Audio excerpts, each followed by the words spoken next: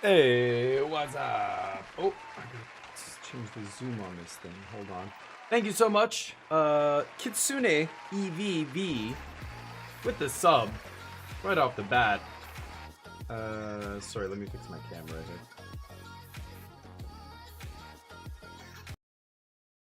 Something like that. Put the edges off there.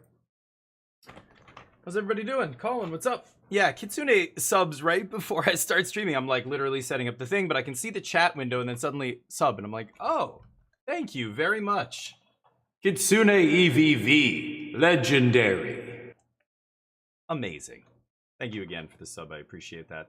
We're gonna play some Magic today. Hopefully everybody's weekend went well. It's hot here in Vancouver. Holy crap, we had a super hot weekend. Was boiling in here yesterday. So just lazy, didn't do anything, sat in front of fans basically and just watched some TV and stuff. How did you guys? It is a great song. Yeah, it's an awesome song. I'm trying to, I don't know, it's so weird. I listen to the same music I listened to like 20 years ago. There's new stuff I like sometimes, but I like such a wide range of music. I don't know how many people, because you go back in the VOD and there is no music on the VODs, right, for copyright purposes. But anybody who's in here when I start my stream, you notice the kind of weird range of music I like. When I go to the gym, I'm listening to like heavy metal, hardcore punk, stuff like that. Hip hop, obviously, I like. Classical music, I like. Rock, old rock, you know, electronic stuff like Radiohead, of course. Good day, Mike. How you doing? How's everybody doing? Jub, what's up? Bag, I see you in here. Thank you for the pop ninjas chilling at work. Yeah. Okay, I Scoop, how you doing? Mid-70s. Oh wow, yeah, that is nice. That's almost that's cooler than here. We're even hotter than that.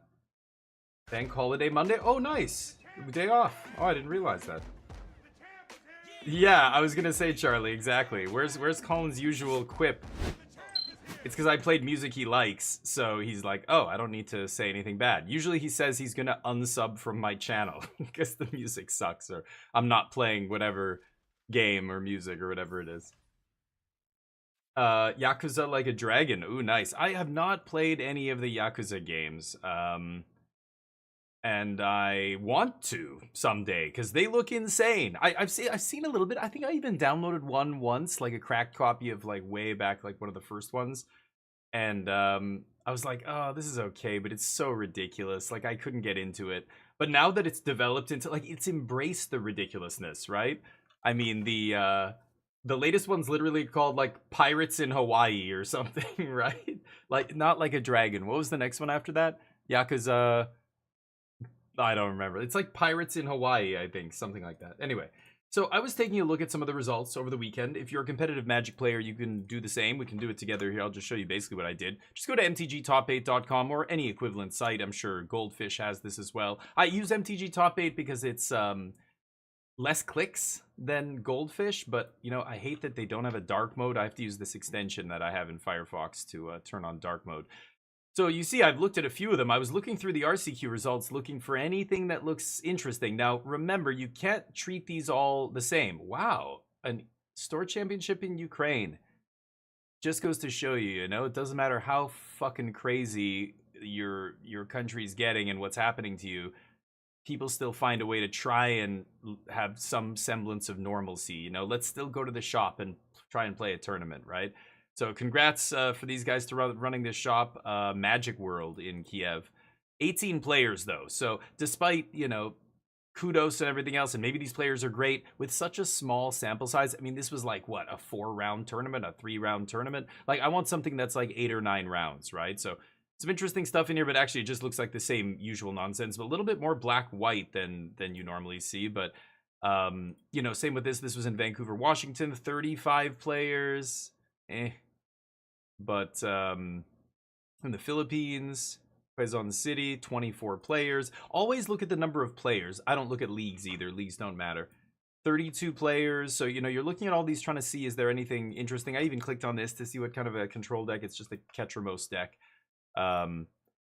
But there was a couple challenges. This has 50 players. That I try to use 50 as my like my bare minimum. You know, sure, like a 40-something player tournament, that's fine too, as long as it's around 50. Now you're starting to look at, like, you know, okay, there's like 6 to 8 or 6 rounds or whatever, and you know, it's a little bit better results, because when you have more rounds, the crappy decks are going to fall off very quickly, right? In a 3-round tournament, you could just get lucky a couple of matches and get to the top 4 or whatever.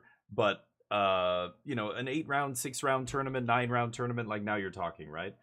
Sorry, let me catch up with you guys. So I wanted to keep looking at results here. I was gonna get somewhere with this, but LAD is the first turn-based game in the series because the hero loves Dragon Quest. Oh, really? Okay, nice.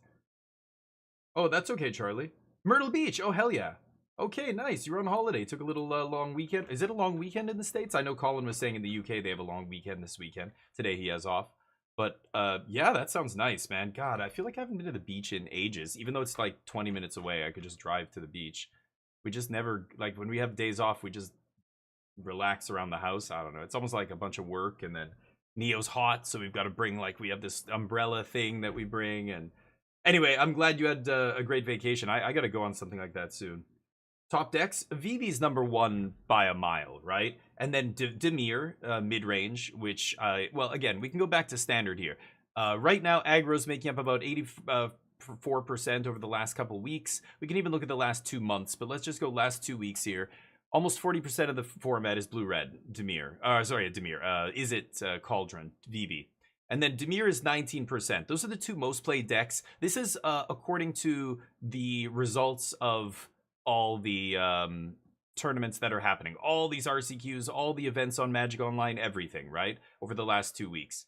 I think there's probably some small stuff they don't calculate or they don't figure in, but yeah, I saw the challenge, so I was getting to that. So anyway, so it's blue-red, Dimir, and then the next best decks, honestly, are probably blue-white control, which is making up about 9% of the metagame here. And I keep putting a red deck in there, and it's not red deck wins. Maybe it's Boros, maybe it's Gruul. Like, a lot of these decks, it looks like red deck has slightly more. This is not win rate. This is percentage of the metagame, right? So there's more people playing mono red than these other, you know, combinations. I don't think Esper is good. I think it was a flash in the pan that people, you know, really jumped on because of that new card that got printed in EOE, the 4-drop, but I just don't. Yeah, I don't see it. Combo on its way down. Combo just can't survive in a format where 37% of the metagame is going to have 4 Agatha Soul Cauldron in their main deck eating your graveyard. So Omniscience tried to pivot to like a Kona shell, but I mean, after playing with and against that deck, it feels so fragile. Like, they just kill Kona and you can get stranded with a bunch of garbage in your hand, and you just can't, unplayable, you know, Valgavoth and Omniscience and stuff, and you just die. So it's a pretty shitty metagame, very heavily skewed toward low to the ground interactive decks. Blue-red and Dimir, kind of like aggro control decks, right? They can shift gears very easily and play a more controlling game. Blue-red less so, but Dimir can definitely straddle the line a little bit.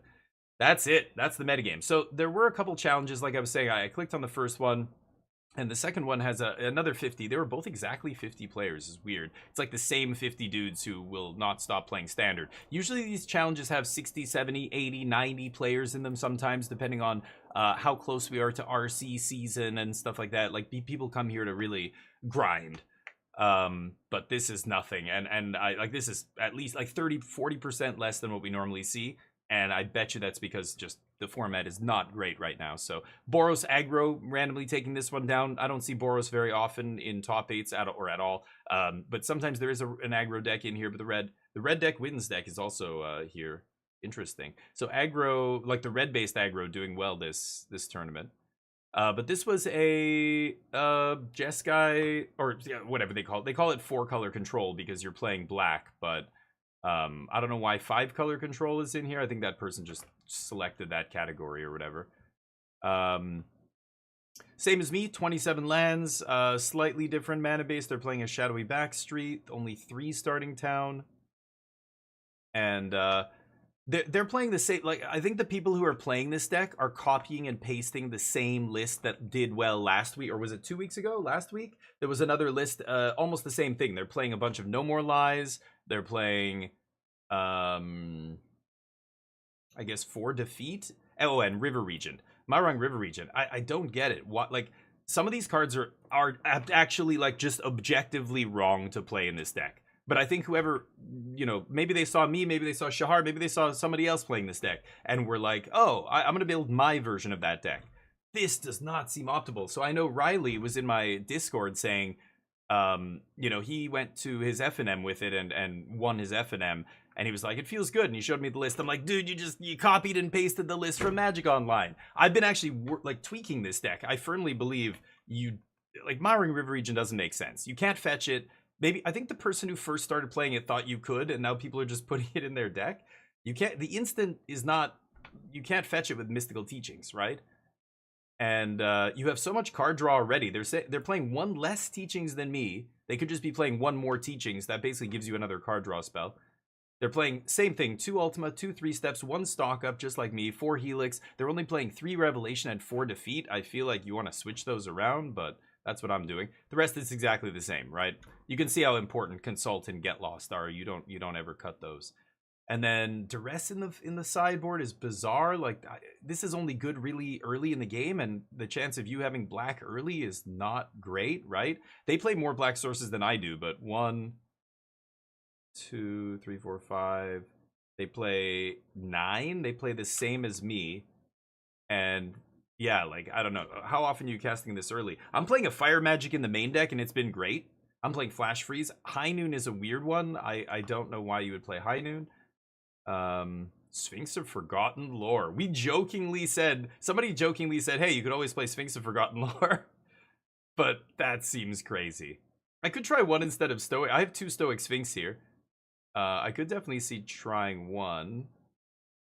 So that's it. So basically nothing new going on here in Standard. Somebody playing a version of my deck, or the deck we've been playing, but I think it's worse than our version. I'm getting to the point where I might cut the Last Day of Judgment. Sometimes it's game winning, right? But other times, yeah. And Emergency Eject is like Defeat, but Emergency Eject is so much better. It's so much cheaper and easier to cast. And when you fetch it off Teachings, like doing it on turn 7 to kill something is huge. Like, you just can't do this, or the mana being awkward here is why it's not very reliable. But also just being 1 cheaper is huge for this thing.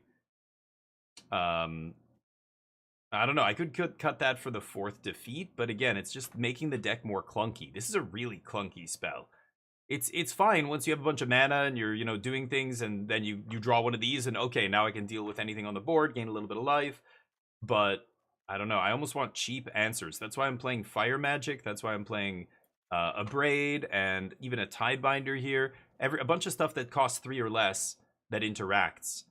This being 4 and only interacting with 1 thing is very awkward. That said, I could cut Day of Judgment. Try something else here.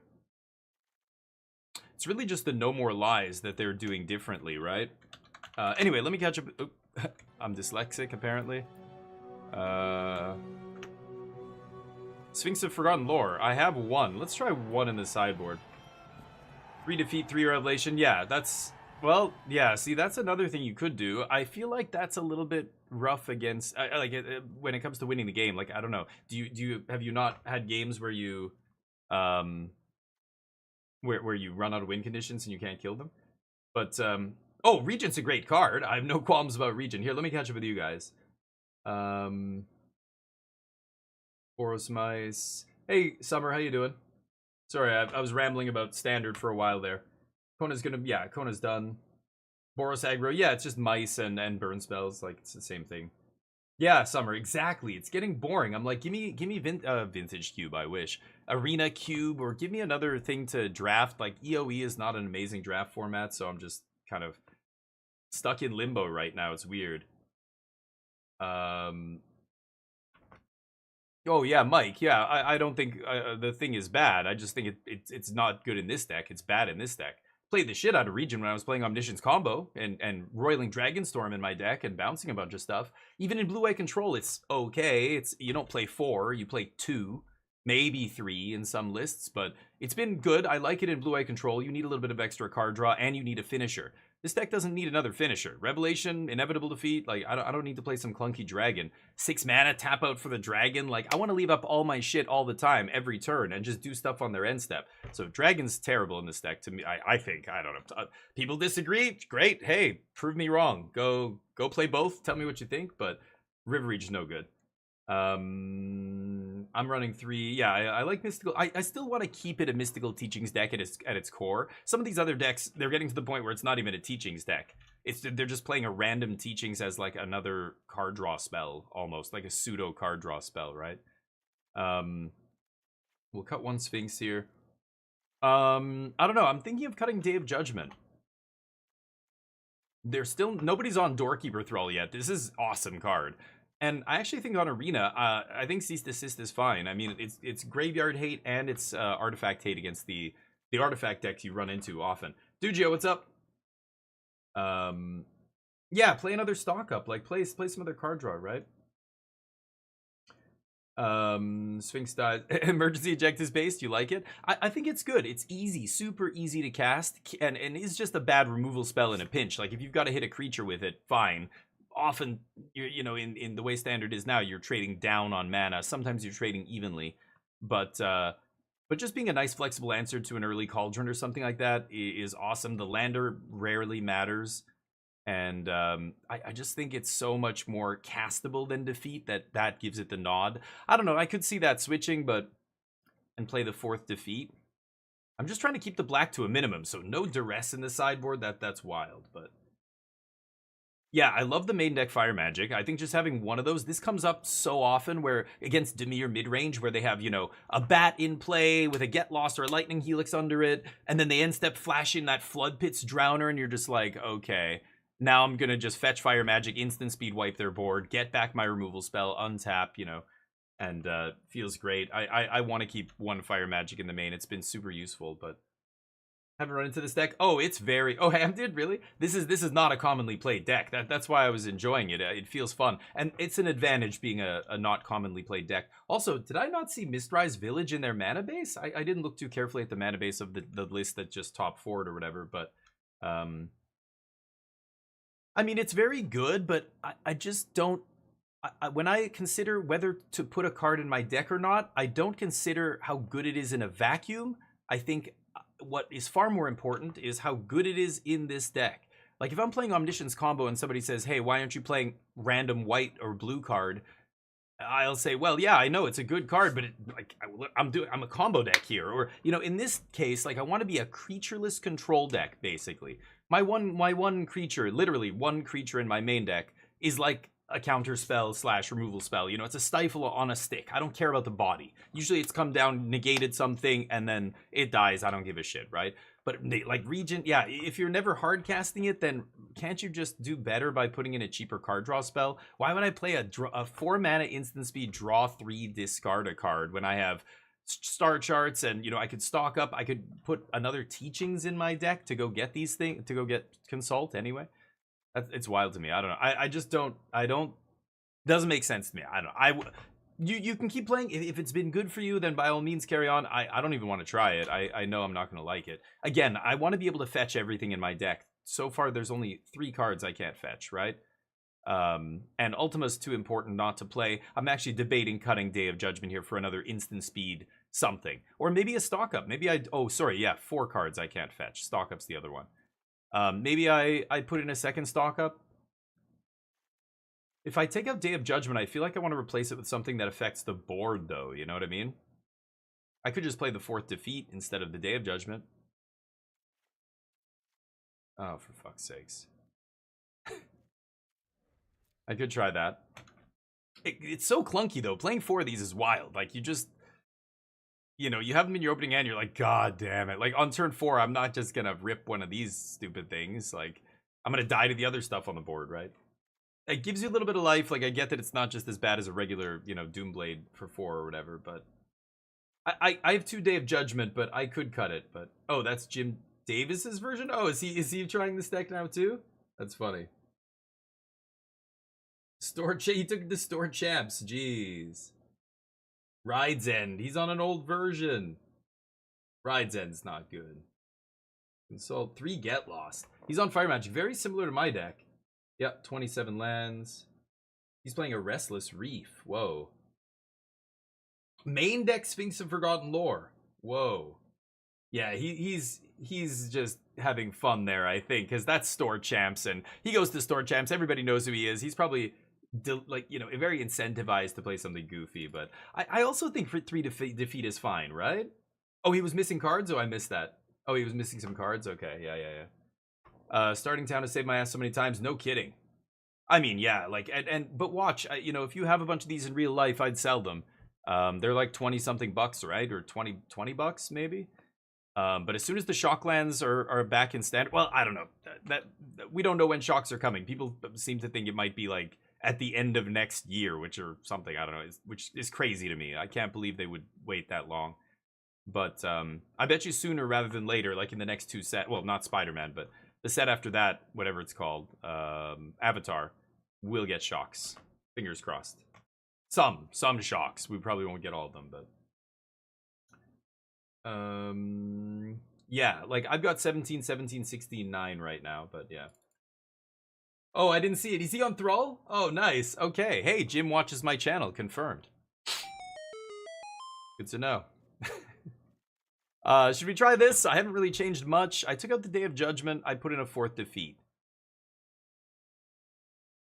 I don't know if I need 4 defeats, though. It's so clunky. Whatever. Let's try 4 defeats and see how bad it is. Restarting town. Yeah, well, that list that just got the top 4 or whatever was running 3, so people are probably copying that list, but I don't know. Yeah, 3 starting town seems so important that I play 4, and it makes my mana, like, I just don't want to play like 13 red sources or whatever, 14 red sources. Oh, you know what? I think I have to change the overlay back. I just realized. Twitch extension. I was playing Frostpunk. There we go. Sorry about that. I think you're gonna have to restart the stream. Refresh the page or whatever. Really? 0 lander into a 1 lander. One of my 2 basic lands. 27 lands in this deck. Like everybody else, we're all playing 27 now. I gotta keep 5 cards, I guess. Oh, God. Okay. Right. All hail Krenko. Bring goblins back. Make goblins great again. God damn it.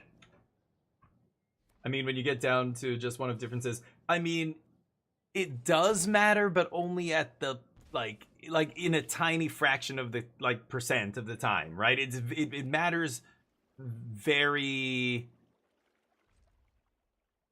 infrequently, like so infrequently that it might just be, yeah, I'm gonna do this. I don't care. Make them counter on their upkeep if they have a whatever it's called, phantom interference. Go.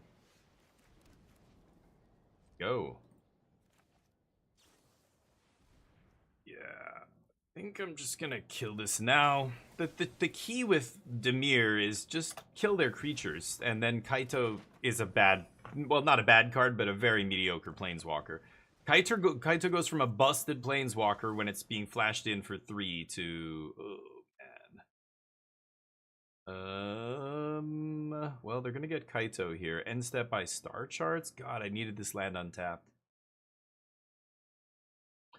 I could start Charts? No, that won't do it. Okay. Land? I think I have to keep that. 27 lands is nuts? Oh no, it's correct. It's not incorrect. I mean, when you get down to it, yeah, exactly. Okay, I scooped. Clearly evidence that the client is rigged, right? Hey, thank you for the follow, Cultra Bill. Cultra Bill, you're a goddamn legend. Welcome to the squadron. You can bring all your little goblin friends with you, buddy. Call up Krenko, tell him to bring the boys down. Krenko's been moving up in the world. His new card, he's a Baron? What? There's a new Krenko? Where did you see this?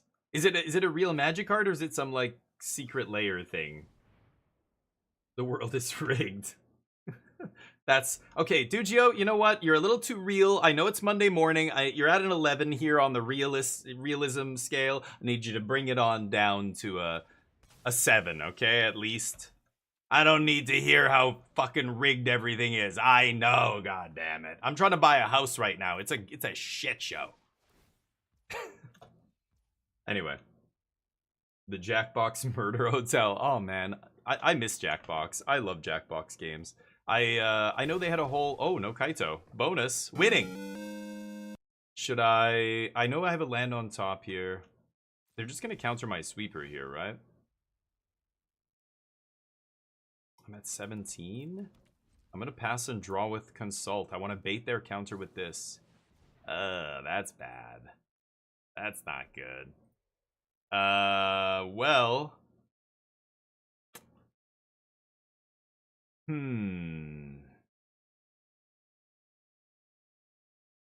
It's times like this that I did wish I was playing No More Lies, or I paid 2 life to shock myself so I could Consult, get a 3 steps, but I should have thought about what they could have here, because obviously when they pass without doing anything on turn 4, I'm just surprised they didn't slam it. I guess they're trying to play around my counter magic? Oh, because, yeah, well, but Blue-White Control doesn't play Starting Town. I don't know, whatever. I'm trying to think of something I could get here that would interact profitably. There's nothing really. All I do is get lost. That doesn't change anything. So I'm dead. Go. Ultima's nice here, but it's not going to resolve. I want them to think I have something and not attack with Curiosity. Okay. I take it all. Amazing. Sports are rigged. That's interesting. Boxing is definitely, certain sports are rigged. Most sports I wouldn't say are rigged. Is there a lot of betting that happens with sports? Yes. Okay.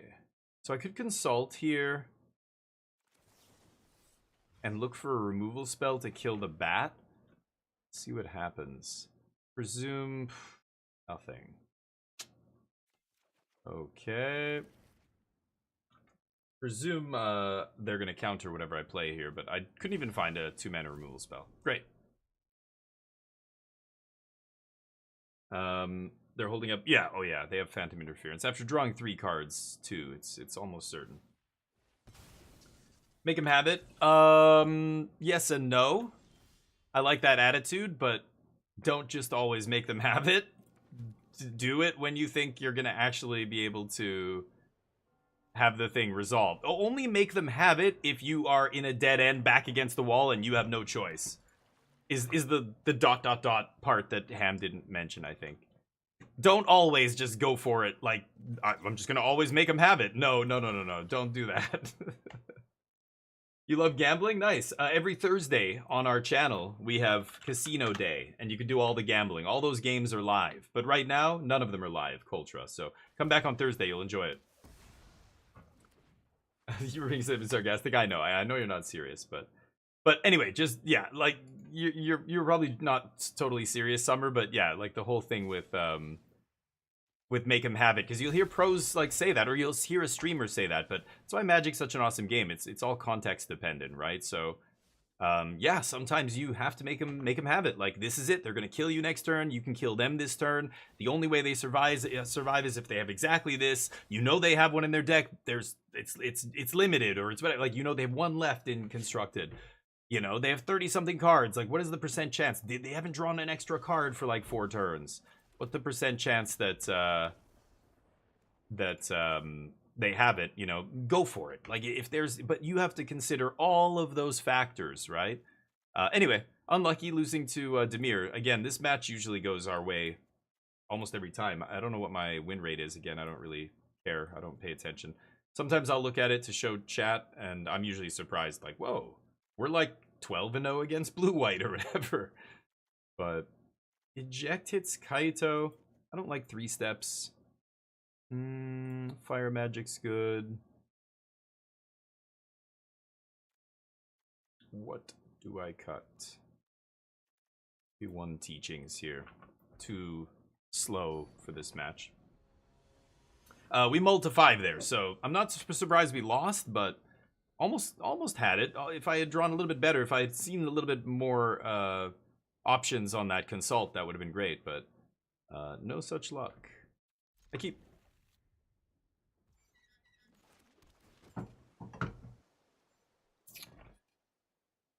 think I'm actually ditching that. Normally I would keep land on top, but with this hand and against this deck, I think I'm going to try and find a little bit more action. I just need a cheap removal spell or 2 here. Right.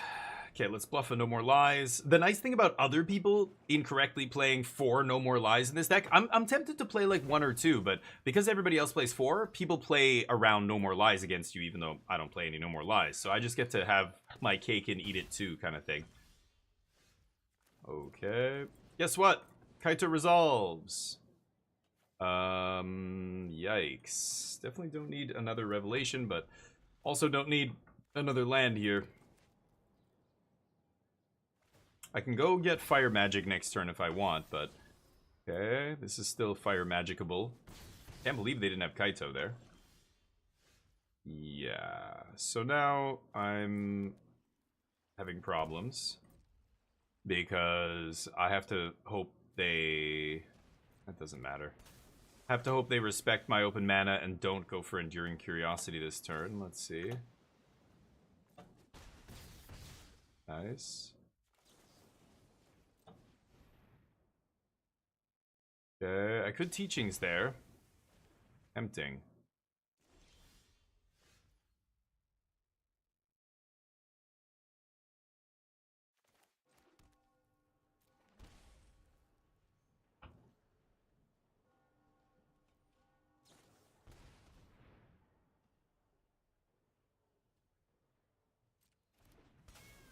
I think I am good at Teachings here. Fucking useless. It always wants to leave up.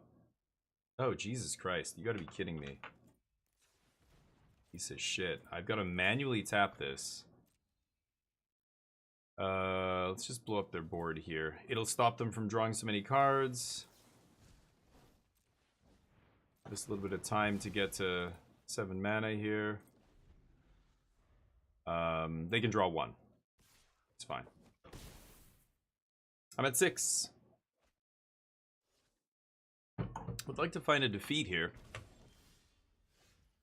Had to shock myself the last 3 turns, so doing the old 6 damage to yourself is no bueno as well. Let me think.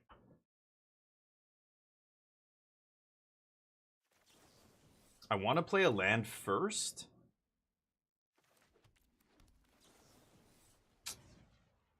But I really should be playing it untapped, but then I'm just dead on board. So I don't think I can do that.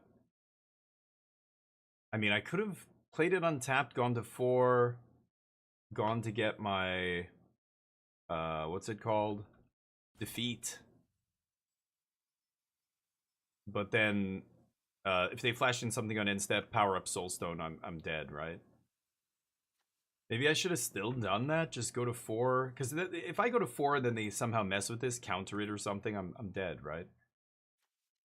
Okay. Sure. Pass. They're gonna play something here or activate land or something. Okay. I mean, yeah, that's not amazing, but you gotta do what you gotta do. I do this. Last card, Spell Pierce. Amazing. Well, the mull to 5 and then Clunky Keep into triple shock ourselves killed us. Darn. Not a big deal. I think Demir's actually one of our better matchups, so I'm not too worried about... Oh, I should have... Yeah, let's recycle one of these. I'm not worried about Demir. I think the only problematic matches are like really rogue decks like mill decks, but really the only deck that even comes close to being an actual playable, competitive deck is Boros aggro with like main deck Sunspine links. But the last challenge that was won by Boros aggro turned out they didn't have any of the links in the main deck anymore, so bonus. And then Vivi. Vivi is like a 50-50 match. It's so weird. Sometimes the match feels easy peasy. I just crush them. Even when they have a good draw, like not just yeah, let's just do this now. Not just when they're mana screwed, mana flooded. Like, I'm being objective. I'm not counting the times where they lose to variance like that. But some games, they do their thing, they play all their things, and you just go bang, bang, bang, bang, bang, kill them, and then burn, like, just wreck them with a overwhelming kind of card advantage, right? Fanatical Firebrand. Whoa, okay. I guess I'll keep more removal. So I want to see, I want to see what the match is like there over more testing, and especially as we change the sideboard and stuff like that. But let me catch up. Creatures I like less. Yeah, that's right, Summer. That's how you should play. Bait their counter magic and stuff. Yeah. Oh, right. Forgot. You got me. With cardboard goblins, you gamble with goblins? How? What are we talking about here? Dice rolling? Are you playing a bunch of goblins from AFR? Is that it, Boros? No more? Oh, goodness. You're in trouble. Ah. Selesnya Rabbits, nice. BO3, hell yeah. Good job. In ranked or in, what are you playing? Just the play queues? Last time I saw a mill deck, the guy who was playing the deck's cards got eaten. Somebody just physically ate the other person's cards, huh? Crazy. People don't like mill. I run into the odd mill deck on here, but it's very rare. Again, I don't think it's a very good strategy, right? You're like already, it's like coming to a fight with one arm tied behind your back because you know that you have to do 60 damage to your opponent. They only have to do 20 damage to you with their cards. So you're just like already way on the back foot. So I think the combo mill version is interesting, but I don't know how consistent that is. And I think the best control deck is blue-white without the mill. But yeah. But, yeah, people don't like playing against Mill, that's for sure. The last time Mill was good was when Rogues was a deck. And the Rogues deck wasn't a Mill deck. It just could mill you, right? Like, they were playing Hedron Crab and all this other shit, mostly because of their cards that cared about cards in your graveyard. So it was like an aggro tempo deck, but it could mill you. I'll just kill this idiot.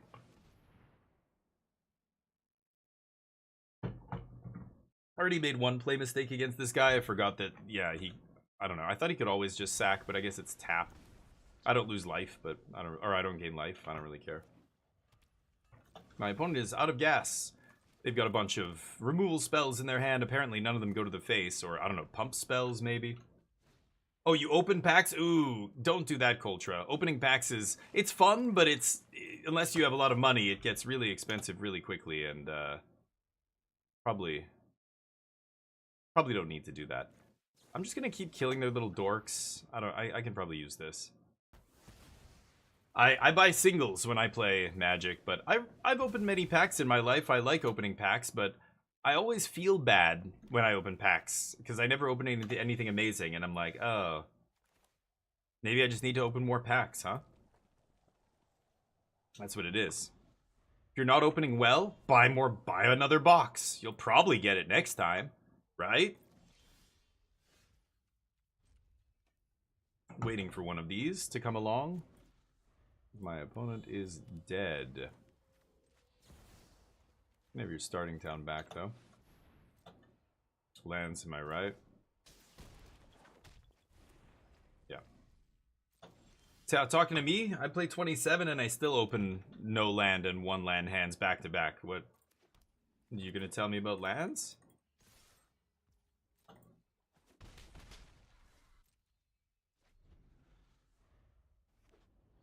Yeesh. Take it back. Um, hey, Battlegander, how you doing? Snoozing these ads for you guys. There's ads incoming, and I'm trying to keep them off your back. Sphinx of Forgotten Lore. I don't think I'm going to bring that guy in. Dragon Magic, or Fire Magic, Dragon Fire. I'm going to cut 1 Teachings. Tidebinder's not bad. I think I'm going to bring in Tidebinder. No ETBs. I don't want anything else, right? So let's take out 3 steps. I can take out probably Stock Up, cut 1 Teachings, and maybe 1 Revelation. I don't need 4 Revelations to beat the aggro deck. That's right, Coltra. Because they're weak. They don't have the will for what it takes to be a champion gambler. Keep spending money, you sheep. I'm gonna keep this. That's how casino owners talk. Corhan, how you doing? Most of them use Marang. Yeah, Corhan, it's hilarious that you're asking me this. We just had a big rant about Marang Regent because we were talking about the list that just did well in one of the challenges, and I'm like, they're playing 2 Marang. The fuck are they doing? A lot of people. So here's how Magic proliferates. A deck like this, somebody sees somewhere. The first guy a couple weeks ago. I've been playing it for over a month. I've been playing it since before rotation, but after rotation, we picked it up basically right away after the first week, and you know, I'm working on the deck, like trying to, yeah, we were 26 land, realize, okay, 27's better, and let's add this, and oh, here's Mistrise Village, right, okay, different sideboard plan. And then, you know, Shahar Shenhar's the next person I saw playing it, but that was after it top 4 to challenge. Somebody saw it somewhere, top 4 to challenge with it, and that list is the list that everybody else is now copying. And it's so frustrating to see because people just do this automatically. They just copy the list that they saw from the top 4, and they end up making the same deck building errors. Like, I think 4 No More Lies is wrong. I think the Marang River Regent is wrong. You don't play Regent in this deck. You don't need it. People who think you're gonna run out of win conditions just aren't playing the deck well. They're not managing their deck well. If you know that your deck is a deck that's light on win conditions, you don't mill them when you have a choice, when you're surveilling. You know, you shuffle them away instead if you can, or maybe you just draw them if you have the lands or you don't need something immediately, you know? There's so many ways to, like, not run out of win conditions. I feel like that's pilot error more than anything. So what is the other reason you're playing Marang River Regent? Like, that's my issue with it. You don't need the card draw spell. If you want another card draw spell, play another Stock Up. Play the 3rd Mystical Teachings. Most lists aren't even playing 3 because, again, the first dude didn't play 3. So it just, like, this is what I mean. People just copy the list, then they maybe make adjustments based on card availability or whatever, and then they just run it. That's it. When they should be actually playing the deck, thinking about the things that are working and what's not, redoing something, you know, changing things around. I guess I am going to keep that on top. I would fetch that anyway. So, TLDR, I don't like it. Like, I mean, I look at it and I say, why are we playing Marang River Region in this deck? What is it doing for our deck? Nothing. The dragon side isn't amazing. It's just going to immediately get destroyed as soon as you play it. And you don't need the tempo play. Jeskai Revelation already out-tempos everything your opponent can do. You know, like, do you need the card draw side of it? That card draw that I can't even fetch with the Mystical Teachings? I would much rather play another card I can fetch with Teachings. Fuck, I'd play Dreams of Laguna before I'd play Marang River Region. You know, and I'm not saying it's because it's a better card or anything. And of course, Marang River Region is an insanely powerful card. Not in this deck, though. People just play it because it's a big blue creature that's good in other decks, right? I really want to make a land drop here. I could just do this for 2. I think I will. I don't need to draw twice. I've got Teachings to get another one. Because I want to leave up some interaction here.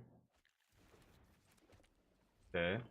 So, like, no. And I think if you just, like, think about what the deck is doing and read the card Marang River Region, I think it's obvious to me that you shouldn't be playing a card like that in this deck. You don't need it. You're just playing it because it's a big, dumb blue thing, right? I think the other choices are more interesting. Like, do you play 4 Inevitable Defeat? Do you play 3 Teachings or 2? Do you play 3 Jeskai Revelation or 4? I think 4 is fine. I don't think that's But again, I'm making it. This is more clunky because of 4 of these, less clunky because only 3 of these, and you know, or no more lies. No more lies is a really interesting one. Should you play no more lies in this deck? What is this like? So when I think about that, I go, okay, when is no more lies good? The early game, ding ding ding, yes. When is no more lies bad? The late game, yes, that's right, right? Outrageous robbery, oh, not great. You don't need it. This is way better than outrageous robbery. I'm gonna pass here. Still not finding lands. This is outrageous robbery. You can tap out an outrageous robbery and then still lose the game. You can't lose the game when you revelation. Like the ability that this card has to stabilize you when you're behind on the board is so much higher than outrageous robbery's ability to stabilize you when you're behind on the board. Like you can't robbery in this deck. You don't have to. That's the nice thing. Double black? No, never playing a double black card in this deck either. You gonna do something? Or are you just gonna die? Should I just take 3?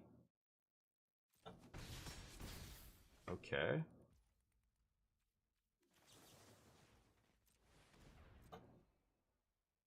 Kill your own guy to save the life? No? Okay. Now they're dead. Jeskai Revelation is so good at stabilizing you because it gives you life gain, is a removal spell, and a bounce spell, and gives you blockers. Like you can come back from situations that look so dire, like your opponent's got 5 creatures in play, they're all attacking you. Yeah, I'm just gonna let this happen. I don't care. Hired Claw. Sure. I think I'm just gonna sweep the board. I could Revelation here.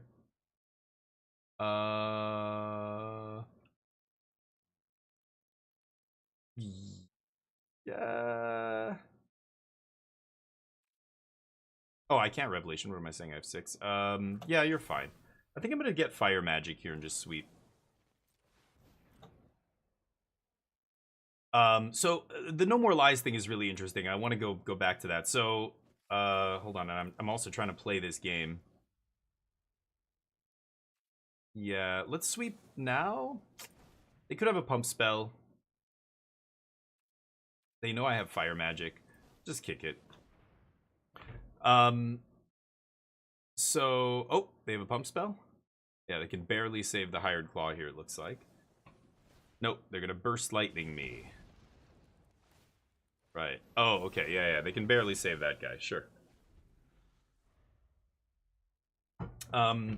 So no more lies. You're trying to get to the late game every single game with this deck, right? You're always trying to have the game go really long. In other words, this deck is... Oh, I didn't know they play that card. Sure. This deck is always trying to play a big game of Magic. If you know what that means, a big game is a high resource game, right? Wow, I can't draw a land to save my life here. That's crazy. Okay, so let's do this. And I can Helix to save myself. Unfortunately, this guy...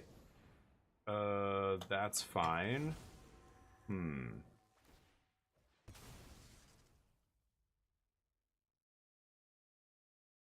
Why wouldn't they go for the other thing there? That's wild.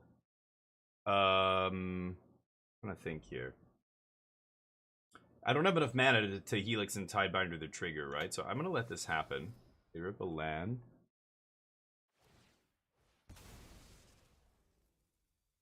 Sure. Doesn't really matter.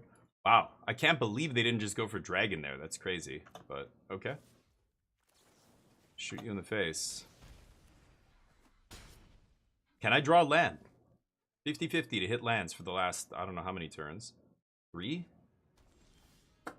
Tap land. 6. Oh my god, you gotta be kidding me. Well, I guess I die. 3-3. Yeah, because the dragon's gonna kill me now. Let's see if they're dumb enough not to play it again. Hopefully they think Screaming's enough. That would be great. Can't imagine why you wouldn't play the dragon here, but yep. So that kills me. Okay. Just needed a 7th land. Like I said, this deck wants to make the game really big, right? And go to the late game and go to turn 20, where it can play Revelation and it can teachings for Revelation and do that kind of thing all in the same turn. So No More Lies is good in the early game, but for the large majority of the game, it's bad, right?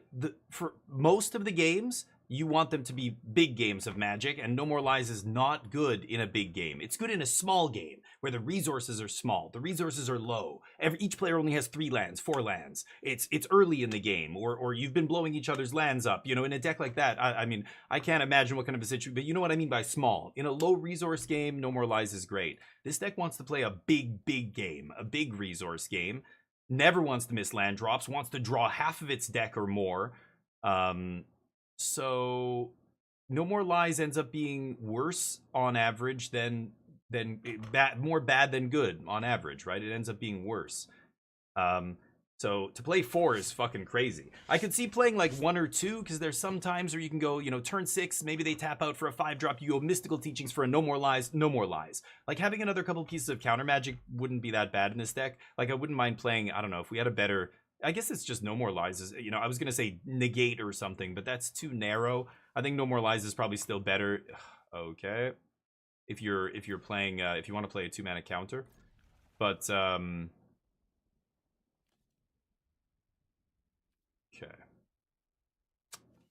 I don't know. I kind of want to keep the 4th land here. Not gonna put any of these other ones on the bottom though, so.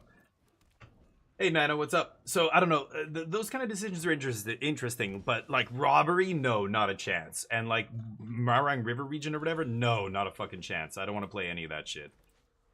And yeah, double black is rough, yeah. It's very late game, but so is Jeskai Revelation. Why do you need another?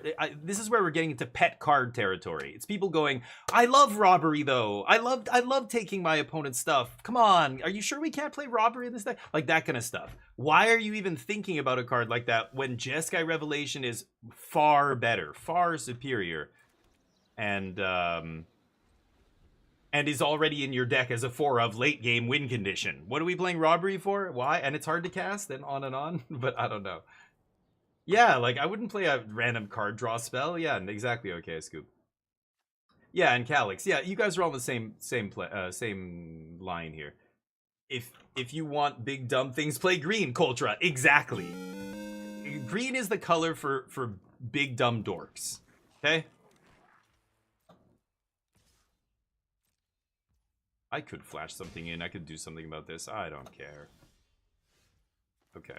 Next turn we can consult. Let's just play the tap land this turn. I don't need to shock myself here.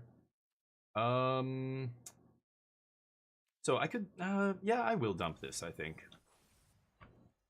Go. So anyway, it's going good, Nano. How you doing? How's the family? Hopefully, healing, recovering quickly, right? Everything getting back to normal, hopefully.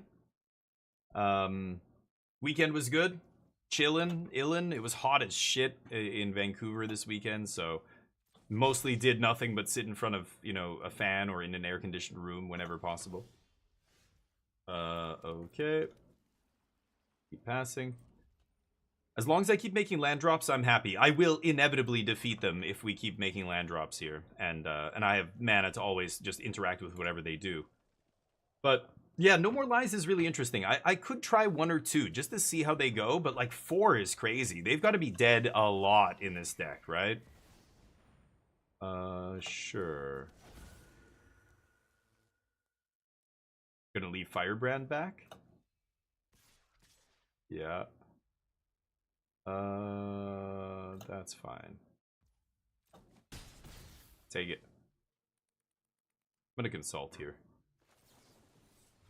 See if they wanna. You wanna use that Firebrand right now? Screaming Nemesis is a great card, but my opponent's putting 4 garbage cards in their deck to make this 1 card slightly better.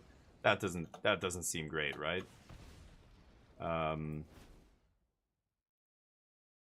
No spells, huh? Double defeat. I think I'm just gonna take untapped lands here. Like, why do you play this? Like, oh, because of Screaming Nemesis. Yeah, I know it pings Screaming Nemesis, but You're spending a slot in your deck and a card in play in your hand? Like, it's like mulliganing to 6, right? Because this is too low impact in every other situation. It's crazy, but anyway. People do a lot of crazy shit on here. Should I sweep? Yeah, let's just sweep here. I could leave up defeat plus, like, nothing here. It's just better to, yeah, sweep and see what happens. Keep shooting your nemesis. Ooh, Boros. Oh, is that indestructible? Oh, nice. Boros Charm. Didn't see that one coming. Sure. I guess that's the reason to play Boros, right?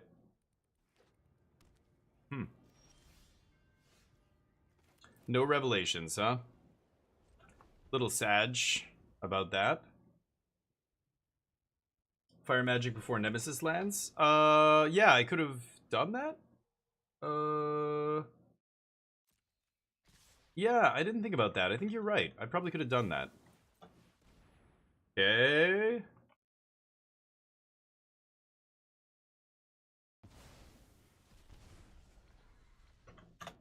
No blocks.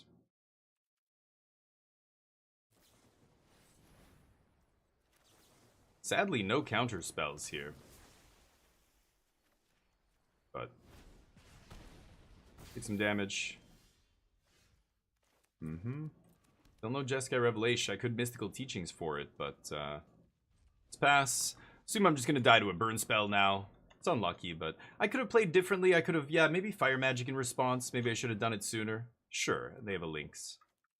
Good deal. I was saying before we started streaming, I think the only matchup that's not great is this deck again with Sunspine Lynx, but I don't think they played in the main either. I think that's wild that they're playing the 1-drop though. Is that what that deck that won the challenge is playing? I assume it is, right? This person just copying and pasting. There was one Boros list that did well. Like every 2 weeks, one list kind of pops up in one of the challenges. And I didn't look at it too closely, but I know Sunspine's not in the main deck of that list. But I guess my opponent sided it in here. Darn. Good, nice, good to hear. Nice. Try again. Like I said, the fourth defeat feels clunky. Like even against a match like that, even when I want it, it's just 4 mana to kill one thing. That's just not good enough. That's too inefficient, right? I kind of want to go back to 3. And play another cheaper interactive spell. Yawn. You're in Mythic already. You just stop playing this deck. Play something else. But it's Arena, right? You gotta play what you own. Don't have... Oh, right. That's not a Shockland. Sure. Can't make the blue, huh?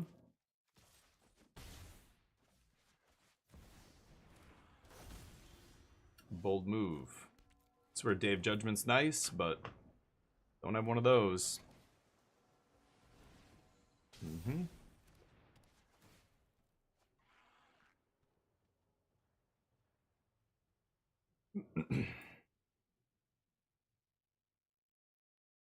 VV players, yeah. I basically just like autopilot through these matches now. I'm just like not even. I just don't want to play these matches. Oh, they tossed the cauldron. It's just so boring. It's the same thing over and over. It's the same, you know, kill VV, kill the cauldron. I can't, I lose. I can, I win. Like the match is so weird. It's so draw dependent. It just totally depends on what you draw and you know how good your draws are. If they have a good draw, they win. If we have good draw, we win. Wow, really overextending here for some reason. I don't know why, but they don't have a cauldron, so.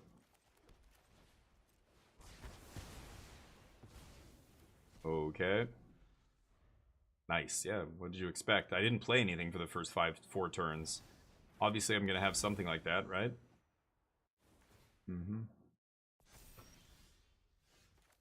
Ooh. Put Ultima again here, but I think I'd rather just get lost into draw spell. Oh, I can't play Consult for kicked, which is super awkward. My mana's been really awkward this game, unfortunately. Sure. Could fizzle the trigger here, but I don't really care about one card. They want to cycle, that's fine. VV, sure. Yep.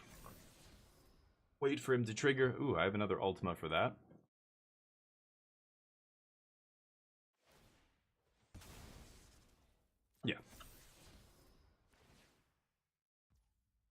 Mm-hmm.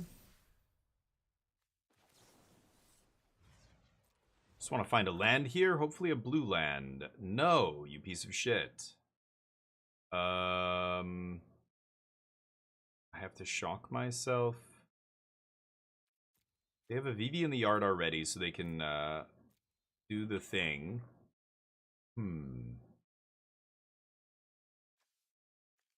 Yeah, I guess I'm shocking myself. Darn. Oh. Well, in that case, that makes this easy. Let's do this, and then we're gonna Tidebinder the Cauldron, and that should be good. Oh, they're playing Quarry Mountain Monastery. Whoa. Big tech. Big tech. Cauldron's cool, but if you don't have a creature, Cauldron doesn't do anything.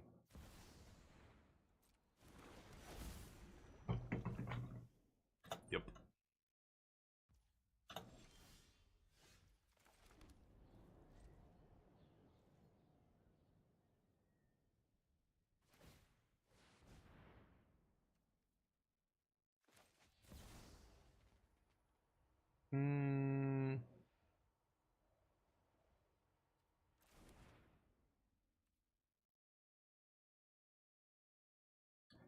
Very interesting. I could Cauldron, or I could Revelation here. Bouncing the Cauldron doesn't do much. I'm gonna let this happen. Mako. Okay. Resolves.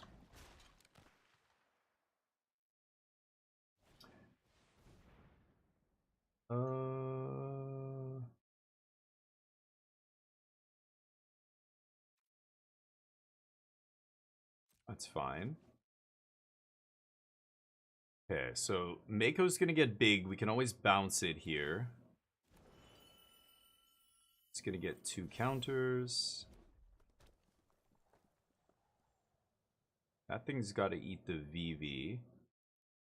If they go to combat... Oh, they're doing it now? Okay. So, if I let this trigger resolve, the next trigger, which is why the way they word magic cards right now is so fucked compared to the way they used to, but this thing basically puts 2 separate triggers on the stack. So, the first one is them exiling. I want that to happen so that the VV leaves my yard. This is going to let them draw more cards, though. I could also Tidebinder this into Ultima, which is kind of nice. Because if I go for Revelation here and they have exactly Spell Pierce, I get burned, right? Okay, I'm gonna let that happen. I think it's better to let that resolve. Second trigger on the stack, that's when I nerf it. And now that has no words, so they can't make this guy generate mana or do anything else. Oh, good, and they tap out. Great. Ooh, I was worried there for a second. Make the token big. There you go. Helix. That's a great draw. But I think I'm going to Revelation here. So I kill both their creatures and hit Ral. That seems pretty good, right? Just do that. And this game's basically over at this point. I don't think they're going to come back from that. They got to get very lucky here. Cauldron is doing nothing. They say nice. Yeah, that's why we play 4.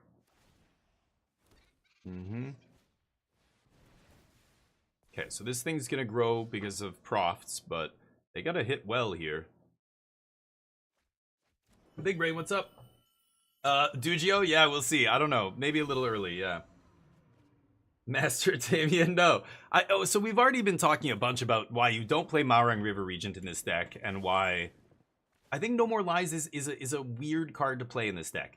No More Lies is at its best in the early game. No More Lies is at its best in a small game of Magic. Low resource game of Magic, right?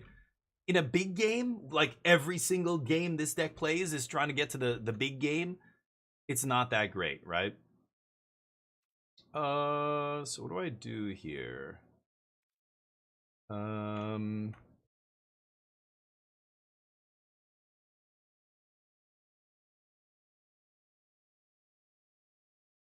I think I can kill Ral here pretty easily. Do I leave them with a Riddler? This is drawing them a lot of cards. I think I'm going to leave them with that stupid token. So I'm going to go defeat, swing with both, and then probably just lightning helix. So let's do this first.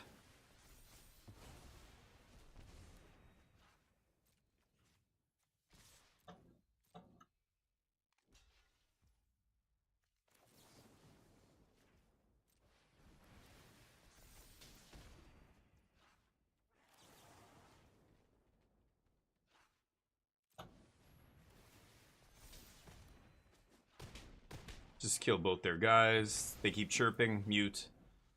Eventually they'll draw an answer for Tidebinder, but they've got to answer this, play a creature, pump the creature. Wow, lucky. They keep drawing these they keep chaining. They keep drawing one into the next, into the next. They found 3 of them in the top half of their deck. Okay. Pretty good. Sorry, I want to catch up, but I got to really talk to you guys between games, because if I'm in the middle of it, it's tough, but... Oh, it's all good, Big Braid. Someone that's in your local community watches your stream? Oh yeah, probably. In my local community? What do you mean? Like in Vancouver? Hey, Crime, how you doing, buddy? How do you know, Acute? Why do you say that? The other day we have a deck tech for that mono white life gain deck. Someone top aided using the version you said he should play at the CGA. Oh, really? Oh, nice. That's awesome. Oh, maybe, Acute. Yeah. Oh, at your local metagame, you're saying. Oh, yeah, maybe. Not you. Somebody else? Maybe. You know what you should do, Acute? Get a DF16 t-shirt or something, or a hoodie, and then walk into the shop and see who goes, hey, I know that. DF16, yeah, I watched that idiot. And you guys can say, yeah, isn't he fucking stupid? Yes. And you guys can both agree on how bad I am, and then you'll be friends. Oh, the Vancouver RCQ. Oh, I didn't know. How do you... What? Oh, maybe. Could be. Oh, interesting. Okay. Yeah.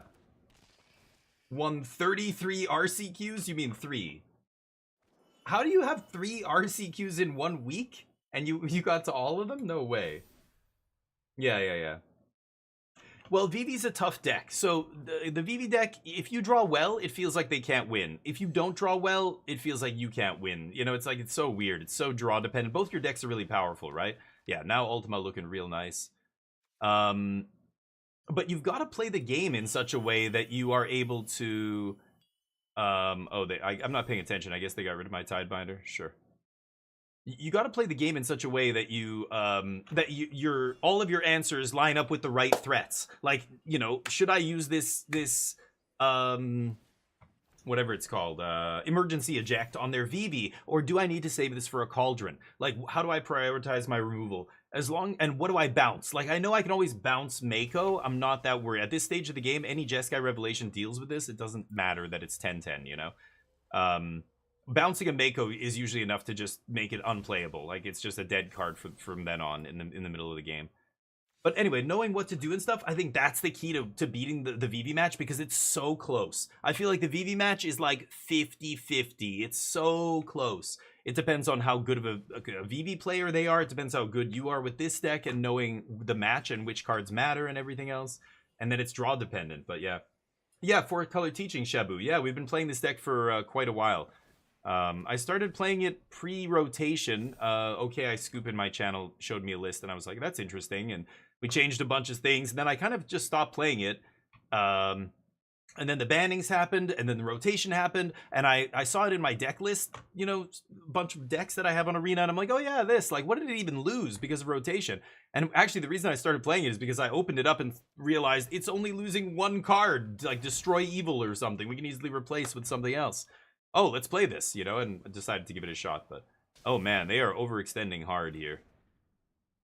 Ultima's gonna make them scoop, I think. My last card. What are the odds? But we've been sitting on it the whole game, just waiting. We drew the other one already. So we've been tuning the deck, and it's getting better and better, and then suddenly a random person top 4'd a challenge on Magic Online, so of course everybody copied and pasted that list, even though it's got a bunch of things that I think are not good in it. But this is the nature of Magic, right? If you're a competitive Magic, people will literally copy and paste and not change a single thing. Usually the mana needs to be changed, or some other thing should be looked at. But most people just go, I'm just gonna jam this. Oh wow, oh, they're flashing it back. Okay, keep going. But I think changing it's a mistake. Well, finding some good options is never wrong. Like exploring different options. But like 4 No More Lies is fucking crazy in this deck. I don't think you want 4 No More Lies in this deck. And I don't think you want Marang River region. So we were talking about this stuff already. Thank you for the follow, Shabu Gemu. Shabu Gemu, you're a goddamn legend. Welcome to the squadron. Ultima. And so, oof, get wrecked. Now what? Now you scoop. Oh yes, rely on your land. Thoughts and prayers. Oh, what a luck sack. Topping the cauldron. No? Let's see if they have spell. Oh, I can't. Oh, it didn't leave up. Oh, the auto tapper fucks me. It doesn't let me leave up 3 steps. What? Oh my god. I'm not paying attention to this game, so I didn't. I let Ultima resolve without looking at what lands it was tapping. Oh no. I kind of want to draw cards and discard this, so let's just pass. Yikes. I had 1 blue land this entire game. Yeah, we've been playing this game for a while now. Dimir's great if you have Fire Magic in your deck, which is why I can't believe there are versions that aren't playing Fire Magic in their main deck. Like the one on Magic Online. Like, what the fuck are you doing? You're playing No More Lies over Fire Magic? Fire Magic's insane against so many decks. Having 1 in your deck gives you 4... Well, I'm playing 3 teachings, so 4 copies. You get to wreck them with that, but yeah. Okay. I could toss the teachings there. Yep, keep digging. Oh, you luck sack. Wow, my opponent's so lucky here. They top deck the Cauldron last turn, and then with exactly enough mana, they play a 3-drop here after activating. Get to play another land. Okay, so they had a land maybe? Or they just drew it off Scholar. They have 1 card left. GG, VV. Good night. Yup.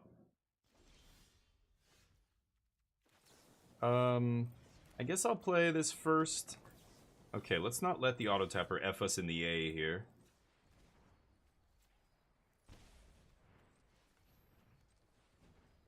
Okay. Happens all the time. It's hilarious. Yeah, so like just like think about what the deck wants to do, right? And I'm pretty sure it's obvious. Like I want to be able to fetch everything in my deck with teachings, almost everything. So in my version, everything except Ultima, stock up, and that's it.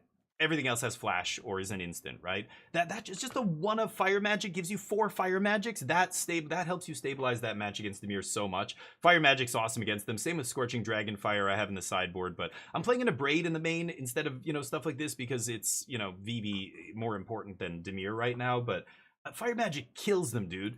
But yeah, it's a tough match because you're an instant speed deck, but they also operate at instant speed, right? A lot of their stuff has flash, like the Flood Pit's Drowner, the Curiosity, that kind of stuff, and they have enough disruption. The Kaito coming in and not being able to be countered is another reason why I just think No More Lies is not amazing right now. But anyway, I love Tidebinder for that reason. I think Tidebinder's very good against Dimir. Very easy to set up turns where you kill their Curiosity, stifle the Death Trigger, or just stifle a Kaito ninjutsu is nasty.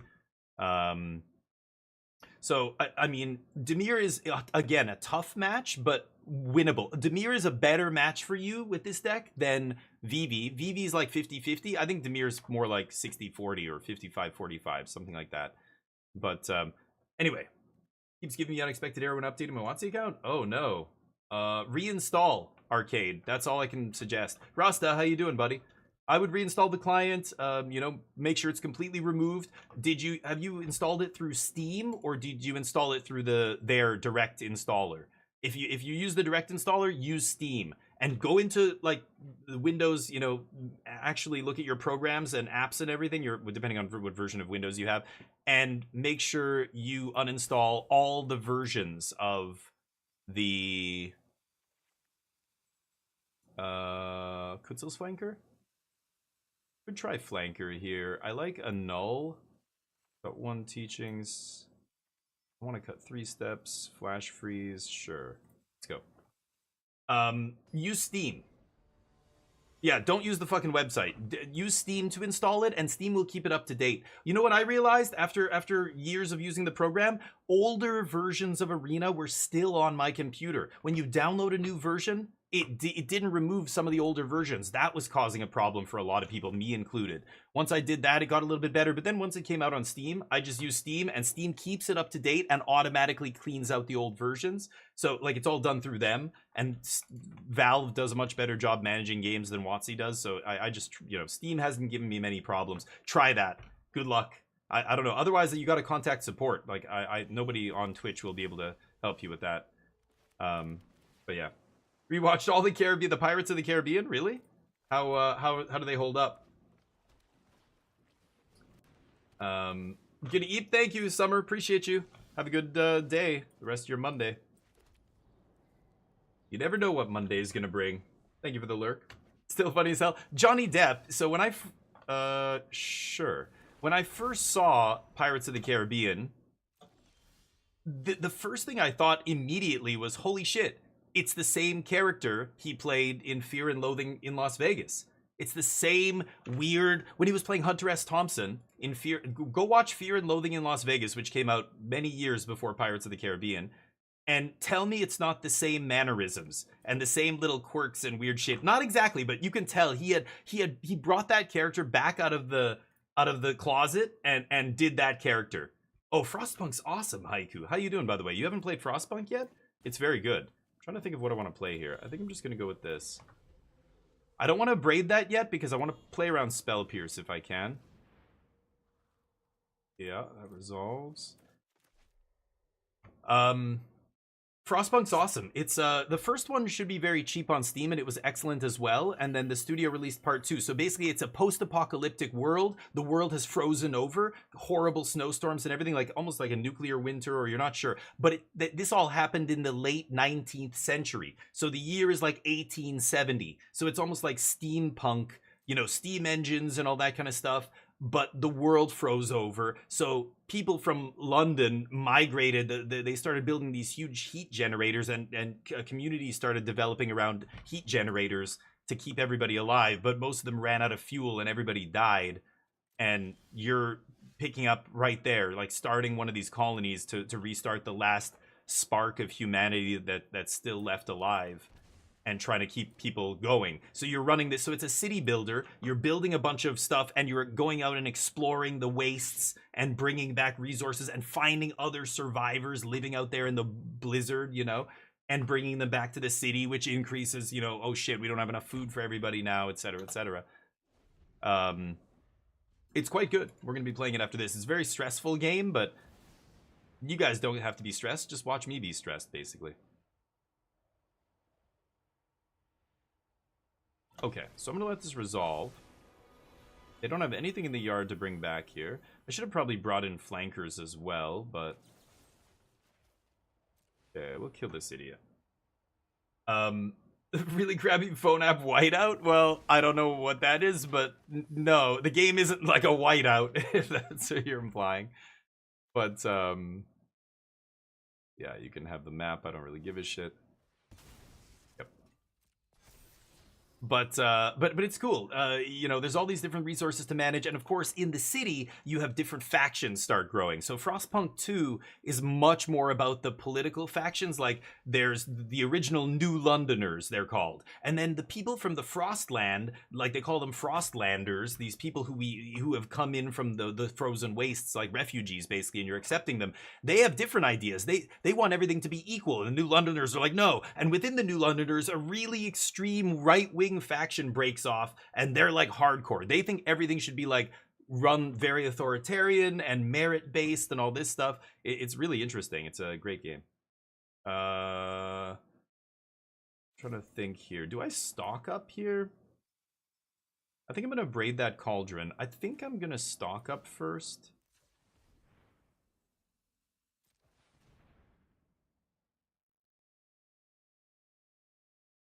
They don't have a VB yet.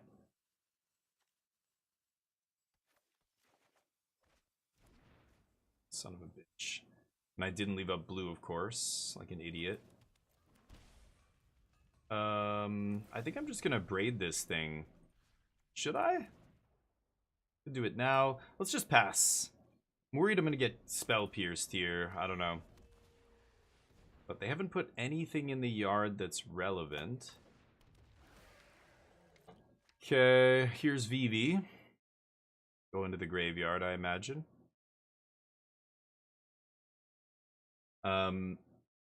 Yeah, it's a weird, like a city builder is a weird way to describe it because it's like it's not a city builder in a way. It's very weird. Okay. And let's see if I can kill it. Imagine I'm gonna get pierced here.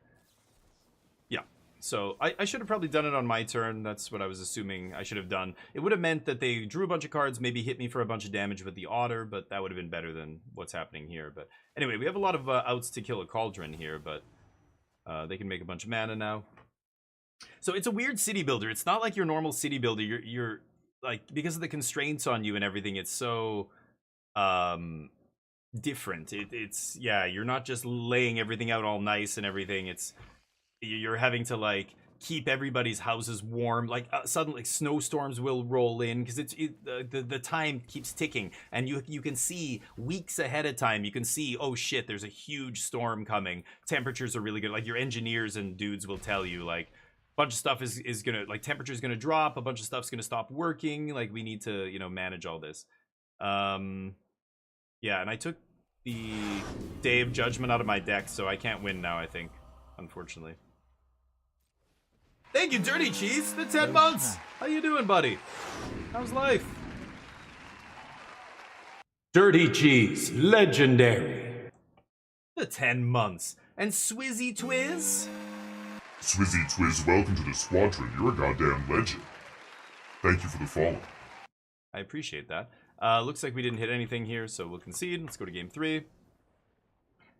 Haiku gets some points. There you go. 10k for you.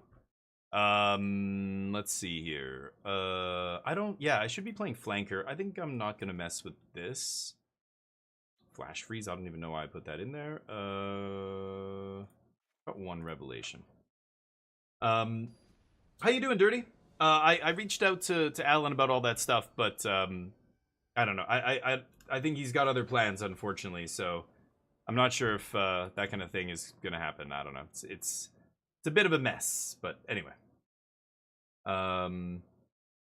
Well, yeah, and he has a bunch of plans. Like he wants to expand and buy a building and do all this stuff because the location of the shop right now is not ideal, and he wants to move it somewhere better.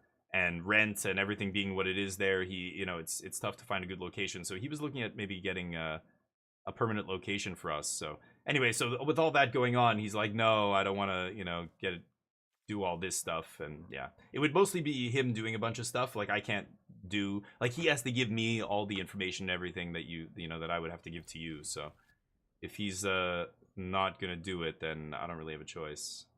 I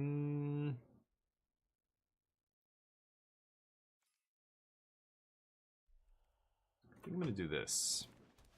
Alright, let's look for land. No, need land. Anyway, thank you for the follow, Swizzy. What else did I miss here? Jub said Frostpunk just a 4 fire magics to a deck. Thank you, yeah. Just added 4 fire magics, jeez. More real-time survival, yeah, it's something like that. That's more accurate, yeah. Sure. Yeah, I could tell him to reach out to you. I mean, that's really what would have to happen. But yeah, he would also have to do a bunch of stuff. Like he would have to put, like he would have to contact the lawyers and get them to do a bunch of stuff. And yeah, I don't know. I guess he's not willing to do that or whatever. But it's kind of frustrating. But anyway, because I'm happy. I would gladly remain, in the business. But I need to buy a house. Like that's priority number 1. So it's kind of, I have to make sacrifices, and I'm willing to sacrifice that if it means I can, we can put a down payment on a house and actually get something. But anyway, it's a big complicated mess. If you want, we can talk more on Discord about it, but I won't elaborate on here. The Roll20 website? I know the website, but what do you mean better? Better than what?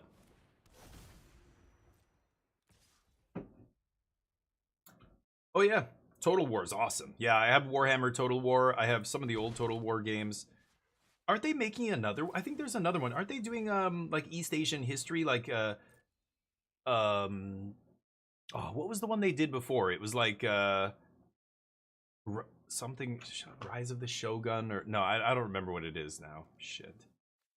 Flanker's interesting. I already have another consult here. I was hoping to find a removal spell there. Not Three Kingdoms is a different game, but yeah, something like that. It was like Total War. Was it called Total War Three Kingdoms? No, that Three Kingdoms is a different franchise of game, right?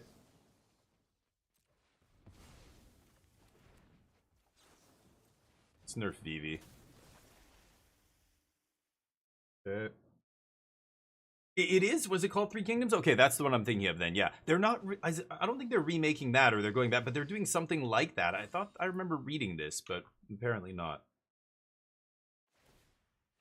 Sure. No blocks. Even though untapped land, I could sweep here. Should I sweep?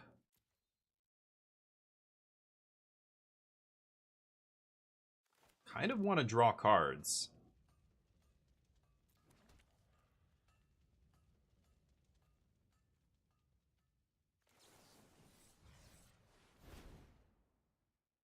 Oh my god. I need land here more than anything. This is ridiculous. Okay. Lord of the Rings Total War. Whoa. Oh, it's a mod. I was gonna say I don't think I've ever. Okay, yeah, I remember Shogun. And then, oh, it was only Chinese? So wait, was it not made for any other markets except China or something? No, it is the one, Shogun I remember, but I thought Total War did like, yeah, I guess it was Three Kingdoms, but I don't know. I never played that one, but yeah.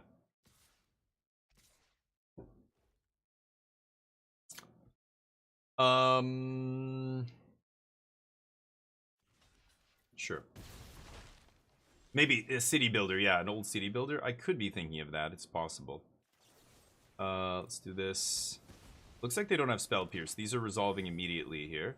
I can flanker their graveyard instant speed, but I was hoping they were gonna have what's it called? Hoping they were gonna have a cauldron or a one of the draw spells first before I eat their graveyard here, but yeah, I can always eat their graveyard, shut off Delirium as well. Not too weird. That's the last VV, so if I eat their graveyard now, they don't have access to VV8 for the rest of the game. Makes Cauldron pretty bad. Lands are good. No reason to do anything yet. I'm saving this Get Lost for that Riddler that's hanging out there in Adventureland. Or maybe their Soulstone Sanctuary. Something like that.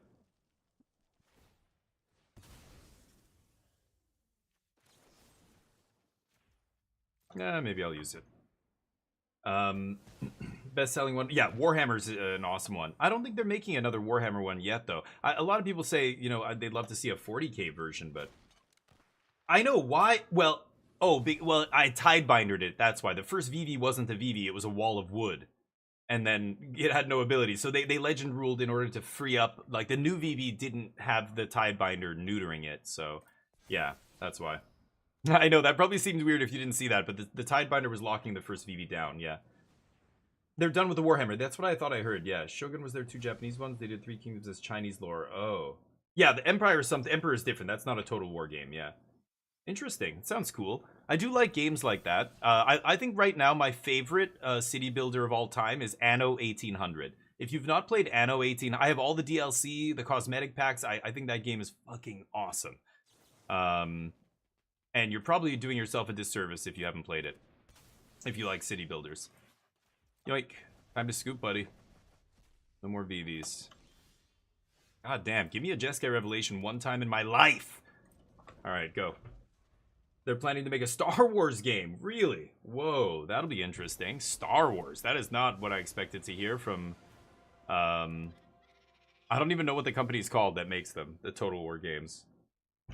Relic is... Yeah, Relic makes some other franchise. Hey, Bix, what's up? Hey, doing well, thank you. And it's Damien to you. You can drop the formalities.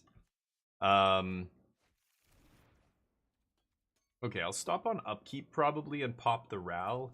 Just because if they have a last card counterspell here, make them waste their mana on their turn. And this is where eject is better than defeat, like just being less clunky. I like 3 defeat and 1 eject just because that 1 less mana comes up so often. But we'll see what happens here. Pretty sure they can't win the game. You like the formalities? Then by all means, sir, you carry on. Whatever you like. If you prefer to call me Mr. F16, I'm fine with that. But we're all friends here. No need to stand on that if you don't want to. Okay, probably just gonna Ultima here. Damo, that's what my old Aussie roommate used to call me. We all called him Tonga because his family came from Tonga. But Sir F16, yes. Well, I was knighted. Not many people know this, but yeah, before she passed on, the Queen, you know, for my stellar voice acting work, she knighted me. I told her, I was like, actually, I'm gonna start a Twitch channel. It's gonna be called DF16, so if you could just change that a little bit. And she did. Really? Land, you say? I like the way Mr. F16 sounds as well. That sounds pretty sweet. Defeat you. I can't hit the land, unfortunately, with the defeat here, but you guys can call me whatever you call me. Shirley, I don't care. Just make sure you sub to the channel or at least follow, okay? That's all I ask. After that, whatever. It doesn't matter. Okay, I'm in deep shit now because I drew so many lands, not a single card draw spell. You gotta be kidding me here. Draw spell, teachings, yeah, okay, so, okay, go. Now, negate obviously counters this, you know, there's a bunch of things they could have to stop me here, but could go get a lightning helix and pop one of these idiots, but, oh god, okay, let's do it in response then. Okay, I could make it uncounterable. I guess I should misrise here. But, yeah, I probably should have just made it uncounterable. I just realized I have the misrise, and even if I get Lightning Helix or whatever, I can't make the Lightning Helix uncounterable and still cast it. So, yeah, I just fucked that up. I should have actually used misrise first. Whoops. But like I said, this is how you lose. I think the only way you lose is by making dumb mistakes and stuff. This match is actually pretty close, but I think if you play it well, you have all the tools to beat them. And they really struggle to kill you, usually in the late game. Oh, I thought he had another disdainful stroke. Like, one Jeskai Revelation puts you so far ahead against them, that's usually it. That's usually enough to win the game. Mistrise making it uncounterable, I'm blabbing to you guys and I missed it. My bad. Don't stream when you play Magic. If you want to win, like, you know, get your highest win rate, win in that tournament, don't stream the tournament. That's really all you have to do to win with this deck. Control is trash? What? Who said that? I do follow. Nice, thank you. Oh, I'm just joking. I'm not. Yeah, like, yeah. I'm joking about when I said you can call me whatever you want. Just follow the channel. But yeah, Turbo, nice. Oh, thank you, dude. I appreciate Bix. That's awesome to hear. I hate ads. I would not have any ads if it were up to me. But oh no, I could have gone uncounterable Jeskai go get Jeskai Revelation, then untap into uncounterable Revelation. But I fucked it up. So. That's me. I win that match if I get Revelation uncounterable there, but I just forgot that I had missed Rise, and I was like, oh yeah, I can play around counter magic here. It's all good. We're dead. Yeah. But that's because I made a mistake there, so don't think that was like it's a bad match or anything like that. I think we even though we got flooded, I still just had the tools to win the game, and I just punted. My bad. Let me catch up with you guys. So... Dama, if I can afford to sub. Oh, no. I know. Yeah, Turbo's great. Yeah, people should be using Turbo. Screw ads. I don't care about ads. It's the whole payment model on Twitch is fucked. Like, they should be paying me based on ad revenue, not asking people for money to sub. That's crazy. But, I guess I'll try this in the dark. But yeah, Magic's all over the place. I'm not having a ton of fun in Standard. This is the only deck I'm enjoying, and it's a deck that I have played to death now, so I'm kind of getting sick of it.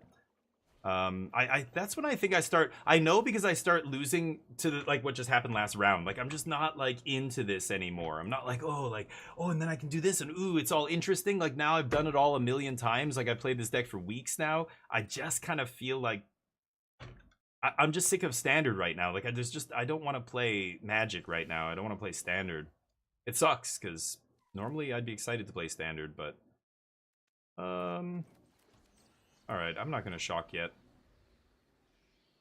Blue-white control, main decking authority of the consoles is batshit, but people love playing sideboard cards in the main deck. I think it's probably best of 1 players, and they don't know best of 3 is like, don't do that. Don't put sideboard cards in your main deck. Unless it's 40% of the metagame is mono red aggro or something, then maybe I could see it, but stug it up. I do this. So we'll get a card draw spell. Yeah, no, I was looking at MTG top 8 earlier, and it's just, yeah, a bunch of VV decks. I didn't see NRG, though.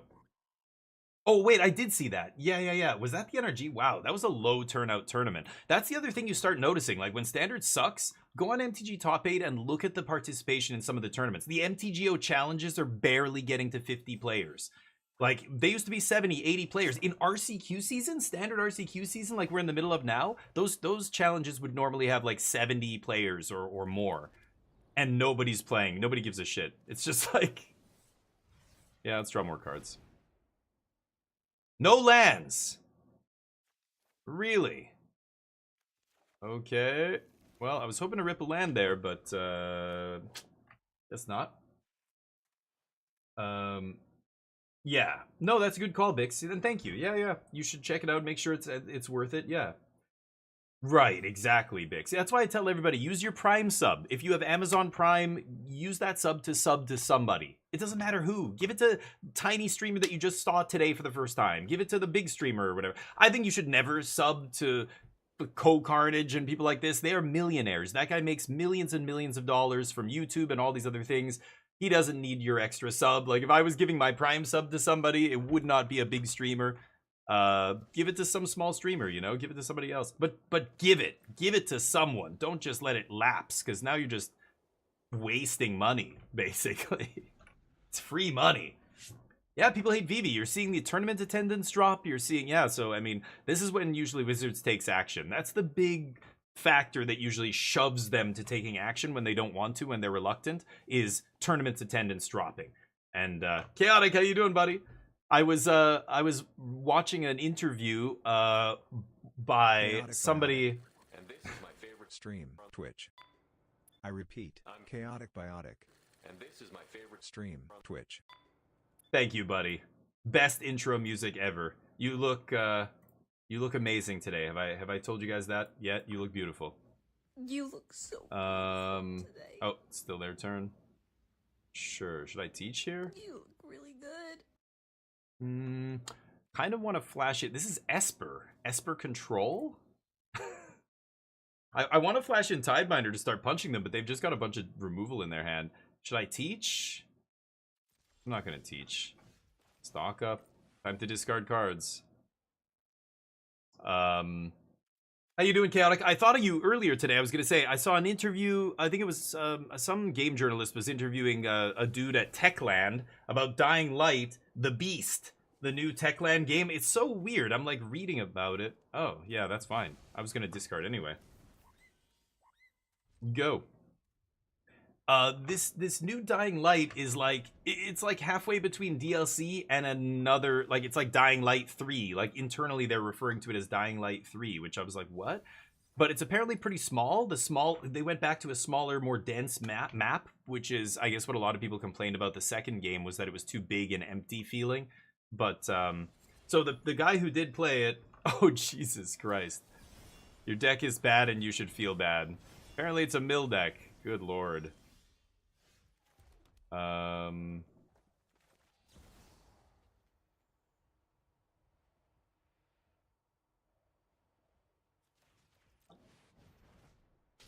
could save this revelation. Oh my god! Still no lands. Want to keep making land drops here. I could save the Revelation in case they try to mill me again, but I don't know. Brodel, how you doing? Yeah, so it sounded pretty good. There's no gameplay footage or anything, is there? I don't know. All I did was watch this interview, but Crodel with the 7 months! Thank you, buddy. A space-time anomaly. Moin. Crodel. Legendary. Thank you, dude. Appreciate it. The Prime. There you go. That's what you gotta be a Crodel, everybody. Be a Crodel. Sure. Let's go Helix. Hopefully you're doing well, man. Thank you for the sub. Appreciate you guys. And I think this is just WotC trying to push people towards Commander. Could be. You know how I feel about Commander and casual Magic. It's definitely taken over the game and starting to be an issue.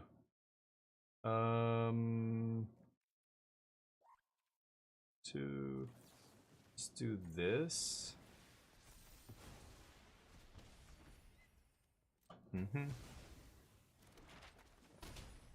Could map up here, but I don't think I care. See if they can kill me. Right. Okay. The mill deck is not a good match for us. It's a match where...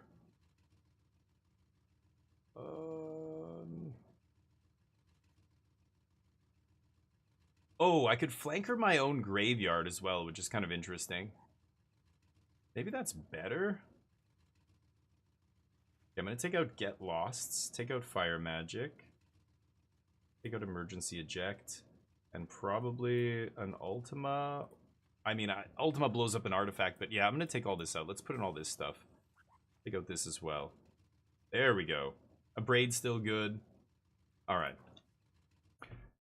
Yeah, I heard about it, and I was listening to them talk about it. So apparently they're excited. Whether this guy who played it at Gamescom just happened, right, last week, or this weekend, whatever.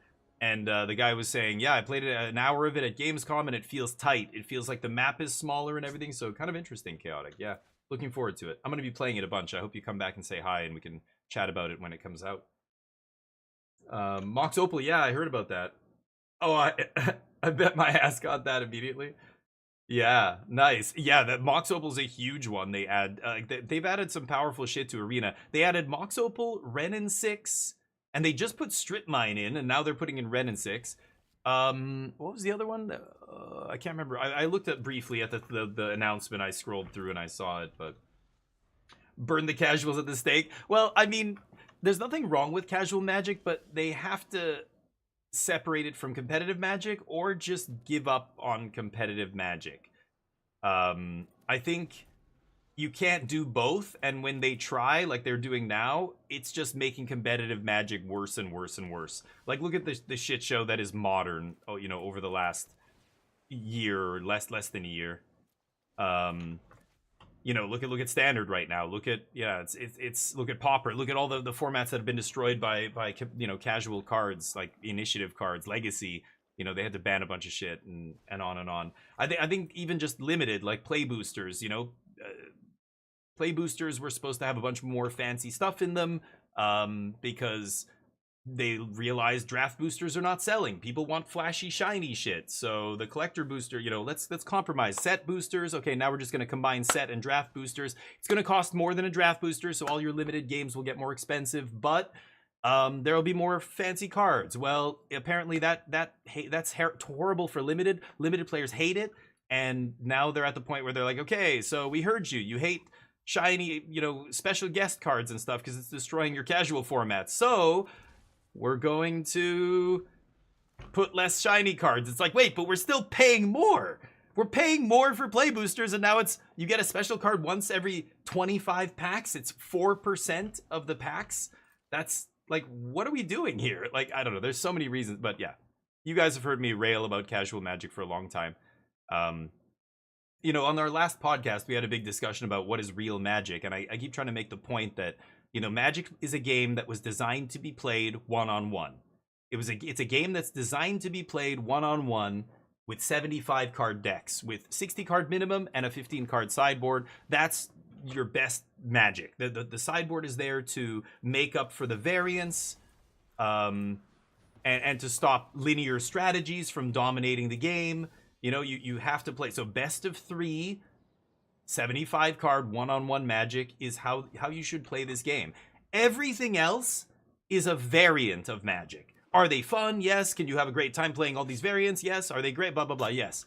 But none of that changes the fact that it's still not how you're supposed to engage with the game, which is why you end up having a bunch of awkward shit like made up rules and sure. So I don't have any sack effects, but let's see here. Take a negate. I need more card draw here. I'm just gonna take a draw spell. I need more lands. Sure. Still no lands, huh?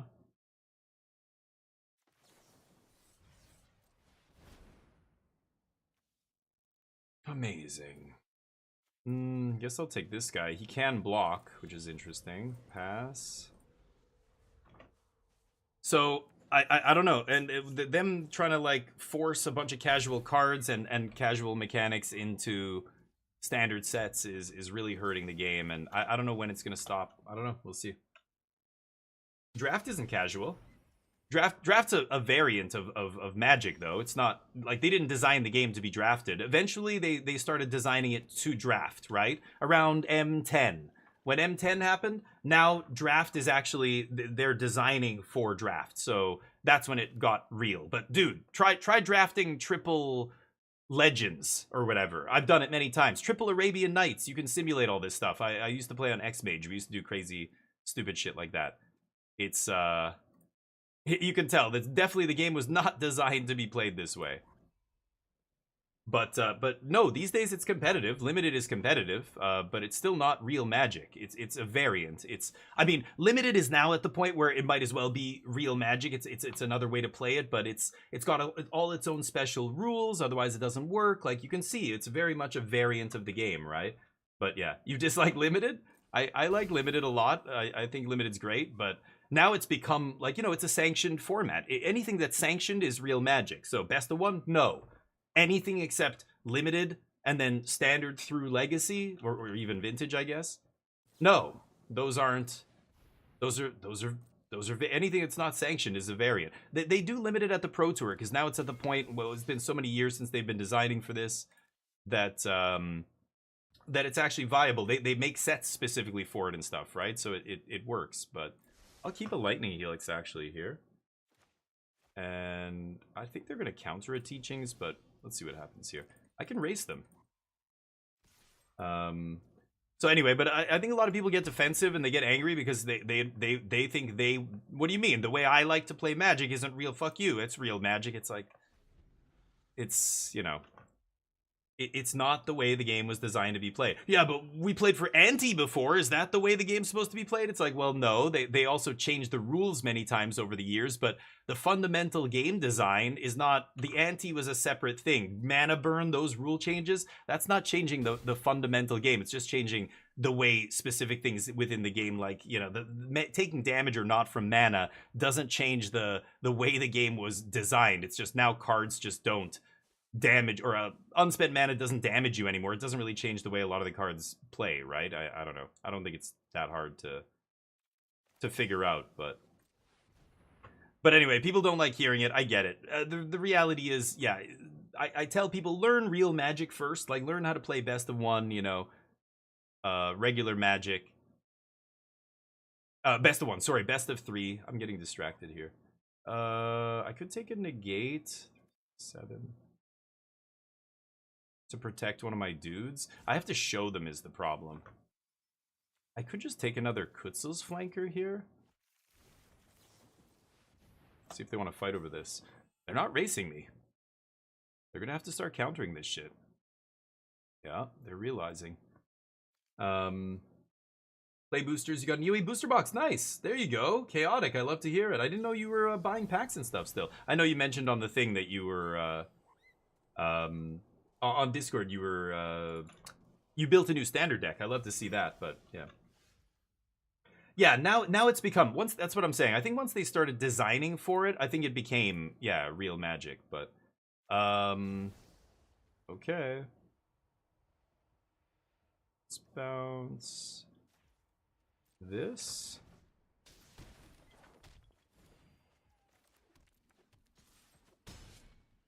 Yeah, too much life gain in my deck. You wasted 10 years of your life. Shit. Yeah, well, that's still good. That gives you a good foundation for these kind of games. And that's why you're a competitive player, Riley, because you came from that background, I imagine. I know a lot of players don't come from, you know, an even trickier game to play. Like, it's all combo and stuff in Yu-Gi-Oh! It's wild, right? I love to hear it, Haiku. That's magical.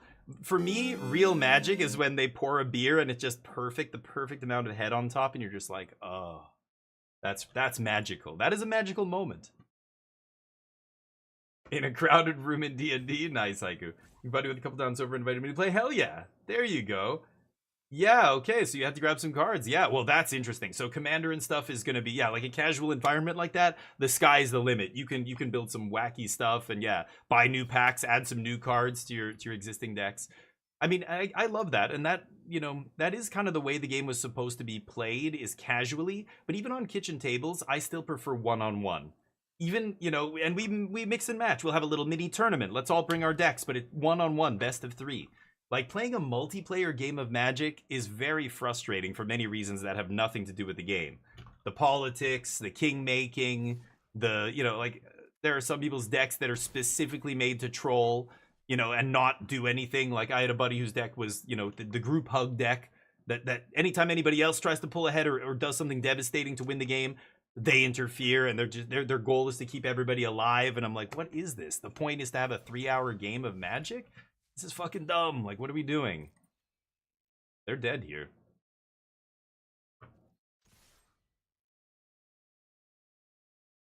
They've got to blink first. There it is. Lethal. So what's their plan? They side out... Oh, they still had River Churn. Did they side out a bunch of other mill cards? I don't know. Maybe a null's too narrow here. It's only hitting River Churn. But... Two-headed Giant's fun. Yeah, but again, it's not like actual Magic. Like, you're playing a fun, weird form of Magic, but it's not like... That's not how you're supposed to play Magic, right? Like, that's not how the game was designed. So, what does that mean? Well, for the most part, it doesn't mean anything, but you will get into situations where it derails the entire thing. Like, look at any CEDH game. Dear God. The 11-hour CEDH game that just happened a month ago or whatever was mind-bogglingly stupid. Can't believe they allowed that to go on. A null. I could keep in, like, Final Showdown here just to deal with the Sphinx. Maybe I'll do that, but... Cease Desist is nice because you can fetch it up with Mystical Teachings, right? The fact that the backside is a sorcery doesn't matter. As long as the front side's an instant, you go get it. As long as one half of it is an instant. You get... Cease is a graveyard hate card against graveyard decks, and then Desist is just insane against the artifact decks. So you almost get 2 sideboard cards in one. Being able to fetch up Desist against artifact decks and just blow them away is bananas. Like, it's very, very good too. Right. Yeah, Haiku, right. And I mean, even Sheldon Menery, like, when they created it, you ask him, is this like actual real Magic? He would say, well, no, this is a variant of the game that we made up so that we could play with our old cards. And yeah, they could play at cons or whatever else he said. Sure. But even he would admit that this isn't like Magic the way it's intended to be played. We just made up a fun variant, and it got really popular, and that's great. And, you know, lots of people enjoy it, but, you know, when people wonder why this issue or that issue, or what should I do about this or that, it's like, well, if you don't like that stuff, play real Magic. Like, and people say, what do you mean? Then we get into this whole discussion. It's like, if you don't like that stuff, then you can play... The reason you're encountering that is because that's not supposed to be part of the game. Yeah, the politics and the king making, all the other shit that comes along, the Rule Zero stuff, you know, that none of that, there aren't rules to deal with that stuff, because that's not how you're supposed to play Magic. It's supposed to be one-on-one. There's no hand smoother in real life, because you're not supposed to play best of 1 Magic in real life. You're supposed to play best of 3 with sideboards. That nobody plays best of 1 in real life. So what are we going to do to fix this variant of Magic so that it works? Well, let's just do this hand smoother thing. We'll have the hand smoother look at the 2 first hands and give you the best hand, blah, blah, blah. If you don't know what the hand smoother is, you can go look it up. But this is the kind of stuff you you realize that none of these issues exist in real Magic. The only reason they're issues is because you're not actually playing the game as it's intended to be played. That's all I'm saying. But boy, I get so much pushback from people with this stuff. It's wild. Should I flash in the Sphinx here? It's very tempting. I think I'm gonna do it. Pass. But anyway, play what you like. Enjoy the game however you like. If you go to somebody's house and they're playing Magic and they all have 200 card decks and they're playing that you get one free mulligan every game and they're playing that you I don't know, a bunch of house rules, great, have fun. That's fine. That's totally fine. But when we're trying to decide who the best players in the world are and it's the Pro Tour, or you want to play competitive Magic, take all that shit and throw it in the garbage. None of it matters. None kitchen table stuff, best of one, all the variants, none of that alchemy, none of it matters. The only thing that matters are the sanctioned formats and like playing Magic like the real way you're supposed to play, right? Anyway, I have no qualms. I can just play sanctioned formats and competitive Magic and I enjoy it. But I know other players don't enjoy it. That's totally fine. But don't bitch about, you know, king making and rule zero and all this other shit if you chose to play that variant of the game. Like, I mean, that's what it comes with, right? But anyway, I hate alchemy, but anyway. You know what I'm saying, right? Like, I'm not trying to be an asshole here. I'm not trying to yuck anybody's yum. I just, I think that's the real issue with formats like that. People come online, they should ban blah, blah, blah. It's like, well, the only reason they have to ban it, like Leyline of the whatever, Resurgence, the red one, you don't see it banned in best of 3. Why is it not an issue in best of 3? Well, aggro isn't as pushed in best of 3 because there is no hand smoother. You can play like straight up one less land in your aggro deck in best of 1. That's doesn't seem like a lot to people who don't know enough about this game, but getting to shave a land and just being more spell dense, just automatically getting the best mix of land and spells because this hand smoother is looking at both, or at 2 hands, is obviously very powerful. It doesn't help control decks as much as it helps aggro and combo and decks like that. So you see different banned lists, and I think players get confused when they see that. Like, why is this still legal? It's not legal in best of 1. Like, why is it legal in best of 3? It's like, well, here's the fundamental difference. You're not playing real Magic when you play best of 1, so they have to make special rules for you. So if you don't like that aggro is really good in best of 1, you shouldn't play best of 1. Play real Magic. Trust me, you won't have that issue. You can just put sideboard cards in against that, you know? Anyway, crazy stuff. I'm going to 6 here. Kind of want to star charts. Let's go for it. Anyway. Riley, thanks, man. Back when I played paper. That doesn't do anything right now. 6. I kind of need this 7th land. I'm gonna take the 7th land here, but I don't think they can kill me here.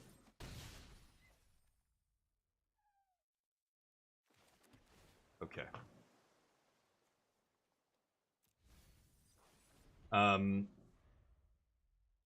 Sorry, back when I played Paper Magic, test lot with pre-boarded setups. Oh, what? Oh, pre-sideboarded. Yeah. Right. Sure. Yeah, you can do that. That's totally valid. Sure. Play the post-board games, because yeah, you're going to be playing more post-board games than not post-board games, right? Swing.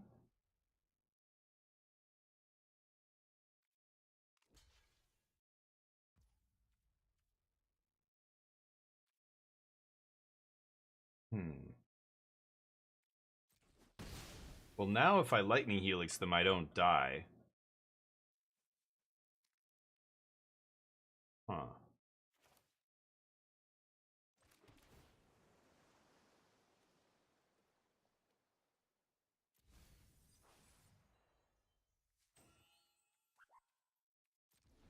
I'm gonna do it on their upkeep here. Oh, they don't have a counter spell? Wow. Okay. Go to 1.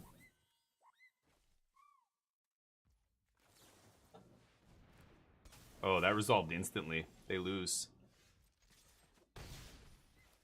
Pretty sure they lose.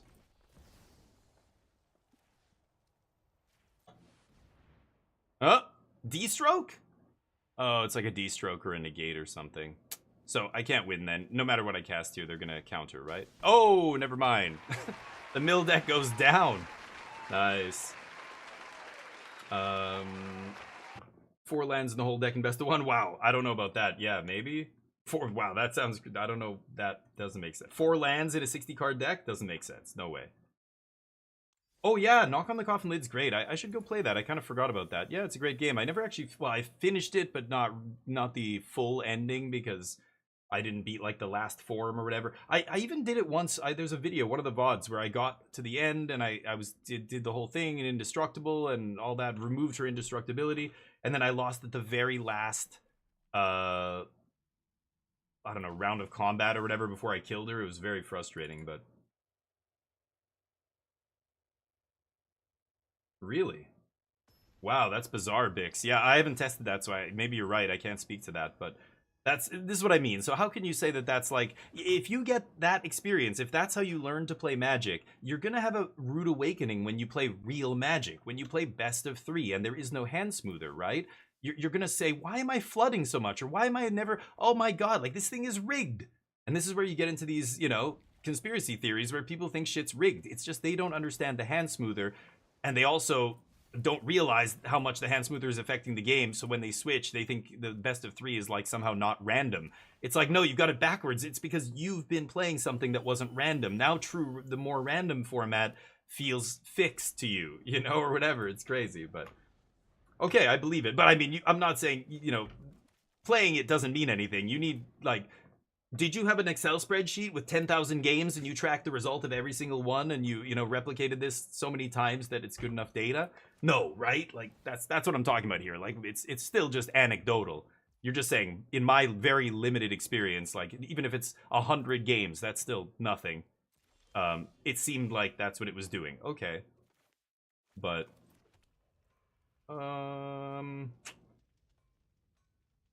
yeah, I'm gonna stock up here, I think. Fire Magic not great here against Vivi, and the Ultima is. Jeskai Revelation, it's a little too early for that, but yeah. What? You call BS on what? There's 2 other characters to unlock and play as? 1 other character. Did they release another one? Oh. I know there was 3 that I had, I think, and maybe they released a 4th. Shit, I didn't know. Well, I know that they are going to have the Cauldron here. I'm still gonna do this. I don't know. I want to play a Shockland there, but I don't know. Is bluffing anything? Does it have value here? I'm not sure. Yeah, I have the 3rd. Oh no. I don't have the 3rd one unlocked. No. I know that there is a 3rd one is what I meant. But I don't have it unlocked yet. Yeah. Okay, so they are gonna, yeah, they can't play Cauldron here, so it doesn't matter. The 4 lands, yeah, that seems wild, but okay, if you say so. But yeah, Riley's calling BS. I mean, 4 lands, that seems still like, because from what I know, all the hand smoother does is should I get, so if they have, I think I'm actually consulting for 1 here. My opponent's gonna think I got a land. Yes, that's what I was looking for. Okay, I need an answer to a Cauldron here. I was gonna play that before I played my land, just in case I saw like an emergency eject or something there, but a Braid was perfect. I don't have the 3rd one unlocked, so I should go back and try it, but yeah. All right, let's see if they have the Pierce.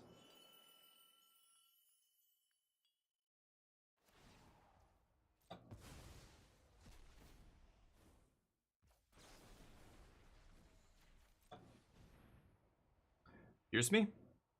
Also to be clear, I'm talking about 4 lands. Yeah, in BO1, yeah, we're all talking about the same thing. Even in BO1, I think the way it works is it looks at the top 14 cards, doesn't it? It draws you 2 hands of 7, or is it not the top 14? Maybe it's like 2 pseudo 7-card draws from 2 different, you know, copies of your deck, and gives you the one that has the best mix of land and spells, right? So it doesn't just keep looking at new hands until it finds a land, does it? I'm pretty sure that's not how it works, but yeah. Right, what Deverus says. So Deverus, I think it doesn't look at the top 14 cards, right? Is that what when they say? Because all they say is it looks at 2 hands. I think what it does is it looks at 2 sample hands from your deck. So you know, essentially 2 instances of your deck, drawing 7 cards from each of them. So not from the same deck, and then giving you the best mix, right? I'm pretty sure that's. But again, it's like hard to know because they've never been super specific. They just said what Deborah said. It draws 2 hands of 7 and gives you the one with the best mix of land and spells. That's it. So yeah, but when it says, oh, so it does look at 14.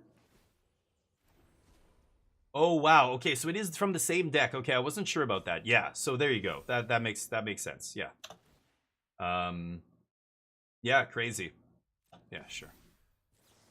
I could just Ultima here. I can just bounce that Mako. Any untapped land here, and I can just slam a Jeskai Revelation. Fucking hell. Okay, well, let's do this then. And as you can see, we're just grinding them out of threats, and then we win the game. Yeah, they don't want none of it. Nasty.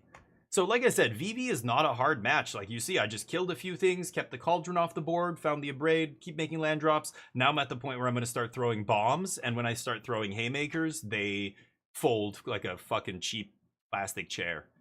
Tidebinder comes in. Dragon? No, not Dragonfire. Fire Magic comes out. 3 steps I don't love. Annul and Flanker. I think I'm going to bring in Flanker. I like Annul. It hits Profts, it hits the FOMO, and it hits the Cauldron. That's 3 good targets. Disenchant I could bring in here. I don't... If they're playing this guy, where is he? If they're playing this guy and not Tursa, then I don't really want Flash Freeze, I think.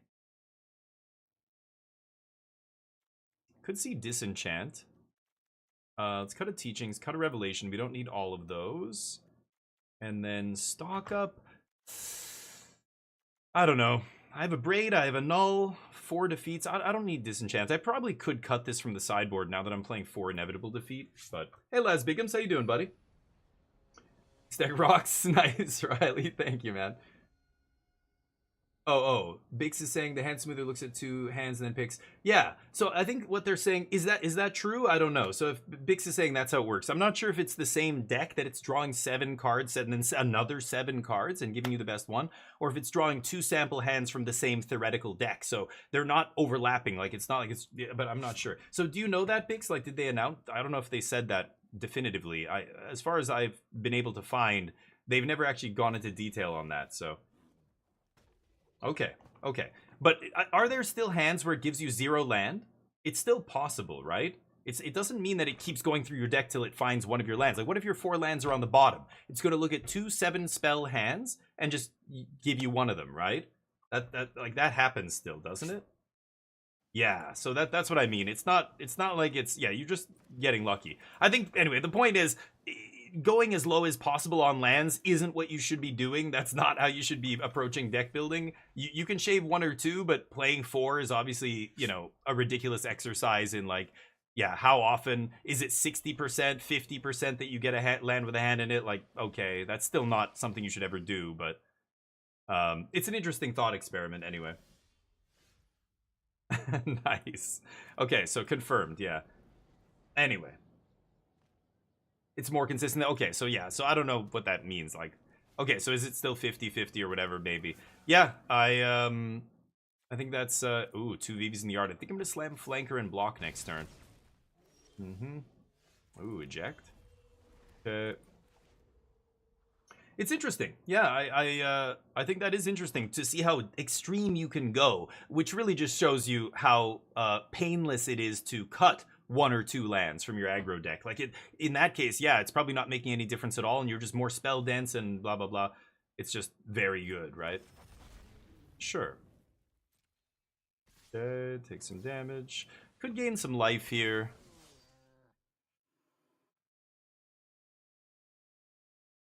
I think I will.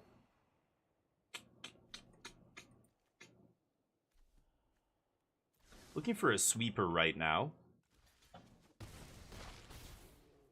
Okay, next turn we can start gaining some life.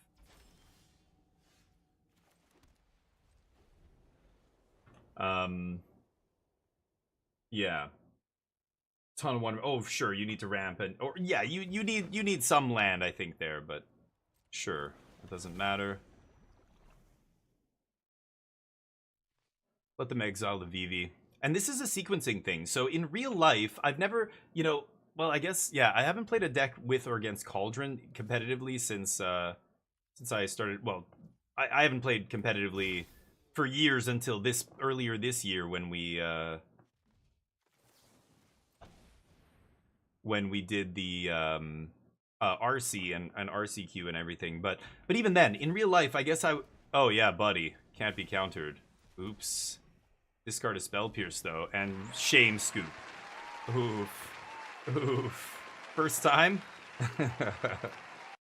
Get wrecked. 7 lands, that's ridiculous.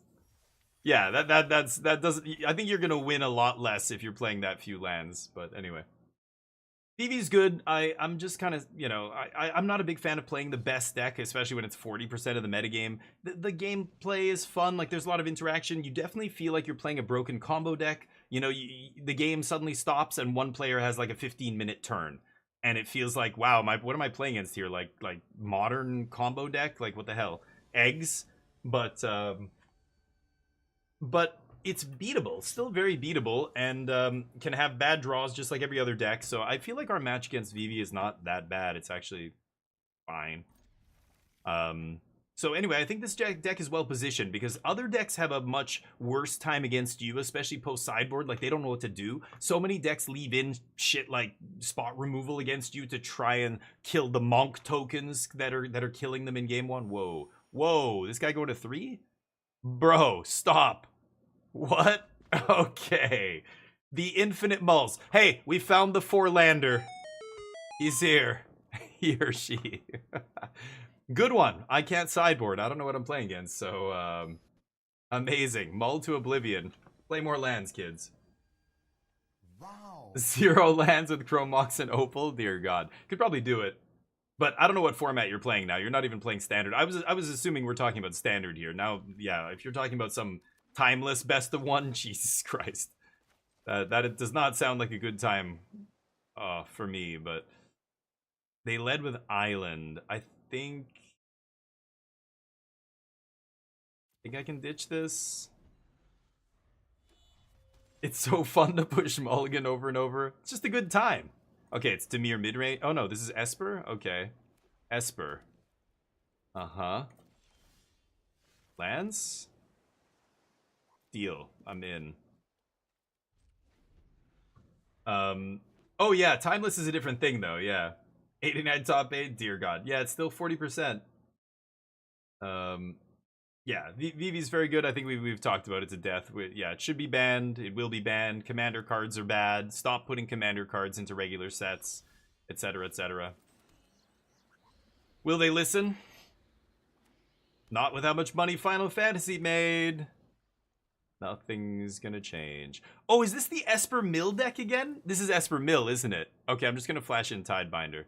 Start punching. Let's see. Oh, you're gonna counter this? Surely you've got a bunch of dead removal spells in your hand, right? Yeah, there you go. Give me the maps. I was hoping for a land drop there. Go. Well, I can start shooting these lightning helixes at their face at least. They should ban Jeskai Revelation. Well, you're ridiculous, Stinol, so you can say whatever you want. You're gonna have the hottest take in the world. I wouldn't go around saying that though. People are gonna think you don't know what you're talking about. Ban Island, yes. Ban everything that I don't like. Did it beat me this week? Ban it. What if I keep shooting you in the face, though? Then what? Come on! Land any day now. 51% for I don't know how long. Been 50-50 missing these coin flips. So I play other cards. I'm bored with standard, man. I am bored. It is boring. This doesn't do anything. Yeah, whatever. I'd rather actually just inevitable end it. I'm gonna draw cards. May I draw the cards? Hey. Ultima can No, Get Lost can bounce, actually. Oh, and there's an eject. Pass.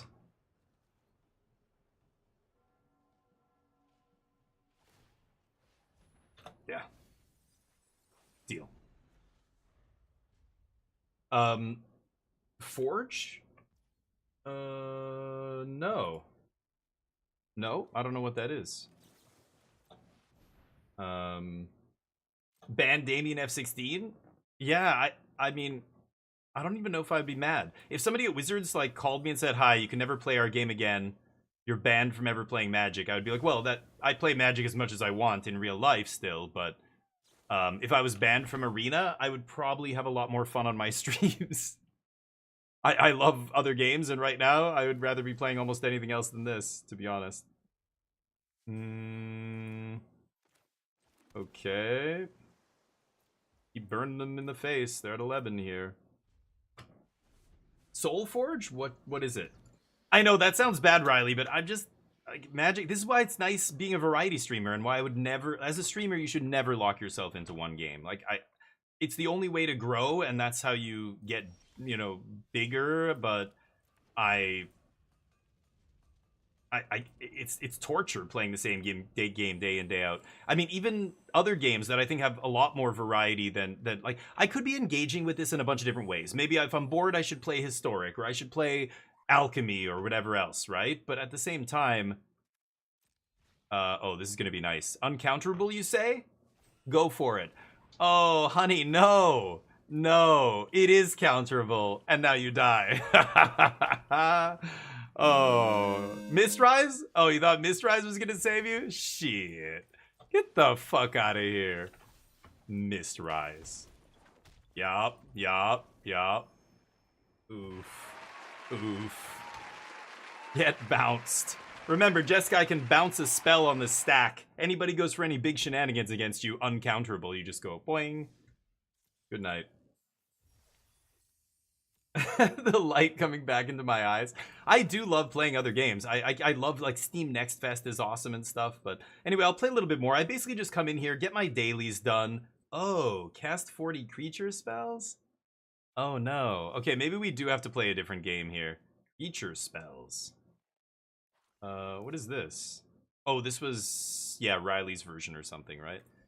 Somebody's version that I downloaded. Do I have a deck that has creatures in it? Whose deck is this? Oh, this was Hearsay's Rats. No, but that's still not creatures. I don't like creatures. I don't want to play an aggro deck. Mono black? Yeah, mono black has creatures, right? Sure, let's see. The other thing is, of course, wildcards. Like, I can't just switch formats and play a bunch of other stuff, because then I won't have enough wildcards to keep playing standard. With sets coming out as fast and furious as they do, I just can't play anything else, and I would have to put money into this every month. Mono black. Let's see. There's Orzhov.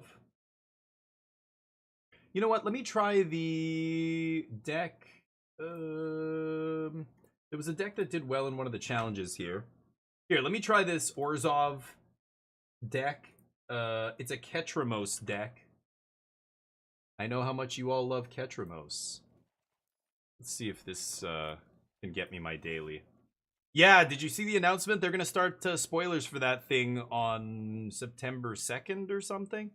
Okay, here it is, Orzhov. I don't have to craft a single thing. I'm gonna run it exactly like this person did.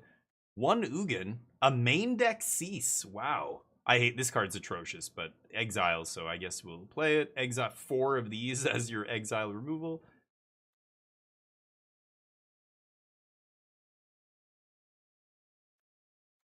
Why feed this cycle? One deadly cover-up. Super weird. 6 lands. Okay. Ketramos, let's put some black-white sleeves on there, yeah. Oops. What? Oh. Caps lock was on.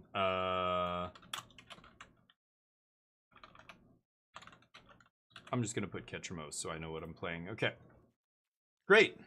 Here we go. Stinol, look, we're playing something new.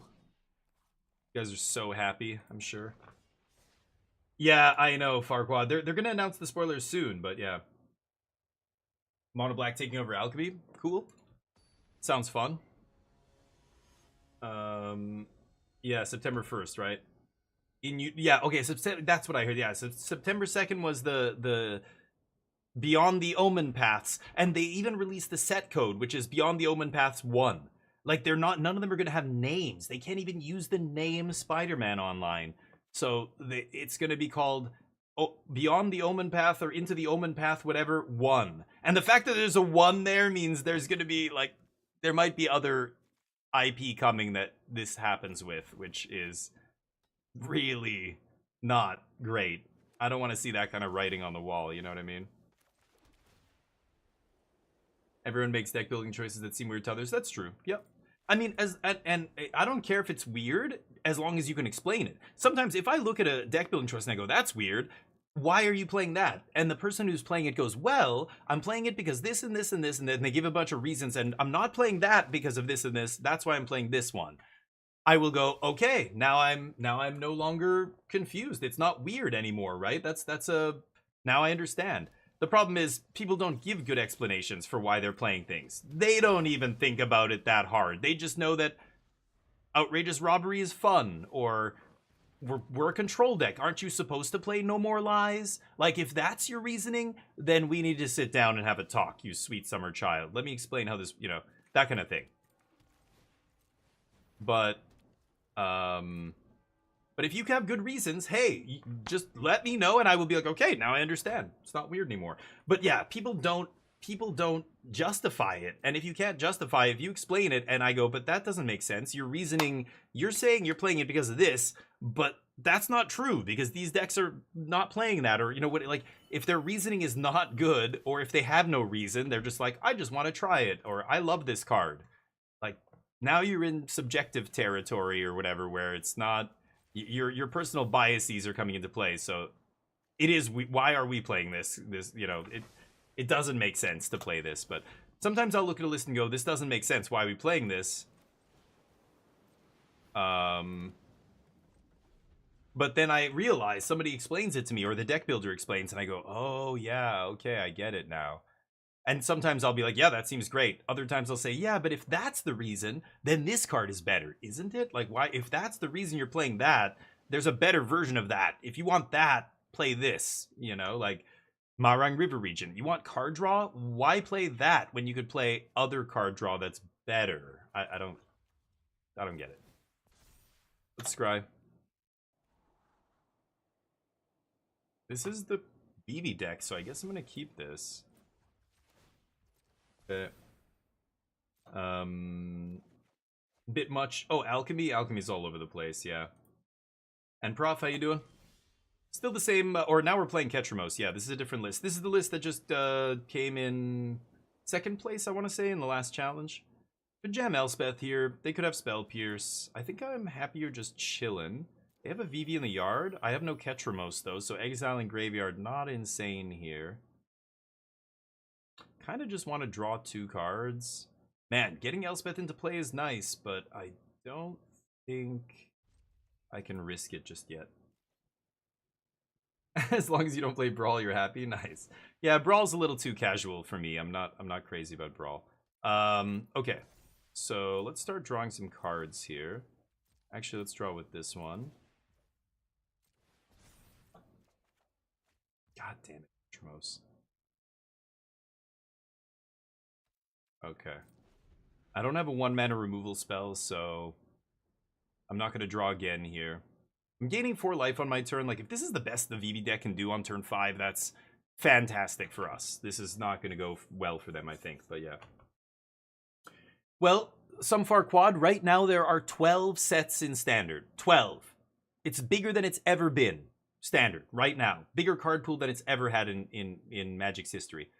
And we're not even, we're just over halfway there. By the time Standard is fully powered, it's going to be 18 sets. 18 sets. Okay, Chaotic, take care, buddy. Thank you for popping in. Talk soon, I hope. 18 sets is wild, and that's a massive card pool. That is going to be a very, very powerful format. So I'm not sure. Yeah, it's going to be wild. We've got a lot of cards. It's going to be 5,000 something cards. We don't know how big these future sets are going to be. If they're all like Spider-Man, then it's going to be slightly less. If they're all like Final Fantasy, then it's 5,000 to 6,000 cards when Standard's fully powered. That's wild. That's huge. Yeah. Oh, yo, that's a good... Oh, Exile It. You're right. Yes, yes. Good call. Thank you for letting me know, M-Dub. And only a few gone. Yeah, so it's going to get crazy. It's going to get really powerful, and Standard is going to be more like Pioneer. I mean, Pioneer is already very much like Standard. Look at the best decks in Pioneer. They all run Standard cards. Look at the red-black deck with FOMO and a bunch of the other stuff that's come out recently. Fable of the Mirror Brig. All cards that came out in the last, like, 4 years. Or 5 years or what have you. Yeah, it's a lot of mana. Keep going. What was I going to say? I mean, the last tournament they had in Pioneer, the Arena Championship, which is a very weird tournament, but it's something, was all mono red aggro with the mice, with the monstrous rage, with all the cards that just came out that are all legal and standard until they got banned.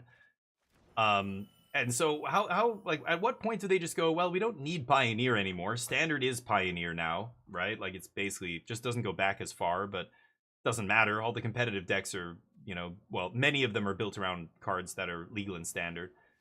Like, who gives a shit about Thoughtseize? Get that. I hope that card never gets put back into constructed Magic. Get it out of here. It's cards like that that make Pioneer unfun, I think. Thoughtseize and, you know, Fable and things like that. Like, here are all your cards that are too busted for Standard. Here's a format where you can play them, but a lot of the best decks end up being mostly Standard cards anyway. So it's, yeah, well, Modern is more like, yeah, the new cards from Modern Horizons, right? Sure, I will draw. Double Betrayal, huh? Okay, so Deadly Cover-Up doesn't quite do it here. I can double Strategic Betrayal to eat their creatures, but they've already got the Soul Cauldron going. Does this deck not play a single enchantment or artifact removal spell? Seam Rip ×4. Okay. So I think instead of killing... Well... Like, killing all their creatures with a Deadly Cover-Up doesn't actually fix this.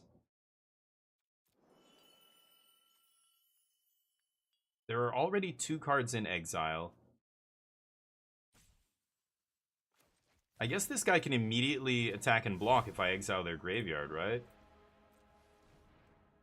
And then Maze Mind exiles itself, just with scrying here. That's all I can do. MH3. MH3 is what rotates Modern, not the regular sets. But it is still a lot of stuff. You're right, there is a lot of stuff in... oh, and the Seam Rip off the top, like a champion? You don't say. Draw? Boom. Go? Yeah, Modern Horizons is just rotating that format single-handedly, right? Like Energy, all the best decks in Modern are like Modern Horizons centric, right? Whether it's the previous Modern Horizons cards like Urza Saga and Ragavan, or the more current Modern Horizons cards like the Energy decks and all that stuff.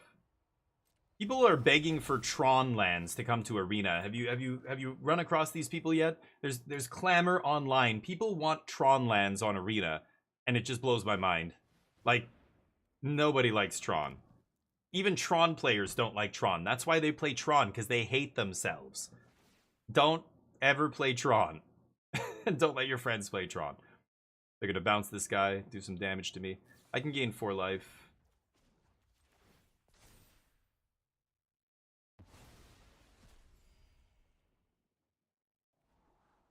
Don't need that. Wait, what?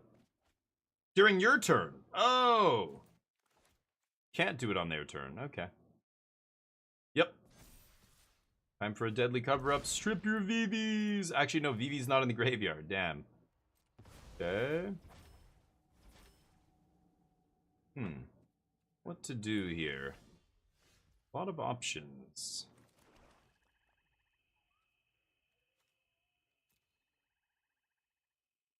Could just jam Elspeth here.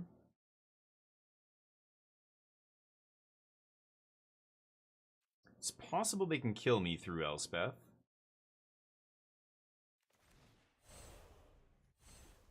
Yeah, let's just do this.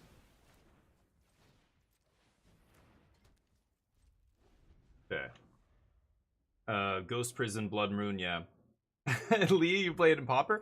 That's fair. Yeah, I actually, I'm joking. I used to play Tron in Pauper, actually, back when, Astrolabe was in the format. That was the most busted deck, was the 5-color Tron deck. But even now, like, yeah, modern, I mean, modern in Pauper feels at least fair, so I think you get a pass there with Pauper. But in modern, like, Karn and back in those days, and like, you know, even like turn 3 Karn, 7-mana Karn was the gross thing. And then the other Karn came out, which had to get banned because that was even more busted having that early. And like that kind of Tron, that's the kind of Tron I'm talking about. Don't play Tron as a oh god. It's such a busted land, like they should never ever put that kind of stuff back into standard, but yeah. Yeah, I mean, the games can be fun, and you can love alchemy, and you can love all that stuff, but I think, you know, like Tron, you can have fun playing Tron. I'm being ridiculous when I say, you know, people who play Tron are assholes or whatever. You know, I'm not saying that. But I'm saying, you know, don't put cards like that back into standard. Those are bad cards to put into constructed competitive Magic. They should never put stuff like that back into Magic. But yeah. So play it in your casual formats, sure, but don't ever put that on, like, yeah. I think they should just probably be taken out of modern, but yeah. Alchemy's fun, yeah. Enjoy those formats. They're fun to play sometimes, but it's just too many formats. Like for me, I have to pick and choose. I can't afford to play everything, so I just I play what I think are the most fun formats.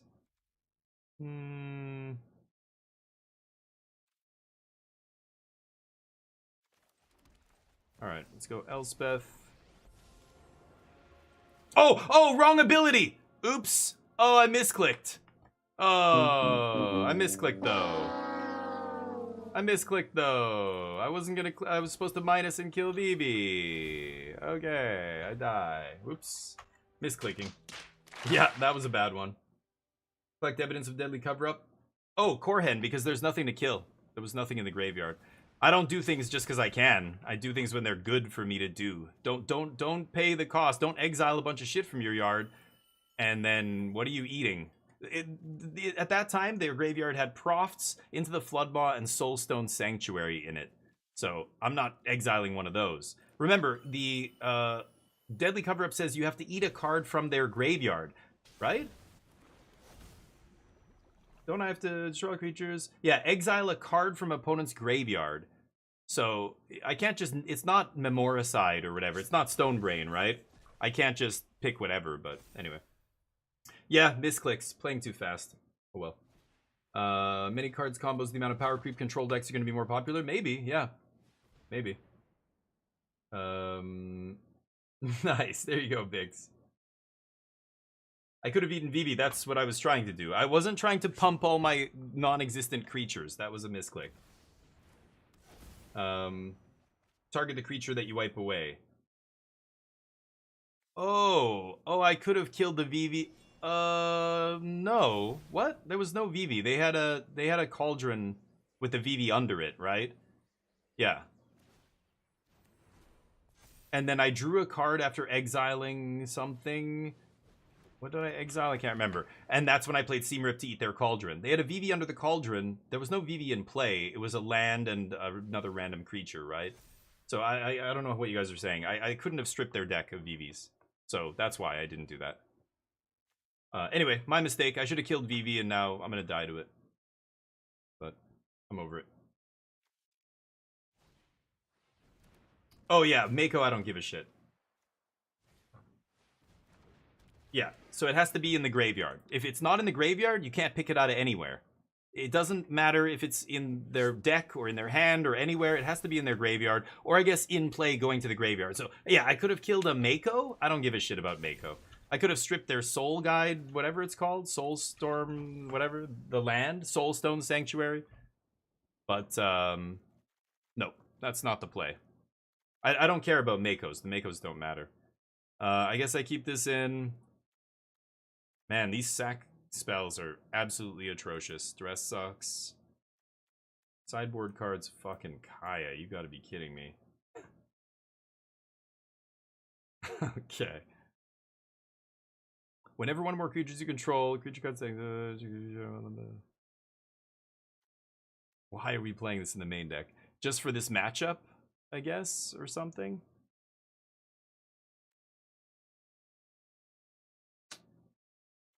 Lord Skitter? Like, I don't think I want to go... Do I want to go this deep? I think Kaya sucks. I'd rather play Skitter over Kaya. And then, I don't know, I guess I'll side in a Disenchant? Let's try that.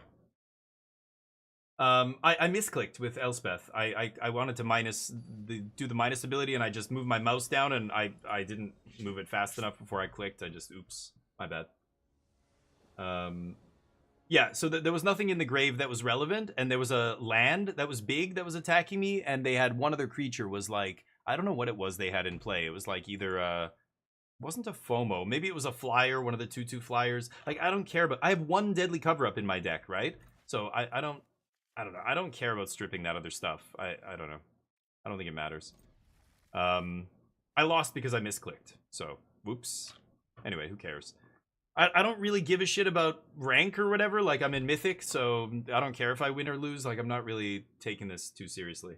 So, my bad. Sorry for the misclick. We'll try and be more careful. Or not. I don't really care. So, if I misclick again, so be it. Doesn't bother me at all. I think it's funny for you guys, though. You guys are triggered hard when I misclick, right? Oh my god, what the fuck? How can he do that? Oh, we should have won that game. I don't care. Doesn't bother me. Lord Skitter, yeah, and Lord Skitter's good with attacking graveyards, right? Get out of here. Day of Judgment. Sure. Pass. So I guess Ketramos, yeah, I have to exile things on my turn. Yeah, right. Makes Maze Mind a little different here. I'm gonna get a drink. Can you... Oh, fuck, I hate Maze Mind. Yes. Yes! Just stop giving me priority.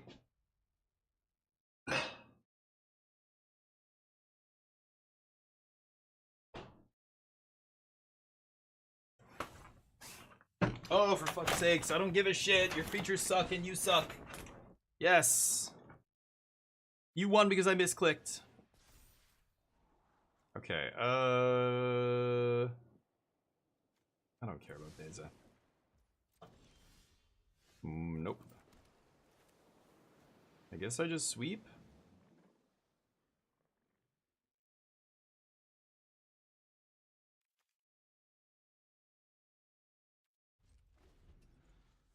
Fine. I could draw with Tome there. See if I can play something else, but it's like they're looking for Landos.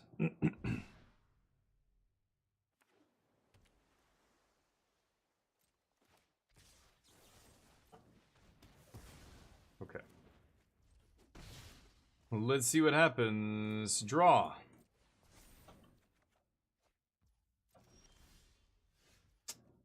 Amazing. Draw.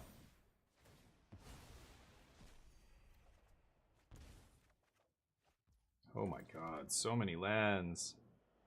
Go.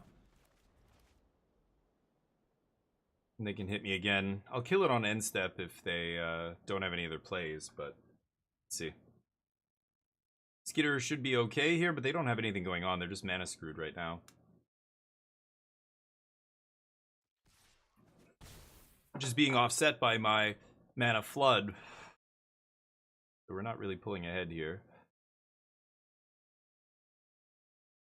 I'm just doing this to get my dailies. But... Yep.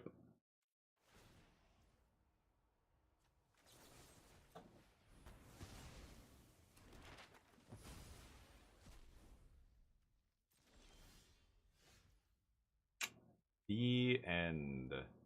Play untapped land here, so I have the end plus spell pierce up. I'm gonna fire up the Sanctuary on end step, start smashing, and let's see how this goes. If I can strip 4 cards out of their deck, then I'm very close to Ketchermost being live. Let's see what happens. Pie Knight. I do remember that card from Ice Age. Very disappointed when I opened that in a starter box. I'm like, what is this shit? You gotta be kidding me. Okay, so I could be end here, but again, all they can do is Spell Pierce.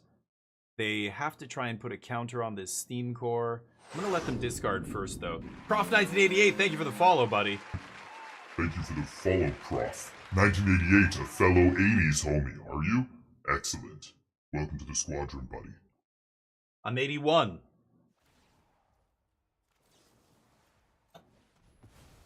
Strip ya. Nice hand. Yoink. VV, Disdainful Stroke, Fear. Okay, good to know. So, we're at 6. One more, eh? Uno mas. Oh, 7. Oh, right, because they exile the card. Beautiful. Okay. I'm gonna fire this bad boy up, I guess, because I have nothing else to do.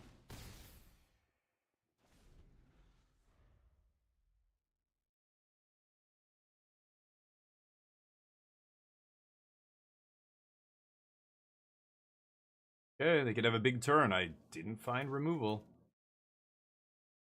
Yay, more 88s around here. Nice. Starting to really feel it. I felt running away from a spider and threw my back out. You fell running away from a spider. Oh no. Late 30s. Well, I don't know. I can't say that I've treated my body really well in my life. I feel like I drank a lot. I mean, I still drink, you know, not that much, but, you know, sometimes this past weekend we had a bunch of beer, but not that bad. But I mean, when I lived overseas, like, and in my 20s and most of my 30s, I drank like a lot. But I still like went to the gym. I tried to eat healthy when I could. I still ate a lot of garbage, but so I don't know. I'm lucky. I've never done like a blue collar job like construction or, you know, working on it for a contractor doing stuff or landscaping or you name it. I mean, I think when I talk to my friends and they're the ones in like, they're like 36, 37, and they're like, oh God, they've got all these aches and pains and issues and everything. And I think, yeah, like, but, you know, is it just you getting older or, you know, is it also your lifestyle? You know, I think lifestyle is a big part of it. I have friends who, like, I feel great still, and I'm 44. I don't have any of the issues that other people have been complaining about for over a decade. My friends have said the same thing, like they're 36, and I'm like, well, yeah, you're you know, one of my buddies here works on movie sets. He builds sets and stuff, and it's a hard job. He's doing like physical labor. It's dirty. It's long hours. You can get injured easily. There's, you know, lots of stuff. You know, there's literally paramedics at the sites to make sure, you know, people are getting injured and stuff. You know, and he's been complaining about stuff like this, and my other friends too. And the ones with kids are always like, dude, I'm 38 and now I'm getting old. My body's giving out. I'm like, really? The fuck, man? Like, I don't know. Eat better, lose some weight, or go to the gym, or I don't know. Like, you shouldn't be feeling like that yet. I don't know. Unless you're like, are you a UFC fighter? What's going on here? A hockey player? Like professional athletes and stuff. Like their bodies will be shot by the time they're, you know, 35. But again, it's a byproduct of your job, right? Is it because you know you're fine? Just like I know I could be being healthy or whatever, but I enjoy this and this too much, so I'm not doing it, and so be it. So I'm not healthy, but that, or I'm less healthy than I could be, but that's fine. You know, that's totally legit too, right? Crispy, what's up? You worked in a kitchen? Oh, interesting. But that's probably tough. You're on your feet all day, and you're, you know, I don't know. At least it's not like lifting super heavy objects and stuff like that. But again, it's personal health, right? It's what you eat. It's how much you drink. Did you smoke? Were you a smoker? Like some of my friends are like totally gray by the time they're 40, and they lived a hard life. Like heavy smokers and drinkers and stuff like that, they start to age more quickly. It's things like that. That's what I think the difference is. Because I don't know. Sometimes people tell me like they feel like, oh, once you hit 38 or 40 or whatever, then it all starts to change. And I'm like, I don't know, man. I'm still waiting. Hasn't changed for me yet. Am I just lucky? I don't know. I don't think it's luck. I think it's also my lifestyle and how I, approach things and stuff, right? Ooh, okay. So I can go shock, Day of Judgment. I could the end there, but I wanted the end Ral here. And okay, they have a Riddler, a D-Stroke. I'm looking for Rals. No more Rals left. Only the one Ral, huh? Okay.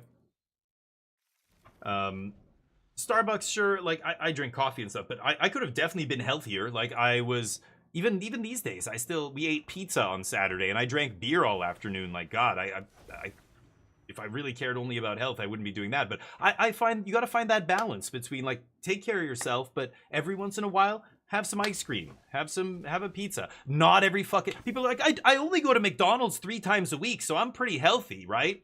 It's like what? No, you're not, dude. Your idea of healthy is totally skewed. You eat fast food 3 times a week, but I got friends who eat every day. Well, yeah, they're even more unhealthy than you. That doesn't change anything here. That doesn't make you healthy by comparison, I guess, but not. Yeah, I don't know. It's bizarre. But anyway, I know people who say things like this though. It always blows my mind. Anyway, I'm just take care of yourselves because yeah, the less you take care of yourself, the sooner you're gonna feel the age. Even though I don't know, when people complain like that, sometimes it makes me laugh. But you're 61 still though? No way. Hey, well listen, for 61-year-old, you're on Twitch watching people on stream. I think that's great. I think most people who are 60, my dad's older than 60. He's almost 80 now, but he's on the internet and stuff, but this aspect of the internet, streaming and that kind of stuff, he's like, he doesn't use ChatGPT, thank God. He doesn't do any of this stuff. He's still not quite, hasn't embraced that. I love seeing people who are older than me and they're doing this kind of stuff. Because at 44, people look at me and like, what the fuck are you doing? What are you throwing your life away doing this shit? Who cares about that? And it's like, well, I think there's value to it and I try and explain it, but I think a lot of older people look down on stuff like this where, I think the more adaptable, more, I don't want to say smarter, but more aware of, technological changes and they're staying on top of it kind of people are embracing this stuff. Why, so many politicians don't embrace streaming. Only AOC did one stream. There's a couple who have done it in North America. Almost everywhere in the world, nobody does it. A young politician doing stream, but the problem is this is live, right? This is why I love streaming. It's live. It is unscripted. This is not some YouTube video that's been edited and scripted and everything else to be so you don't offend anybody and da-da-da. It's live. So people like that, I mean, a politician, it's risky. You basically have to take only very selected questions from the chat. But, look at Elon Musk. Look at what happened when that fucking moron streamed. It was just everybody just ripping him to shreds. Yeah, who do you think you are? It's like somebody like that lives in a bubble. I don't know. Anyway, I'm glad to see older people and stuff still streaming and paying attention to streams and stuff. I think that's awesome. All right, can I draw a card? They have 8 cards in their deck. Okay.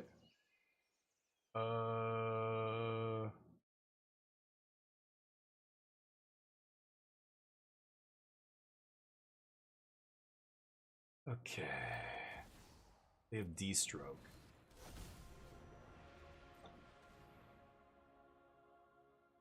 See what happens here. You're pretty unhealthy. I'll stick to my 28-year-old traffic life. So that's fine. It's a struggle. It's a never-ending struggle. That's the hard part. The good things in life are always like this, and I hate that. I hate that why does it have to be the shittiest things, or the hardest things in life are the ones that are truly rewarding? We talked about, being a good person is the same thing, right? He streamed?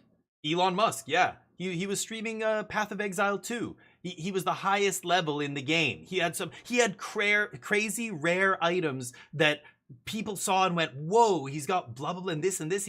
Like, these are the items you only get when you have like 1,000 hours in the game or more. And the game had only come out recently. So what are you telling me, he was grinding nonstop? Like, some of the people who've been grinding nonstop just barely have reached that level. And he's playing, and of course he clearly doesn't know what he's doing when he's playing. He's dying to like low level shit. And he's got all these crazy items. It's very clear that somebody has played his account for him and leveled it all the way up. So people were just ripping him to shreds in the chat. And people were like just saying, you know, you're a pedophile protector and just all this crazy shit, right? So he disconnected, and then he said, oh, I was playing from my private jet and the internet had problems, so that's why. It's like, dude, you are an idiot, and everybody made sure you knew that you know you're an idiot, and that was that. Man, I really want to destroy all the enchantments, etc., etc.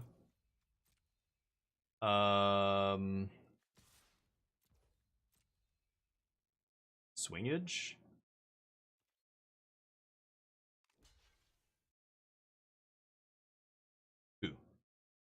Two blockers. Yeah, apparently there was so I don't play a ton of Path of Exile. There's probably a million little details where, yeah, like Haiku saying his build is stupid. Sure, he it's clear he didn't know. Like, there's no way he's got 1,000 hours in the game. Like, just no, impossible. Well, yeah, I mean, sure, yeah, he's got a private jet. He's the richest guy in the world still, right? But the reason to be rich, the best thing you can do with a lot of money is give it away. Bill Gates knows this. Other people know this. Bill Gates, when he was the richest man in the world, it's crazy. Go back and look to hookers. Shut up, Riley. He was so rich, he was more rich than the next like 5 people put together. Now there's a bunch of people who are billionaires, and Elon Musk is like the richest, but he's not that far ahead of the next couple of people. Go back and look how rich Bill Gates was back then. It's like mind-boggling in today's terms. It's crazy.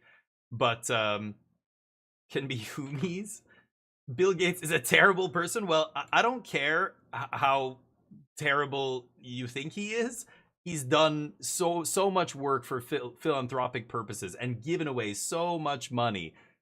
I mean, there's idiots out there who think he's got microchips in their vaccines and shit. Please, I hope you're not one of those. But he, say what you will about the guy, he's given away a ton of money, and he's still good. He's planning. He's trying to give away most of it, but you know, trying to make it go to good causes and things like that.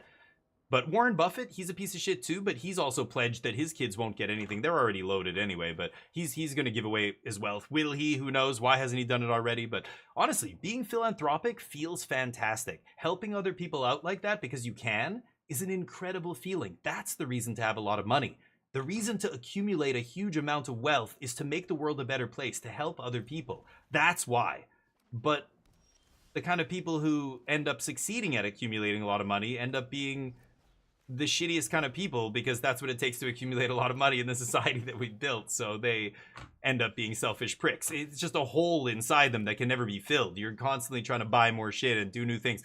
Elon wants to go to Mars because nothing on this planet is enough for him. Like, he can't, it's all, you know, he could have a million yachts and a bunch of other shit that rich people, jets, sure, whatever. Like, none of that's good enough anymore, right? It's never good enough. You can't fill that hole, because that's why you shouldn't be trying to. The only thing that actually makes you feel satisfied is, yeah, helping other people. But he's not that kind of person, right?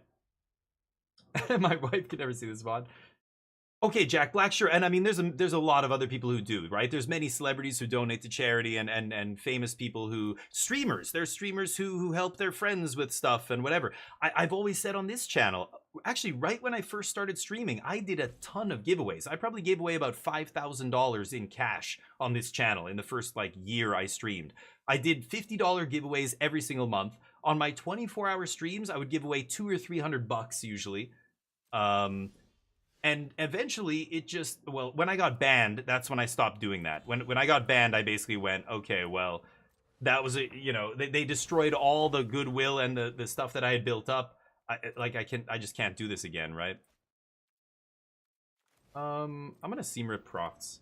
But yeah, I gave away all kinds of stuff because I had money and I had no time and everything, and I was like, I want people to know that I appreciate them. I want people to see that I give back. You give me your time watching my channel, even your money when you sub or you donate or whatever. I appreciate that, and I see that, and I want to pay it forward. So I'm gonna give away, and I had giveaways where I gave people $50 and they said, I already won. I won this before. Give it to somebody else. Like, super generous. It was awesome. Awesome to see. But I got banned for showing a dead body on stream. That's the official reason. I was doing a subathon and I was at 40 hours or something in, and I took a nap on stream for 2 hours. I played 2 documentaries because they are copyright free. I was worried about getting copyright struck while I was sleeping. So I was sleeping on camera. The second documentary started playing, and this is on YouTube. It's a documentary that's on YouTube. It's not like it's snuff film or something. And I guess one of the scenes, they were showing crime photos, and they showed a picture of a dead body, and that immediately live my channel got shut down live. There was a dude he's not in here anymore, but he was watching at the time. He was in Eastern Europe. This is at like 3 in the morning or something my time. He was watching and he's like, your screen just stopped your stream. And I took a screenshot and he sent it to me. I might still be able to find it. I don't remember what his name is on Discord, and he posted a screenshot of my stream frozen. You could see me on camera on the ground sleeping in front of my desk. And he's like, that was the last thing I saw. And then it went disconnected and that was it. I was like, oh my God. Anyway, it's crazy, but rich people are assholes and they will be assholes forever. Is that suddenly good persons? I think it's a good thing, though. You can't deny that it's a good thing that they're doing, right? Maybe they are still assholes to their friends or their wives or husbands or their children. Maybe they're bad fathers or mothers. Yeah. I'm not saying they're good people. I'm saying they're doing a good thing. And that's what people should do with all their money, is do good things. But yeah. Oh yeah, they can do, but there's a lot of ways to make your taxes equal 0 without donating to charity. There's many loopholes. And I mean, there's ways to even donate to your own sham charities set up and everything, right? Like, look at what Donald Trump does, right, in the States. I guess I'll make a fish. Coerce people, but nip slips, yeah. And there's streamers who've got caught on camera with full frontal nudity, and they said, oh, I didn't realize the camera was on or whatever. And it's very clearly bullshit, but they are getting a slap on the wrist, like a 2-day ban. Anyway, I got banned. It was a few months after that whole Twitch hack that happened, and they leaked like the financials of all the big streamers. You could see exactly how much money they made. Even the Magic streamers, you could see who the Magic streamer who generated the most income out of the entire community was, and all the way down the list. And it also came out that they had a whitelist at that time of streamers that you couldn't ban. All the big streamers, the high revenue streamers and all this stuff, and everybody. I know as a streamer at that time, I had been streaming about a year. I went, what the fuck? What? We're just the second class of streamer on here. Like, they clearly have like different, groups that they consider. These are untouchable streamers. These ones, it's essentially, there's 2 sets of rules. There's rules for us, and then there's rules for the 1% of streamers. It's fucking crazy. It's just like real life. That all came out during that hack. And then when I got banned, I just went, I'm not on the list, I guess, because what I did, I appealed it. I emailed them. I said, look, this is a misunderstanding. I didn't show a dead body. I was doing a subathon. You can see the VOD. I'm 40 hours in. I was literally on stream sleep. If I had known, I saw it, but I was sleeping. Like, surely we can make an exception. I've never done anything like, I don't even show this kind of content on my channel ever. This is why I did it, because I was sleeping, Nope. I got a 1-line answer in reply saying, your appeal has been rejected and the ban is upheld. Sincerely, Twitch staff. And I was just like, wow, what the fuck? What? It demolished my channel. It completely destroyed my channel. Anyway, I don't want to tell this story every single time I stream. I know people ask all the time, but I talked about already all the punishment that they put on you. When they ban your channel, it's like there's things that took 2 years before they went back to normal. Even though the ban was only 30 days. When I told other friends of mine this, who watch streams and know about streaming and everything else, they were flabbergasted. They were like, what? you got a 30-day ban. Like, I've never even heard of that long. People have gotten 3-day bans. A week is like the maximum punishment. 30 days is crazy. A whole month? So anyway, it destroyed my community. A lot of people thought I was done. I think a lot of people thought I had completely stopped streaming because it was the end of the year that I said I was going to stream every day for a year. But anyway, I have a study bookkeeper. Nice. I have studied bookkeeper. You've studied like accounting, you mean bookkeeping, yeah. So anyway, people like that are donating to good causes. Yes, there are portions of it you can write off to charity, but it's not like you just get all your money back. They're still losing a lot of money when they donate to charity. But at the same time, not enough rich people do it, and too many rich people are out for themselves. Like, if you're the kind of rich person who's building an underground bunker in New Zealand somewhere for when the end of the world happens so that you can escape and everybody else dies or has to live with whatever the world is like, how do you think that's going to end? Like, you're so short-sighted and selfish, you don't realize that that's not going to, like, you're going to come out of that and still be the end of the world. Like, you're going to live there forever? Like, what it's insane. Like, people who want to detach themselves from society and think that they can be an island and stuff. I think it's so obvious that the only way we can progress and evolve is becoming more and more and more and more intermixed, intermingled, balanced, not extremes, not isolating, not pulling away. You know what I mean? It's crazy. Anyway, we're getting better. Oh, I need to cast 8 more creature spells. Come on. This deck doesn't even have a lot of creatures. Why? I couldn't find another deck with creatures. Let's see here. The hot tub girls, yeah. Yeah, I mean, I think humans are all the same, regardless of where in the world you're born, whatever culture and everything. Sex and sexuality is an integral part of being human, and that's true everywhere. And so it makes sense that the most popular stuff in the world is usually revolves around sex. I mean, advertisers and marketing execs knew this a long time ago, right? Let's keep the duress, see how bad this is. Watch this get wrecked. Yeah. Useless. Sex sells, right? So when you're like, it gets people's attention, people want to know about it. Like, porn is everywhere. The first thing people do is try and sexualize things when a new thing is invented. AI, are you kidding? Sex bots. That's what everybody's waiting for. When are the sex bots gonna happen? Wildman, when are the sex bots coming, Wildman? When? How you doing, man? Thank you for the raid. We're ranting over here. I'm playing this Ketramos deck. It makes me so sad. I'm so bored with standard right now. I don't know what to do. Give Wildman a shout out. Oh, what the hell? An error? It said an error popped up. There it goes. Okay. Go give him some follows. Go give him some love. Tomorrow, the sex bots finally. Goddamn. Yeah, right? It's been too long. Goddamn Vivi. Anyway, we're talking about technology. I don't even remember. Who cares? Sure. So we can do this. Then we can betrayal them. We're playing the Black-White Ketramos deck that top forward one of the challenges recently. I don't even think it's very good, but it's just, it is what it is. I'm bored and I needed to do this daily by casting creatures, but yeah. How was the stream? What deck were you playing today? If you're still in here, or what was he playing? Wildman's community. What do you guys call yourselves? The Wildlings? The Wilder men and women?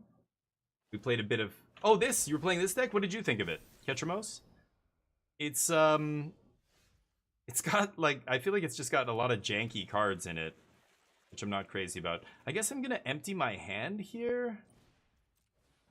They've got the timeline dipshit on top. I could draw cards with a tome, but I just need to kill their creatures here and try and stabilize. Simic Bean Range, nice. Alright, Bix, take it easy, buddy. Thank you for popping in, man. Appreciate you. Have a good week if I don't see you. Yeah, Ketra is so like, ugh. It seems so powerful, like when you read it and you're like, we can do this, but then you have to play 4 strategic betrayal in your deck, and you're like, oh my god. We just played against the VV deck, and so many times I wanted to kill one of their creatures, and the other creature didn't matter at all. But I just couldn't kill the creature that mattered because I have strategic betrayal as my main removal spell. But I'm really liking the Jeskai deck, the four color control. Another list like mine just posted. I think it got top 8 in one of the challenges, but it's playing some weird. I don't know. I don't want to say mistakes, but there are cards in there that I feel like should not be in that deck. So I don't know, but I like that deck a lot. It's been it feels powerful. It feels like it's got good game against a lot of the stuff that I see a lot, and it's tough to combat. I think a lot of decks don't know how to sideboard against it, but nice. Yeah, Japanese. Yeah, exactly. They know how to spice it up. I mean, I think it's Japanese players play in such a way where it's like it's their signature. Like, I'm gonna play a stock list of VV, but then I'm gonna put in this one card, and when everybody sees that list, they're gonna know it's mine. It's like they sign their decks. Oh, they have, yeah, Duress, an amazing draw. Main deck Duress. Don't play sideboard cards in your main deck, kids. I say it all the time, but God, I don't want to see this in the main deck. But here we are, getting slapped. Can I draw a sweeper? Yeah, Japanese players a lot of times will sign their decks with a weird sideboard card or a weird even main deck card. Like weird takes on lists. I love it. Amazing.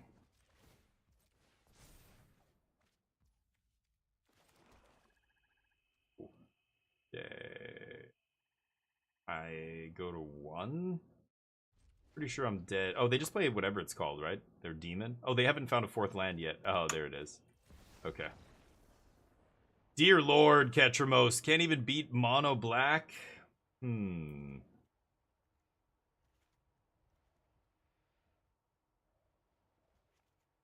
Take the sideboard cards out of the main deck. Then maybe we'll be able to play a game here. Overlord could be good. I just want a bunch of blockers for the demon. This person's playing mono black bloodletter deck. I wonder if they're crazy enough to put Rise or whatever it's called, the combo card, in their deck. Put in Get Lost. I'm gonna put in Overlords. The end sucks. Eugene. Cheap removal is probably good. I think Intimidation Tactics is good. I cut like a strategic betrayal here, maybe even more than one. Could try Star Cage actually. Yeah, Star Cage is probably going to be good here. Pest Control? A lot of 1-drops. That's a 2-drop. I'm not going to bring in Pest Control, but maybe actually 0-point Ballad's not even that bad. It's pretty cheap sweeper. I can scale it, like I can just do X is 2. I could try that. You have judgments? Nah, let's just run it back.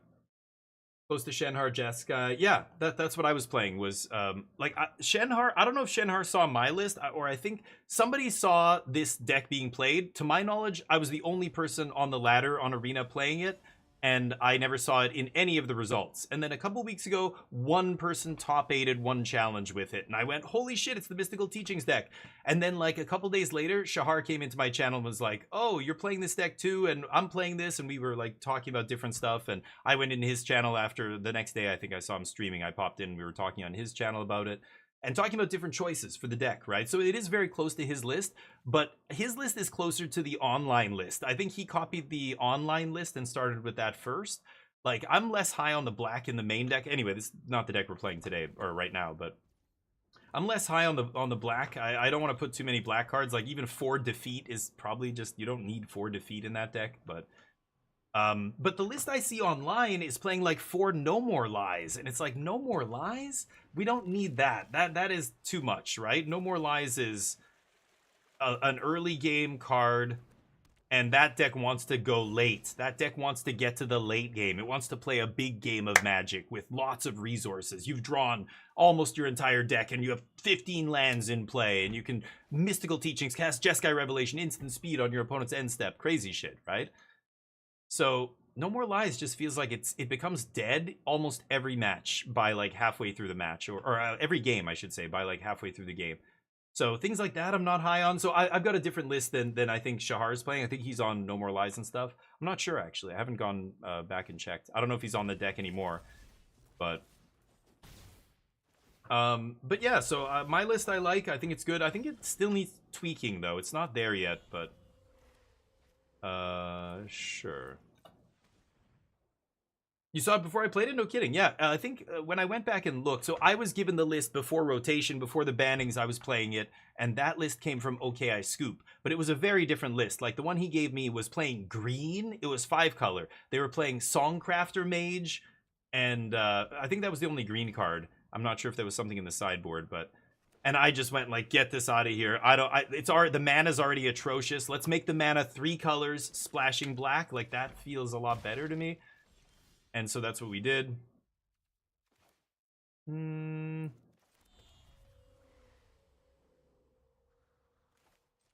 Okay, fine. But then when I Googled it, I actually looked to see if anybody else, like, where is this list, where did it come from and who played it? And I found the oldest reference I could find to the Teachings deck was Saffron Olive.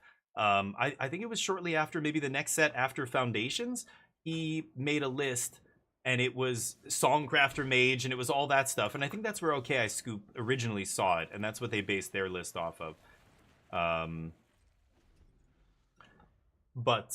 So it's weird. I think, Saffron Olive made it for one of the budget brews or whatever. He just, Teachings got released in Foundations, so he was like, I'm going to try this.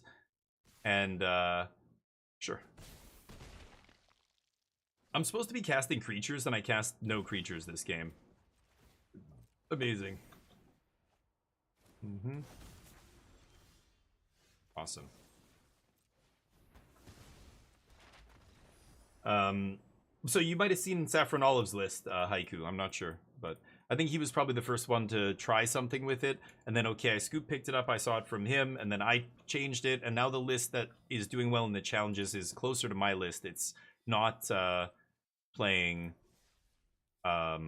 green, of course, and it's also very similar. They're playing one less Teachings and one less Revelation, but I'm more spell heavy and just, I don't know. I could try a No More Lies. I was thinking of trying like 1 or 2 just to see.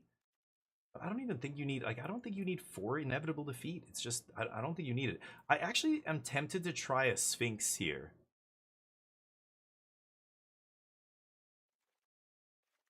One Sphinx of Forgotten Lore.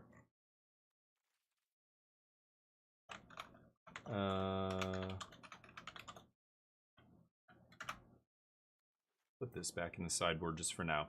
Let's try 1 Sphinx in the main. We'll play 1 more match of this. And I want to play some Frostpunk after this, but... Each!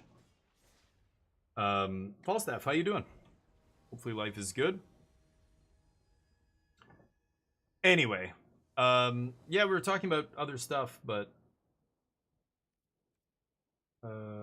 yeah. We were talking about philanthropy and all that kind of stuff. Oof, this is a clunky one. Again, these are not the most elegant spells in the world. I mean, I have 2 good plays on 2, but I'm on the play, aren't I? Yikes. I'm 27 lands, and I think that's correct. It took us a little while. Like, when I first picked up the deck, one of the first things I did, we went to 27 lands. But then as I started playing the deck, I was like, man, you have so much card draw. When I came back to it, actually, I thought, Consult the Star Charts is so good that I can smooth my early draws with Consult, and I don't need the 27th land. But actually, even with the smoothing, I still just was not, like, I was missing 7th land drop like 4 turns in a row and losing sometimes because of it. So I put 27 back in, and I think it is correct. And all the other lists I see are playing 27, which I think is correct. I think all that makes sense. Okay, land's good. If I can get to Teachings, I can go consult the Star Charts, and then that'll find us land. Anything they play here, I can just kill. I've got Emergency Eject for the Cauldron, if they have that. Good afternoon, Aaron. How you doing, man? Hopefully the weekend was good. My wife got absolutely trashed on Saturday. She came right after work. We went to this little row of there's breweries and distilleries. It's called like Brewery Row. And yeah, she got slammed. She drank way too fast, so we came home and she just was hungover all the next day, and that was my weekend taking care of her. Exciting times. Yeah, she's drinking too fast, and I'm like we just get a beer and we're talking. There's like, it was me, my cousin is in town, so we met my cousin, her two friends are there, and I look over and she's already done like a full pint of like, you know, a 6.5% IPA. And I'm like halfway, and I'm not drinking slowly or anything, but I'm like, Yoonjung, like, she's like, okay, I'm gonna get another beer. I'm like, slow down, like, wait. And then we're talking, blah blah blah, and I like, at some point during the conversation, she reaches over and has a sip of my beer, and then she has another sip, and I'm like, Yoonjung, stop drinking my beer. You're drinking too fast. No, I'm fine, I'm fine. And then she was just absolutely, by the time we got home, she was demolished. She hasn't been that drunk in a while, and it's because she didn't eat. She came right there. We ended up getting pizza while we were there and stuff, but it was already like, you know, she had just drank way too fast. She's gotta get better with that. I keep telling her, it's just she doesn't, she's having a good time, and she just like, the better time she has, the faster she drinks. And it's just like, I'm like, Yoonjung, you can't she just doesn't know how to pace herself. That's it. She's Korean. She's from South Korea, and in South Korea, you don't pace yourself. You're doing shots of soju at dinner, shots of soju at the next place, the bar, the izakaya, wherever you end up going, shots of soju at the, and then yeah, it's just, people are used to that, so that's like, I don't know. She's got to stop doing it though. It's crazy. Okay. I have all unconditional removal here. I think I'm just gonna use defeat. I don't really want to give them maps, right? Yeah, spread it around. It's fine.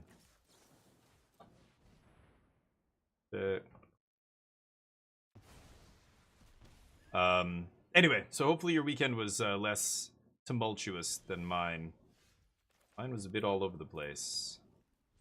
It's okay though. Sunday I did everything basically around the house while she lay in bed. But that's how it goes. Wow. Kind of wanted teachings here, but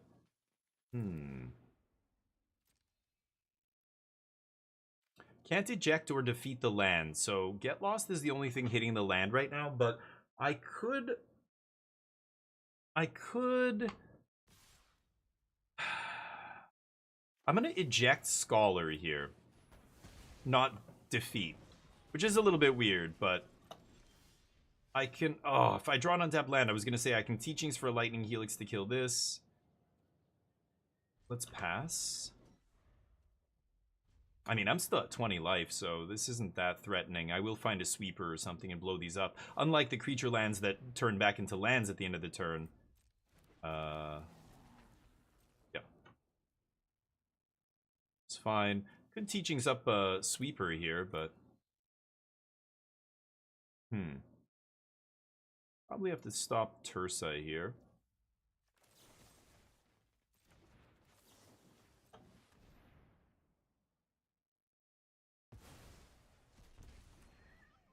Take some damage. And now I can teachings up a lightning helix for this. They could have spell pierce, I guess. But I'm probably gonna wait. Oh, right, that thing. Sure. I forgot about profs. I guess I should have let that happen first. Okay. Pass.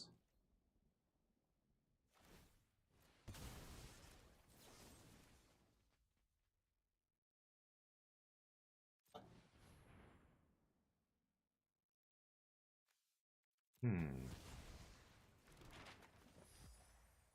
think I'm gonna save this. I could just end step, go get a revelation, and start blasting, so let's see what happens here. If they pierce it, I don't even care. I'll just flash it back, right? So let's make them worry about something here.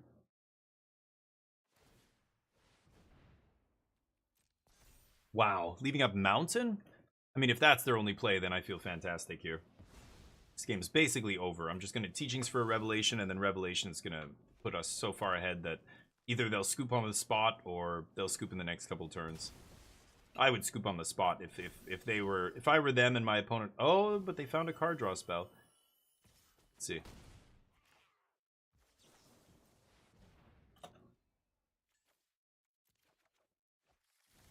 Tutors, baby. Tutors. Gonna have that piece of shit back.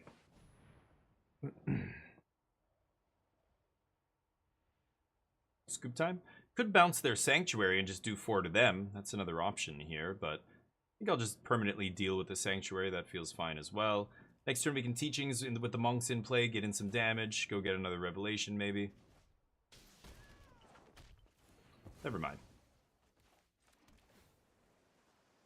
Okay. Yeah, you know what? I keep that on top, I think. They only have 2 blue mana here. Do all the things. They can only do one more thing, never mind.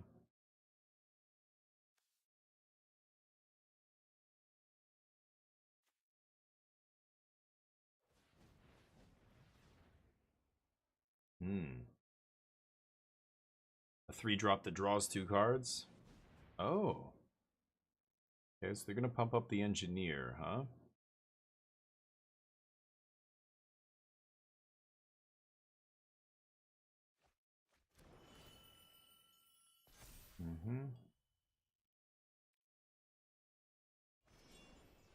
Oh, okay. I think they're dead. 4, 5, 6, 7, 8. So I could go... Teachings... If I Teachings Helix, that's 9? Not quite lethal, right? So I guess I will Revelation here.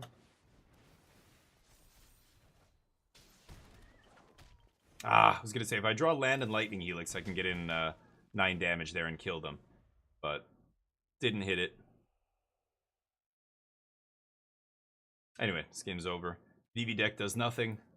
Apparently they couldn't find VV. Not fast enough, anyway.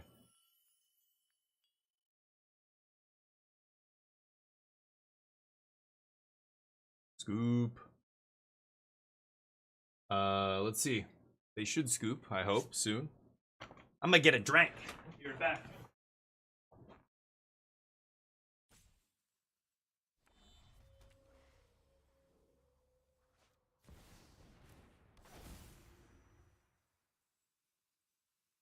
Way behind. Neo chilling out there, waiting for me to take him for a walk. He's got a while to wait, unfortunately. Yep. There's your VV. Is it enough, though?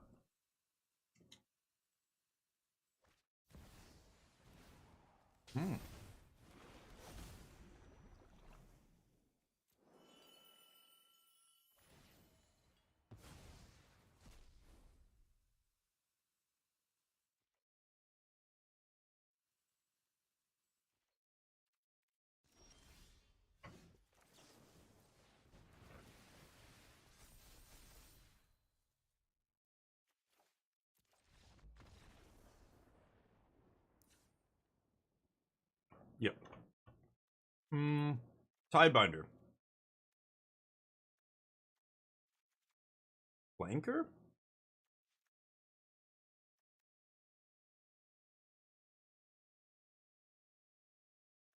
I could see Cease. But if I'm bringing in Flanker, I think I need Cease, right? I'm going to take out the counter magic. I don't like fire magic. And then I usually cut a Teachings and 1 Revelation because I don't need 4 to beat them. Like, even 2 is more than enough. Oh. Actually, this is going to be pretty good, maybe. I'm going to try this. Leave this in. He dead, yep. Hungry just ate. Oh, I know. I'm sorry, Riley. The only reason I don't normally eat on stream. I have to eat a quick little snack here because I didn't eat a big lunch today, and I knew I was going to be hungry halfway through, and I'm like, oh, I'll just eat a protein bar. I'm sorry. Usually, I don't eat on stream ever, but sorry, Battlegander.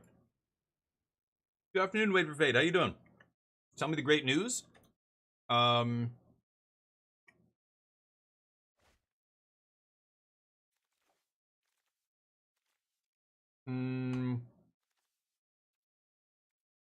I'm trying to think of something. There was some... No, I can't... I don't know. They were talking about it on the Skeptic's Guide to the Universe or whatever podcast. Some new power source. Cheap. Not salt. Or... It's some kind of battery technology. I can't remember what it's called or what it does. I was vaguely listening while walking Neo. And it sounds good, sounds promising, but again, it's a matter of scale, and they're talking about scaling it up, and will it be viable, and blah, blah, blah. So, that's the best I can do. How you doing? How was the weekend?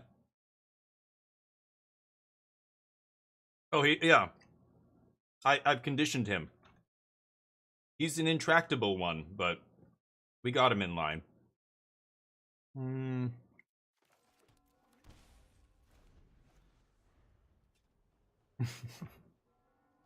Starship Troopers, nice. Are you gonna buy Battlefield when it comes out? Did you enjoy Battlefield?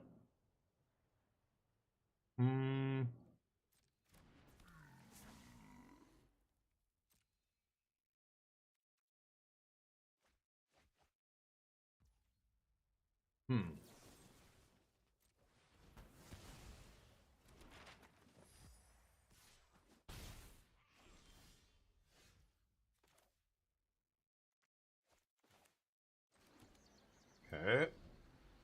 Too many land. Ritzy, what's up? Thank you, buddy. I am doing well. Appreciate you. Okay, nice. That's what I was wondering. I know it's not for everybody, so. Got a Vivi in the yard, huh? But yeah, you've loved Starship Troopers. I love that. I thought it was pretty good too, but definitely a little bit rough around the edges in some ways, but also, I don't know, I found it a little bit repetitive after a while. I wish there was a little bit more variety, but I liked it.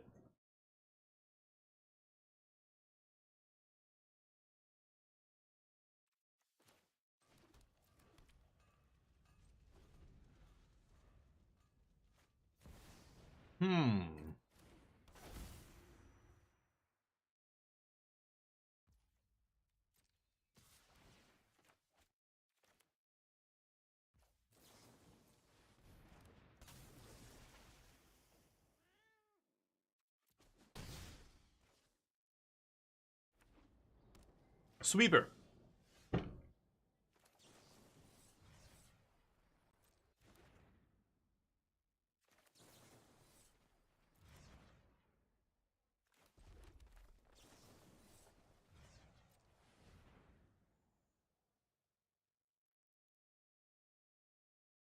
So what I'm trying to do there, if I kick Consult, I can't cast whatever I find. Right now I've got to find an answer to Vivi and hope they don't have Spell Pierce. That's really all I can do. So I want to play untapped land first so I don't pay life, so I can look at 5, not 4. I mean, if that was the top 5 and that 5th one, that land was the difference. That's clutch. Now we have to hope they don't have Lightning Helix or Spell Pierce.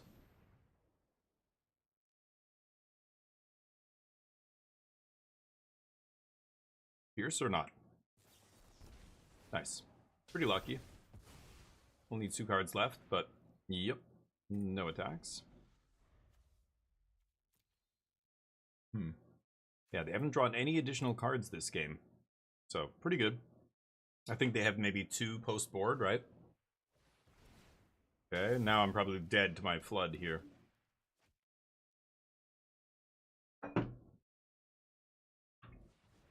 Two new modes?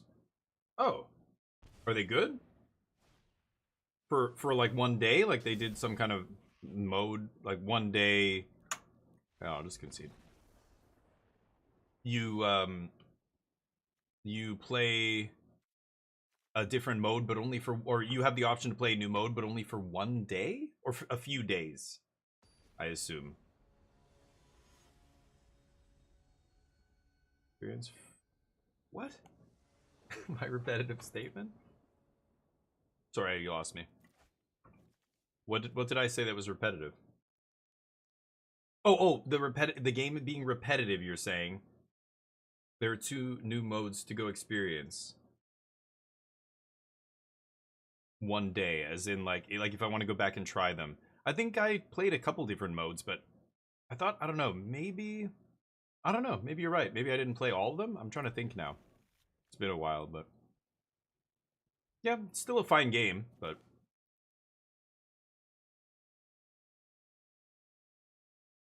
I like PvE. PvE games are fun. Did you ever play Aliens Fireteam Elite? I think it's called.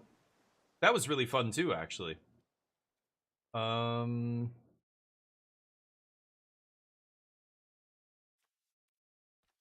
of need to find white mana here. I know Starting Town makes white, but I need like actual white, or I'm just gonna die to my own lands here.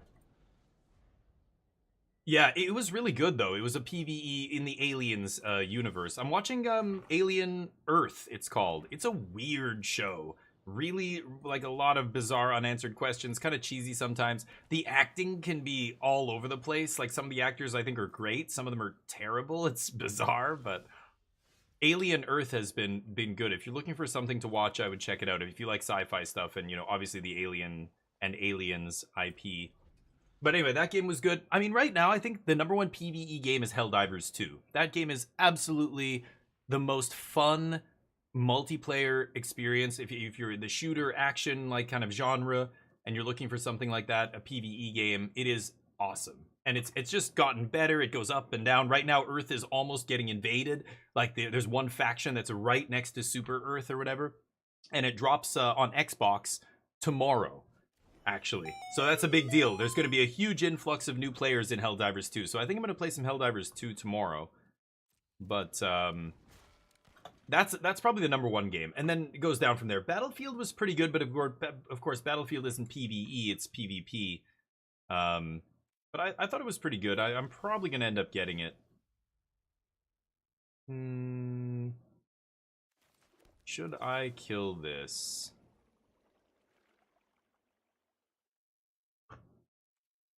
I think I don't care. I'm gonna pass. It's on it's on Disney. Oh yeah, nice. I pirate all that shit. I download. I don't pay for we still pay for Netflix, the lowest tier, which is garbage. It's got ads and stuff. I keep telling my wife to stop, but because Netflix is in Korea, we have a Korean Netflix account, so it's all in all the Korean shows and stuff like that for my wife and my sister-in-law, so we still have Netflix in my house, even though if it was up to me, that thing would have been fucking gone a long time ago.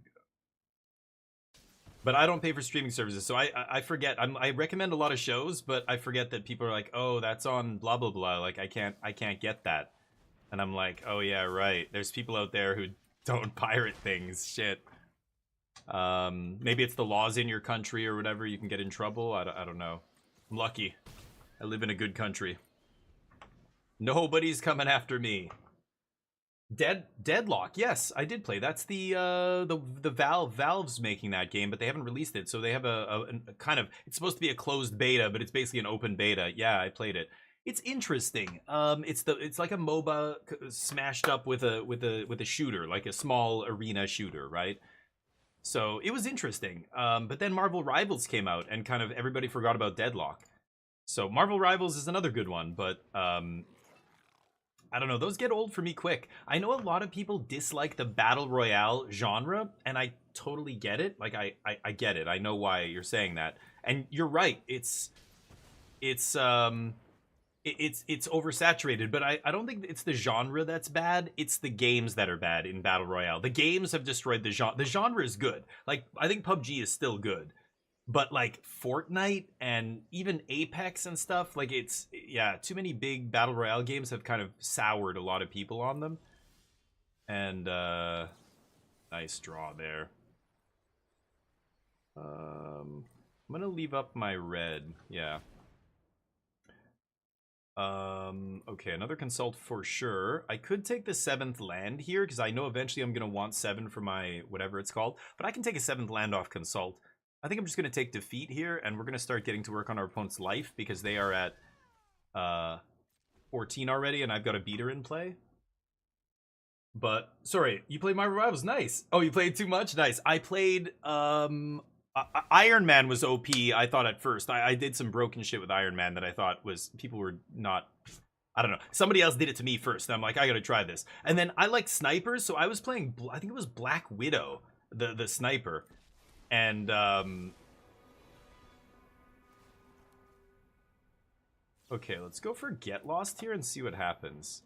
They might pierce this. I think they will. Yeah. Okay, now if I draw a 7th land, I just get to slam Revelation. I was trying not to Revelate into a Spell Pierce there. I think I am going to kick this, and yeah, leaving a blue-red. Okay, so now I want the land, and I want... Ooh, Teachings is pretty hard to pass up. So I'm going to Abrade their token, hit Ral this turn.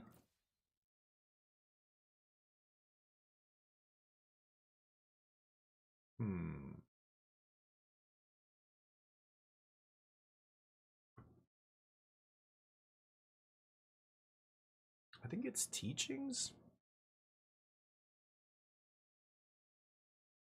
Lightning Helix hits Ral, so does Get Lost. Maybe I just Get Lost Ral. This is just easier. Let's attack first, though. Make them block.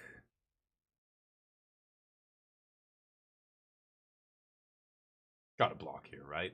What if I have Lightning Helix? I've already shown you 2. He'll get there. Too much cheating. Yeah, Fortnite and stuff. Yeah, there's cheating's in every game though. Even small game like arena shooters, like Overwatch has a huge problem with cheating, and a bunch of other games. Yep, they figured it out. Oop. So yeah, that's just gaming in general. Like that has nothing to do with the genre. I think battle royales, I find are the most entertaining. They provide the most like gameplay moments because they have the highest variance. I honestly, if I was to compare it to TCGs, I think battle royales are like Magic. There's much more variance in Magic than some other games, but that's almost what makes it better. They hit that sweet spot between variance and skill, and that's awesome. That's like poker. That's like a lot of the most popular games on earth, right? If it's just skill, like chess, and there is no variance, that's good too. It's different. I think to give it, to really appeal to the widest demographic, like you got to put some element of variance. I think, you know, there's a lot of people who fall on the really variant side, the like true gamblers. They are the Momir enjoyers and stuff in Magic. They love that. They'll play that, those kind of formats. And then there's the people who like zero variance. They don't play Magic. They play, I don't know, chess or whatever, right? Even Hearthstone, even Legends of Runeterra, all these other games, the inherent variance with the resource system in Magic gives it like another layer of, oh my god, I drew the land, or oh, you know, my opponent's got they drew a land, we win, they drew nothing, yes. Like that it just builds in a huge amount of variance into the game that I think is awesome. But okay. I'm rambling, I apologize. I could just defeat him. They're at 14. I really want to resolve this though. Should I really give them VV back? They don't have one in the yard. They've got Tursa on top. I can Abrade the Tursa. I think I'm actually just going to eat this. The fact that we exile it is huge here. And I'm going to punch. And I'm actually going to leave up the mana to pay for Spell Pierce. I could Abrade that Soul Cauldron right now and just make sure that it's not an issue, but I can also Abrade this idiot. Yeah.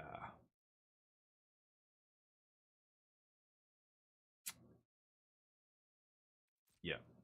I can actually Mistrise this Abrade to make sure it resolves.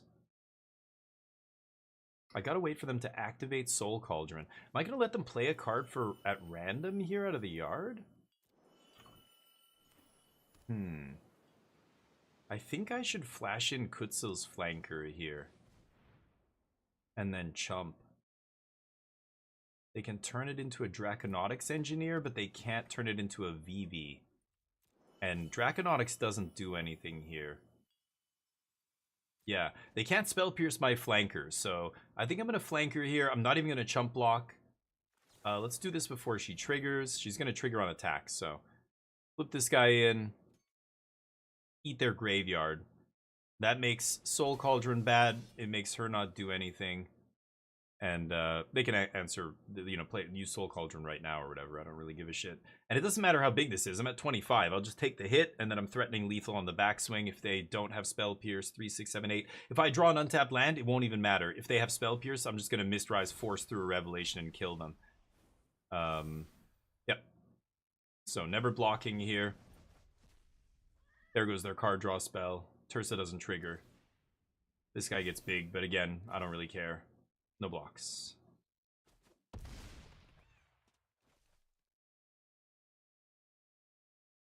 They don't... Oh, they're going to play a spell? If they tap out, they're dead. Map. Map it up. Oh, the bounce. Okay, they're trying to keep themselves alive. God damn, they're lucky. I have exactly 7 here. Well, I might... I have 2 Lightning Helixes. I'm 5%. So I could go Jeskai Revelation, draw 2 cards, hit a Lightning Helix. That's lethal, right? Could bounce the Cauldron. Very tempting, but I have a Braid in my hand. Just bounce Tersa.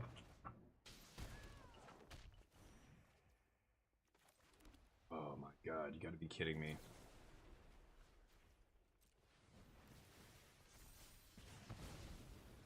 Alright.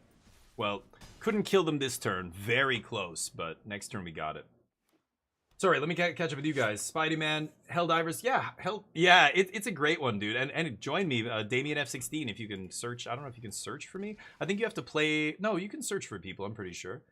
I think you need their code, though, or something. I can't remember how they did it in Helldivers. You need, like, their player code or whatever, but... Yep. Oh, drawing cards. Wow, I thought they would make a dude... Oh, no, they're dead if they make a dude. What am I saying? Stream is crashing? What? No, refresh your stream. Keeps buffering. I don't know. I don't think... Nothing is running in the background that's not supposed to be.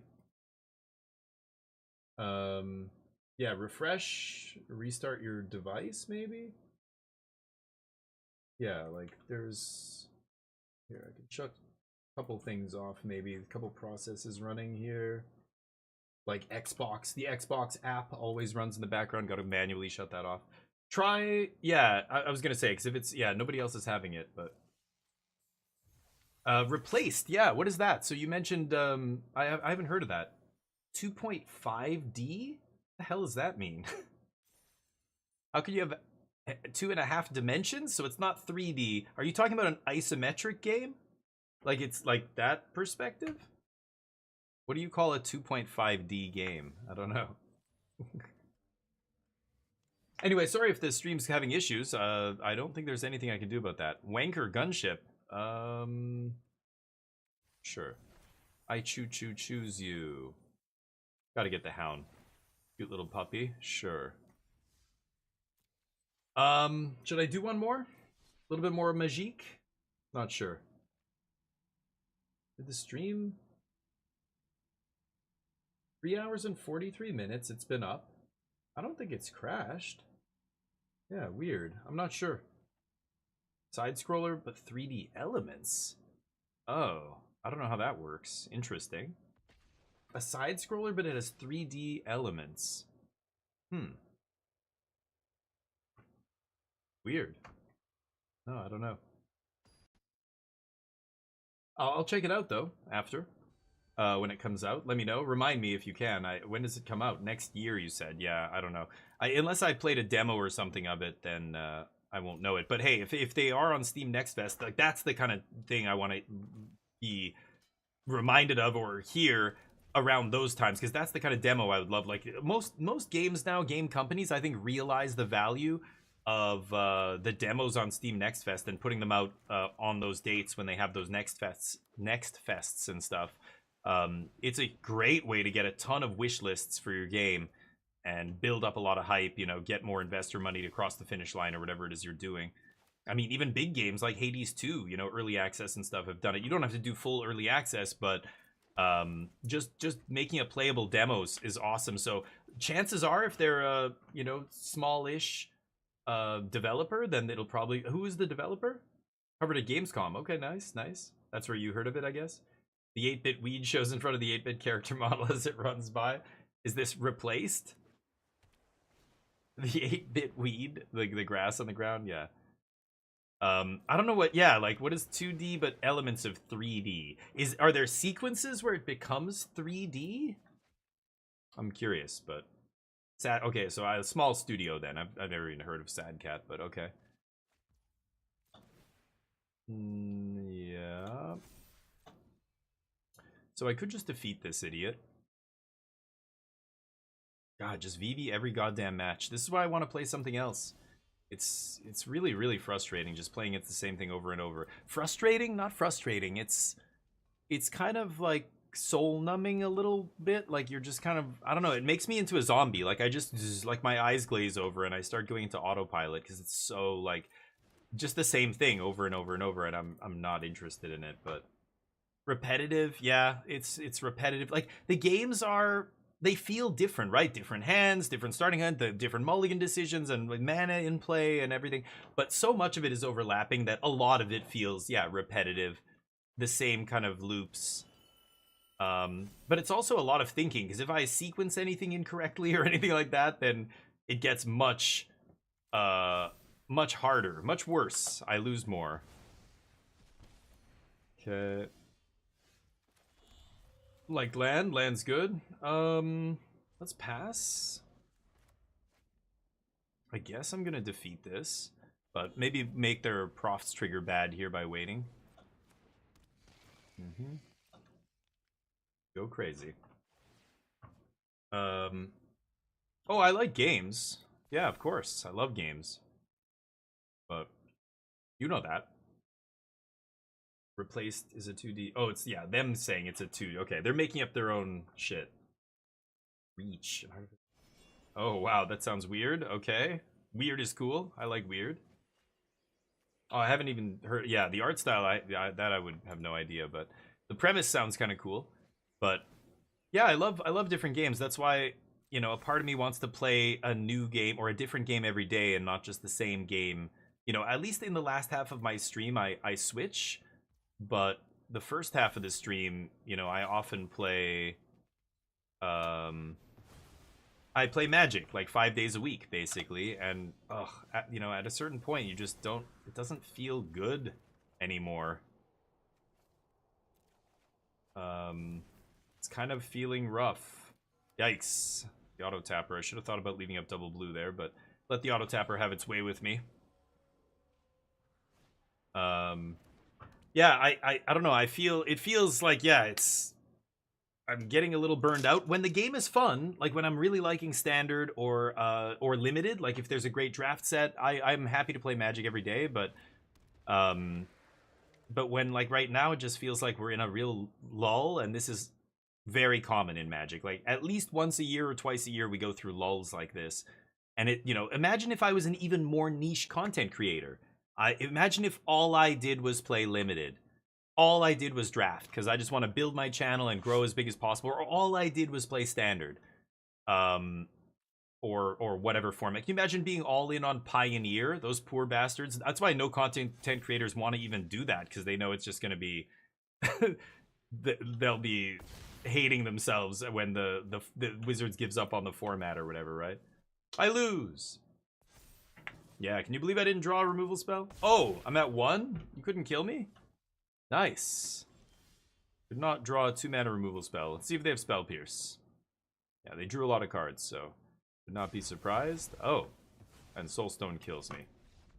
Ham TV, yeah, some people like limited. Limited is great, and I love it, because at least limited, it's every deck is different. Not like this. I'm playing the same deck over and over, or, you know, if I'm playing VV, can you imagine, or some other, it's the same 3 decks or 4 decks that you're playing over and over.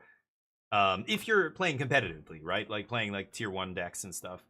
And limited, at least you have the deck variety, but when the set sucks, oh my god, I feel so bad for that guy. Yeah, Ham TV and all those content creators, you can hear it in their content. Listen to the Limited Level Ups podcast, or Limited Lords of Limited, or Limited Resources when the set sucks. When it's Streets of New Capenna, or All Will Be One, or one of those sets. They literally are like, okay, well, this week we're gonna do a variety week. Ask us anything you want, please. Please don't ask about magic. You can ask us any questions you like, anything at all, about our lives, about other stuff. Don't bring up the stupid draft format. Please don't ask what to draft. You know, like you can Hear it. you can hear it in their voices. You can see it in the topics they choose to talk about. They even say it. They're like, it's kind of a dead format, so today we're going to talk about the big picture theories or whatever. I feel bad for them, but that's the problem with tying yourself to something like that, right? It's just when the set sucks, your content sucks, and nobody cares about your content. They move on to other stuff, or they'll come back, but for the next month, it's like a desert or whatever. It's kind of interesting, but yeah, it's tough to be to stream just one game, I think, all the time. One format, even to be niche, you know, like Aspiring Spike or somebody like that. All he does is stream modern. Man, when modern sucks, I mean, he's brewing, he likes to brew and everything. I'm not a brewer. I just like playing, you know, what I think are the best decks in the format. So I don't know. I have zero desire to like play an off the wall deck that you're just gonna lose a bunch with, and it's probably not, you know, like that you're gonna have a worse time playing an off the wall deck that sucks than just playing the tier 1 deck that you're sick of. Kind of thing. That's why I like this. I try and find decks like this where at least it's something different and it's powerful, but now it's starting to catch on. It was just like Omniscience, right? I was on Omniscience combo from like day one. Right when that list first popped up in that very first RCQ, I was all about it. But I'm gonna wait on this. But then it got better and better and better, and then other people, you started seeing it pop up in other places and stuff, and then it was 40% of, or it was, you know, half the metagame. It was split between that and the blue-red decks, right? Okay. Ooh. No land, huh? In that case, we're taking care of the board here. Game 2. System Shock School, yeah. So yeah, and there's probably some people who like it, and hey, if you can do it and you enjoy it, then hey, all the power to you. I mean, look at me. There's some people who can do what I do, which is stream 6 hours a day, at least 6 days a week. I put in more hours doing this than most people do at their jobs, and this is the kind of job where it's exhausting. I'm literally talking nonstop for 6 hours every day to you guys, literally every single day. We're talking about game. And just like focusing on games and on and on and on, all this stuff, right? So it's, other people look at me and they go, you're a freak. How do you do this? Oh my God, I couldn't even do that for one day. I would be like, I hate this. And I'm like, I know, I get it. I totally understand that sentiment. I don't know what's wrong with me. Just like Ham would probably say the same thing. I'm obsessed with draft and I know I'm fucked up, but I that's how I am, and I can do it. So, you know, and it's like, yes, okay, great, that's great. But I think a lot of streamers, you know, once you realize, you know right away, like I know even before I started streaming, like I read about it, I listen to what other streamers say, you've got to really be niche to build your channel. And there's this push and pull between viewership and building your channel and doing what you enjoy. I think a lot of people get trapped because they see, because they find some niche, they start to get popular, they get some viewers, and then they get trapped in that niche because they can't, I should have shut off the Mako there. I don't know why I didn't. It was dumb.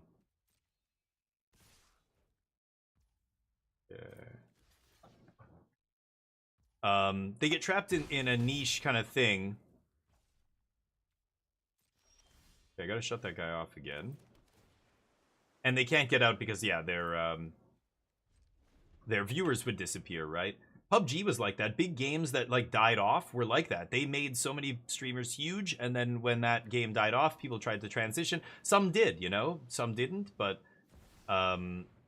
anyway, I think at some point a lot of people kind of get stuck, and they, even though they know they're burning out, they just keep powering through it because that's their job. And so I don't know. I think at some point it comes through in your content too, like when you're not really loving what you do or whatever.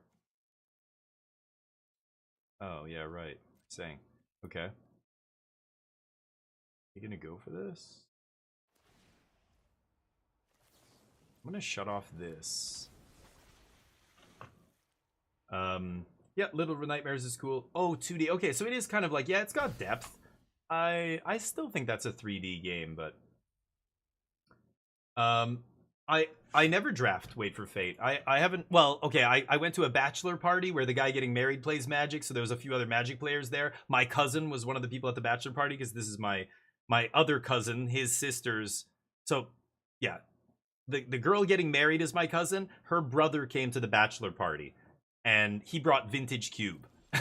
So we drafted the shit out of that Vintage Cube. We drafted it probably 5 times, I want to say, so maybe 6 over the 3 days. It was awesome. That was the last time I played in real life. Before that, I drafted 4 years ago in real life, like a long. Oh, I drafted at MagicCon 2023. When I went there, that was another time I drafted. Go. I guess I could attack here. I should attack. See what happens. I drafted with the guys from Team Magic Jank, and Melissa Del Toro was there. She joined our draft. I had to play her in the last round. We were both 2-0. She beat me. I made a huge mistake in game 3 against her, and I felt so dumb. I'm like, oh my god. Melissa Del Toro thinks I suck. Shit. Oh, yeah. Oh, well, I wasn't paying attention. Oh, look at the way she's looking at me. She knows I'm a fucking noob. Shit. You know, just that kind of stuff. Very tempted to Tidebind this, but I want an Inevitable Defeat, I think.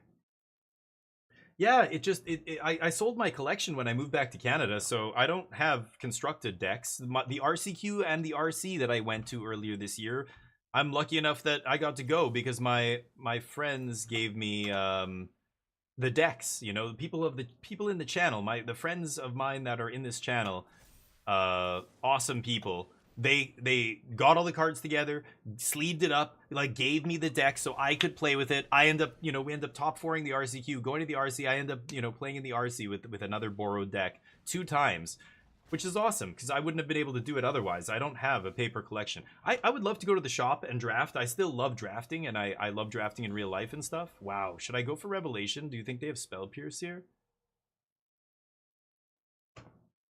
I think I have to wait. I'm at 13. I think I have to wait here. There is no Cauldron right now. I can shut off the Mako here. Ooh, that's pretty good. Should I fight? No. Wolfenstein? Yeah. Okay, 2.5D. Oh, okay. I still call that 3D. I mean, I know what you mean. It's primitive 3D, but I think that's still 3D.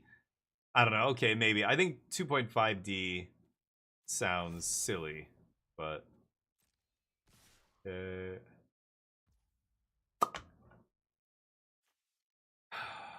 no VV in the yard.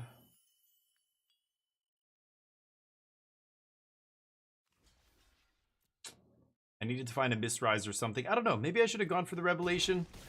Could have done it with the card draw spell on the stack, but pretty sure I'm dead here now. Show me the Spell Pierce.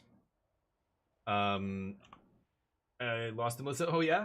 If you're going to game 3 versus Sir, nice. Oh, okay. Nice. At regionals, that's awesome. Yeah, I don't have any stories like that, unfortunately. So wait, you lost her. Oh, so this was like at a, yeah, this is before she started working for WotC then, right? I guess that must be, yeah. Amazing. Derp. Yeah, Kibler must have been fun to play against. I wonder. Yeah, geez, I wasn't even playing. Oh no, I was playing then, but I wasn't playing in North America, that's for sure. Okay, uno mas, then we'll switch it up. Hey Mina, how you doing? Long time no see. How's life? What were we talking about? I don't remember. Anyway, streaming's tough, and yeah, people are weird, and you've got to be niche in the content creation scene if you want to actually get anywhere. But being niche is so antithetical to like it's. I don't know. I think you should be streaming for yourself first. If you don't love games and you don't love talking with other people and being part of a community, then streaming's not for you. You can't like force your way into this. I think when people are not genuine, it comes across very easily or very quickly. I don't know. But I think some streamers feel forced to me. I don't know. Like the big ones don't. They are all doing it because they love it. And you talk to many of them, and they're like, "If I wasn't a big streamer, I would still be doing this. This is what I love to do, and everything else." Those are the people who end up making it. They care about what they do because they are fans of their own work, kind of thing. Like the people who make games, like Stardew Valley creator or whatever. Listen to those kind of people say, I made this game because I wanted to play it, because I like playing these games, and this kind of game didn't exist, so I made it, you know. And now all these people benefit because it's a great game, and you know we all love playing it or whatever. Molt tenders, the roots deck, huh? I guess I'm gonna kill the roots here. But I feel like sometimes people try and force because they think it's an easy job. Oh, I just get to sit at home and play games all day. I'm gonna be a streamer. It's like, don't do this unless you really love doing it, because it'll burn you out super fast.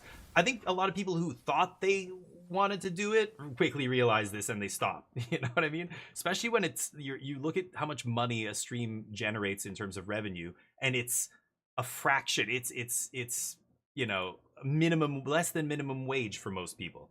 That is very disheartening and makes you go, what the fuck am I doing? This is stupid. Yeah, so you were in it for the money. You know, it doesn't matter whether you're becoming a doctor or a streamer. Do it because you care and you want to do the thing for what it stands for, what it is, and not just to make money or whatever, or because it's easy. Not like it being a doctor is easy, but people who become a doctor for the money, for example, or for the prestige, the you know, the status that it comes with. Not the kind of doctor I'd want. I'm doing well, Nina. Thank you. Really? You played against... Wow, damn. I am trying to think of the biggest pro I've played against. I played against Sajalik in limited GP once. I played against... Oh, one of the... I can't remember his name. I played against a... He's not like a well-known pro, but he's a grinder.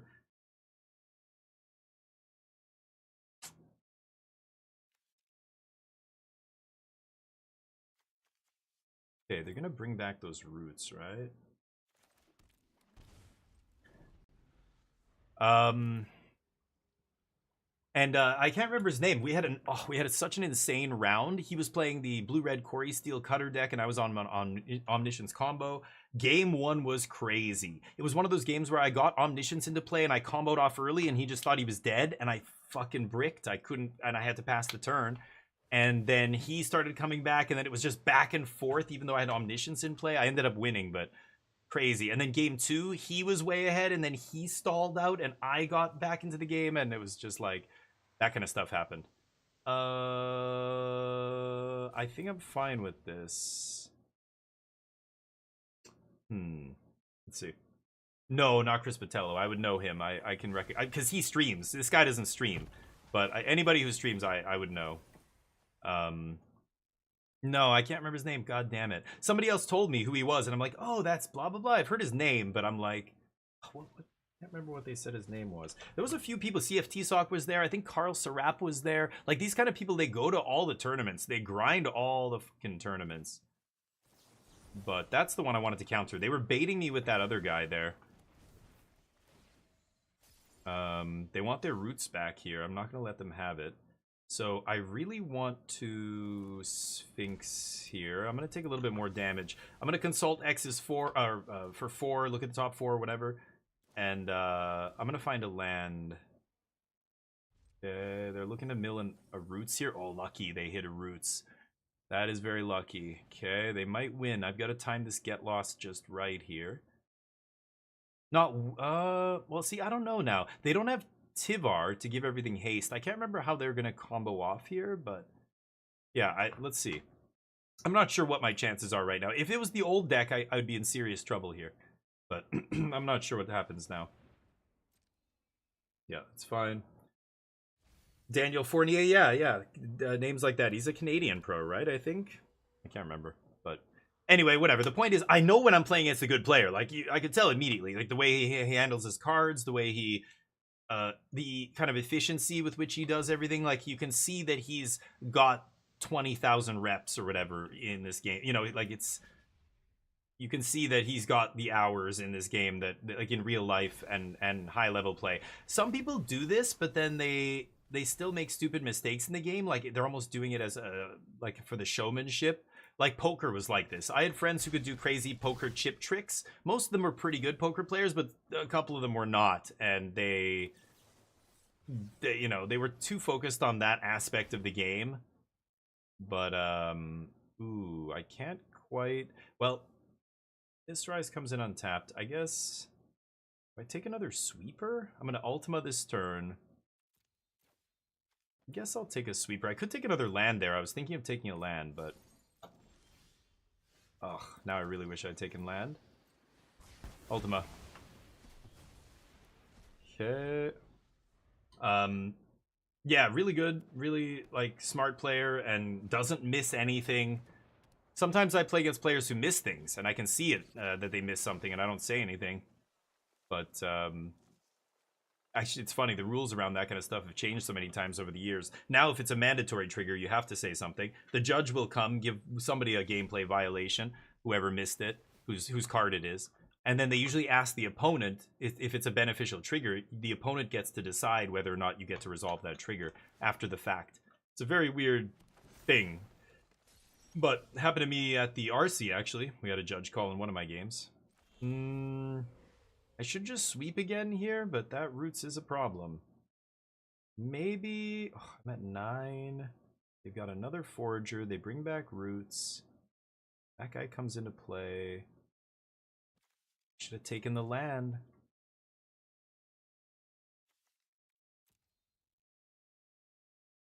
I've got to sweep here. I'm just like, when? When do I sweep?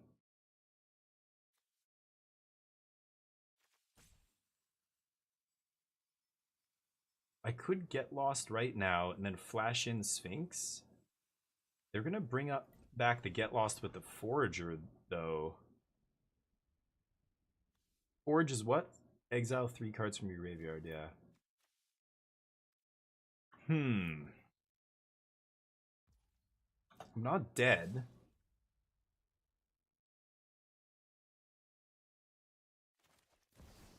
I'm gonna try this. It's kind of crazy.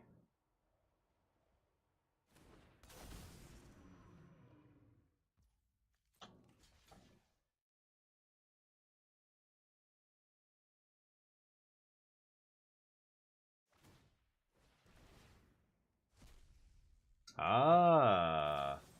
Okay. And they can get it back, and then I showdown.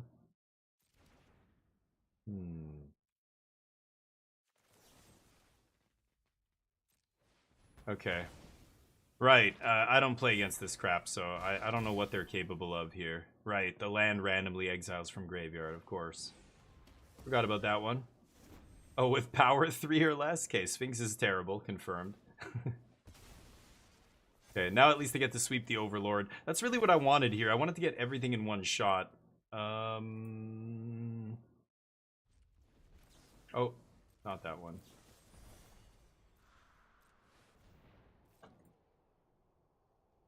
Okay.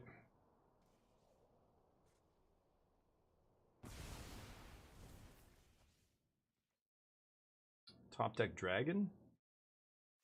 Any land, I get to start revelating here. What are they getting? Hey, Kenpachi, how you doing, buddy? Yeah, long time no see. How's life? What's new? How was the summer? Yeah, Battlegander, right. Wait for Overlord. I'm trying to not die that previous turn, but I think if I didn't play Sphinx, I would have died to the trigger from Roots, so I did have to play Sphinx there. I could have Get Lost in response, something like that, but... bring back Overlord, sure. No more codes for picks? I don't know what you mean, Mina. Codes for picks? Sorry, I don't understand. Like, when I do giveaways, when I give away codes, I will be doing that again at some point, but... Free what? Free... What are you talking about? Free something in this game? Yeah, they're all too big. They're all too big. No 7th land to win the game, darn. I don't know what you're talking about, sorry. Sweep when the floor is dirty, yeah. Yeah, sweeping away these dorks. The Roots deck. Pretty sure this deck shouldn't exist anymore, but People still trying it out here, trying to do something. Dragonfire. So they're just recycling a bunch of crap, right? Guess fire magic.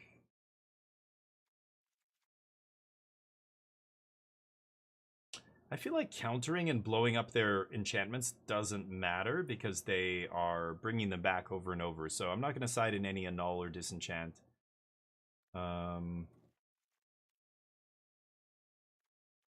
Raid can go.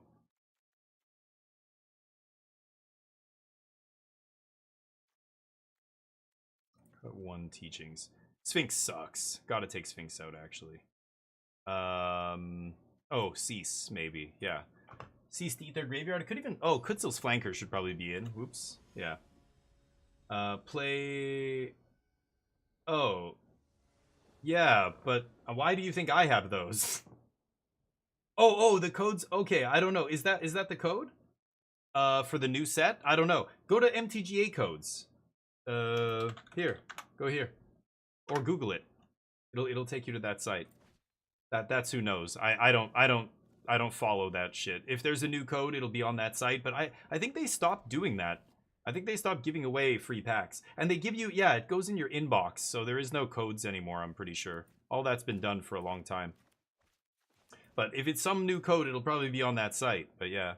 Yeah, I think they stopped. Yeah, if you're asking about the, yeah, right, play whatever, and it'll give you 3 free packs. I think they stopped that, yeah.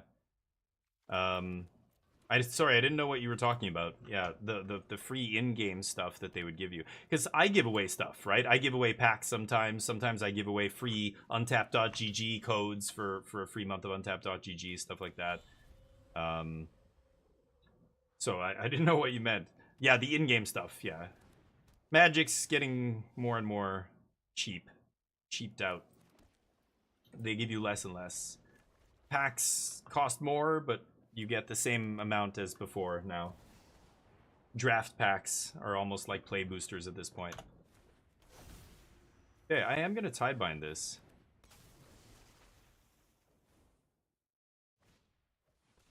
Deal.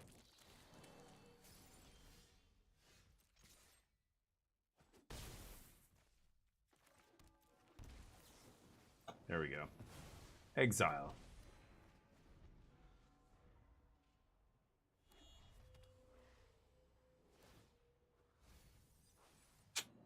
Nice mill. Card doesn't matter. Yep. There are no creatures in the yard, so it can't grow.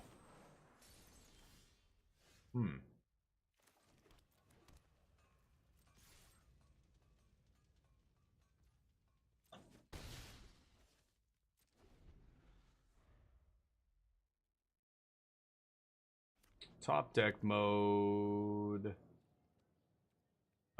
I might Lightning Helix them.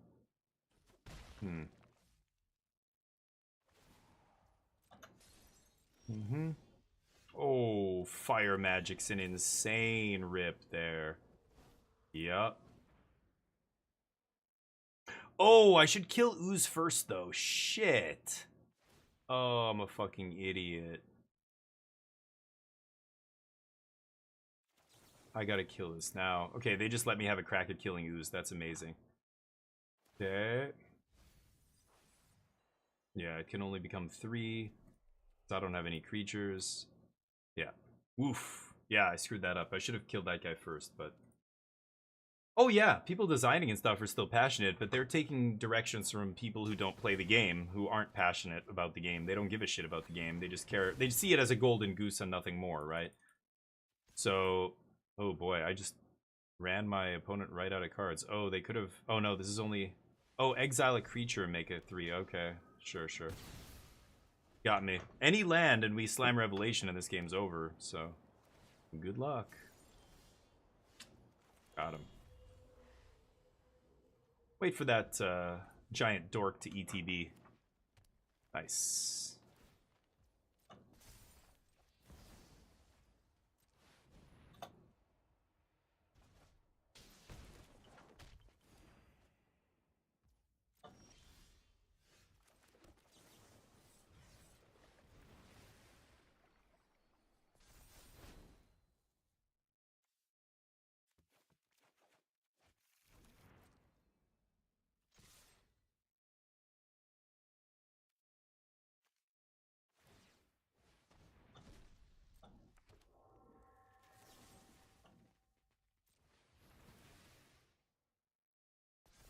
try to use the other one. No?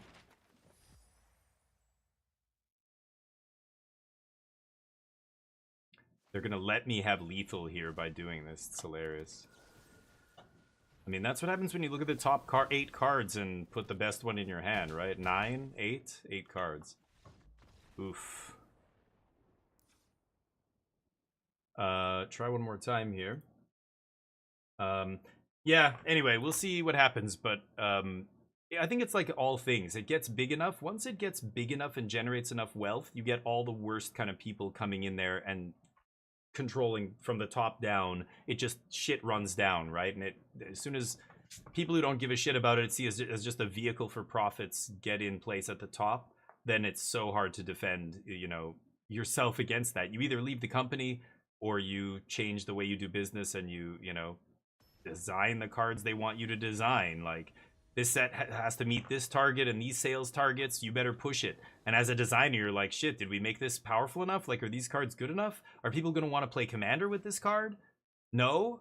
Okay, make it strong. Okay, take away the tap ability on VV. Just let it just be 0 mana. Give us the mana.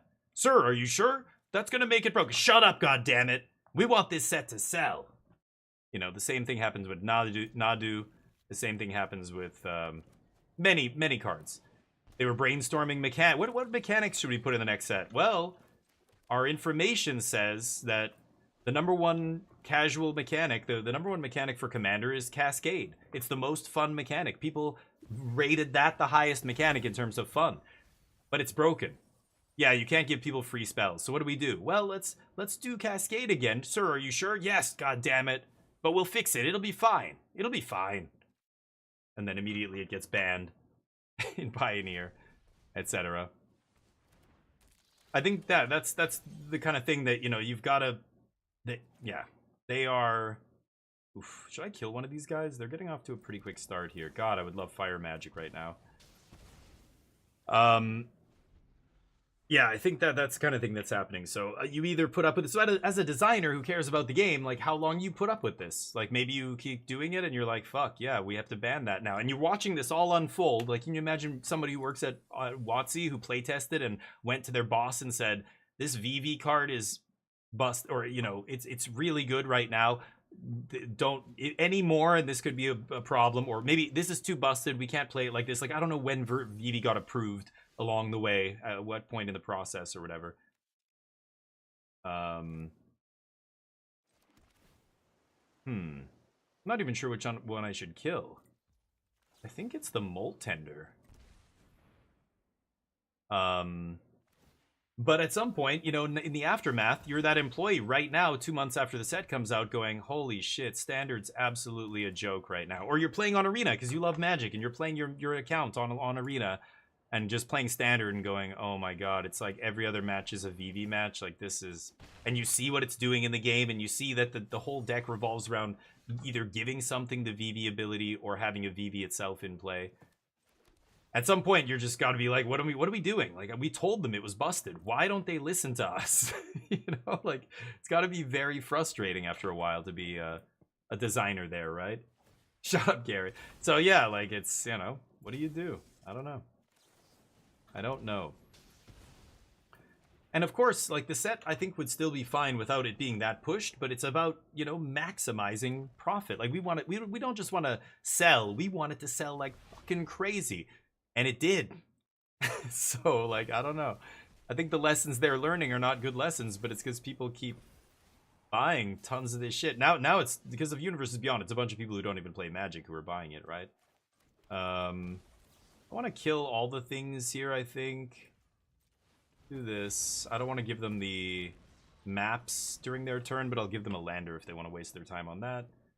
And then I'll get Lost the Overlord here. Oh, hi, Mark. Guess I have to kill her instead.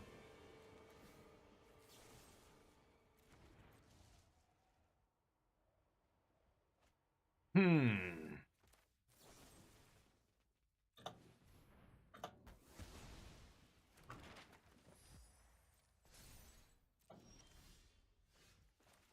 to land on top.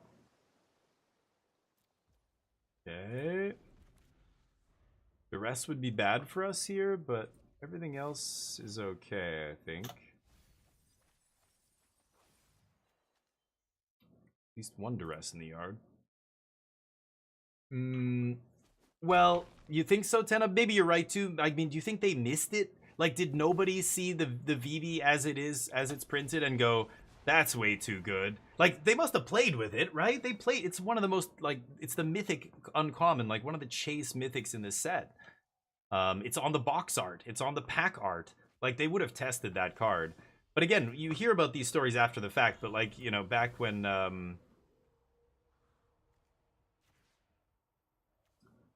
bounce that? I guess so.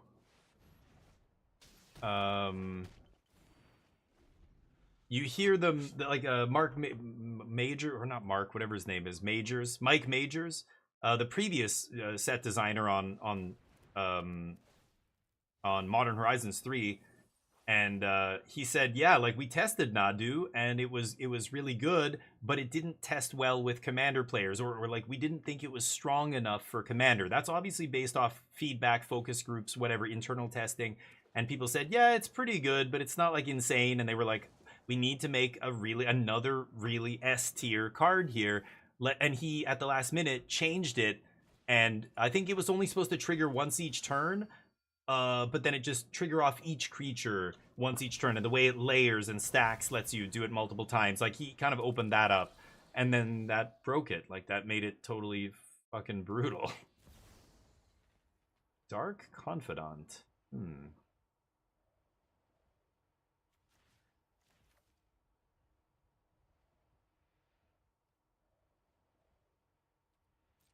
Yeah.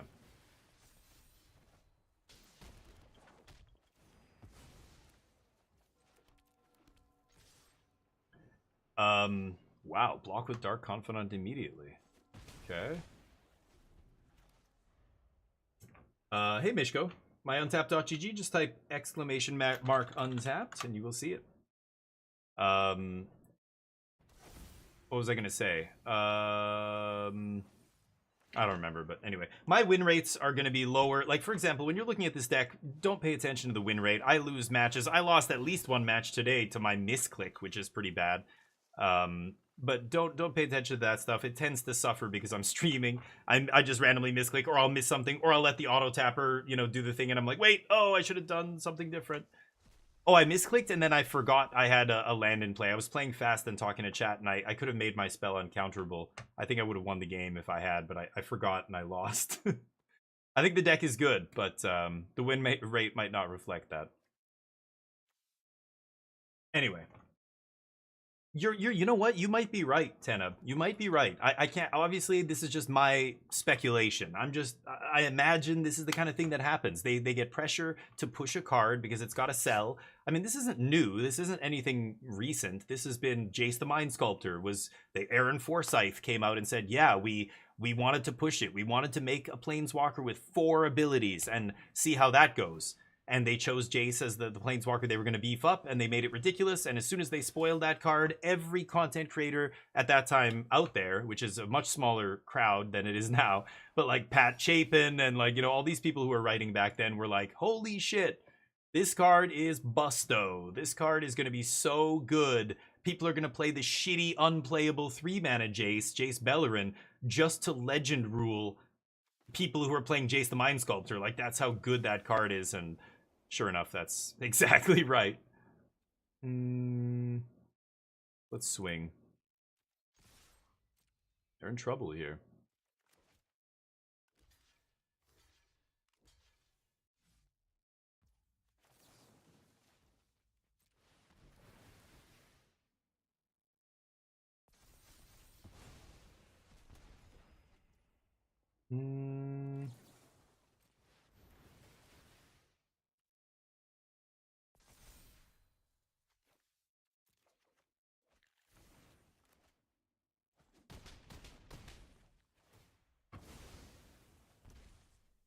Okay.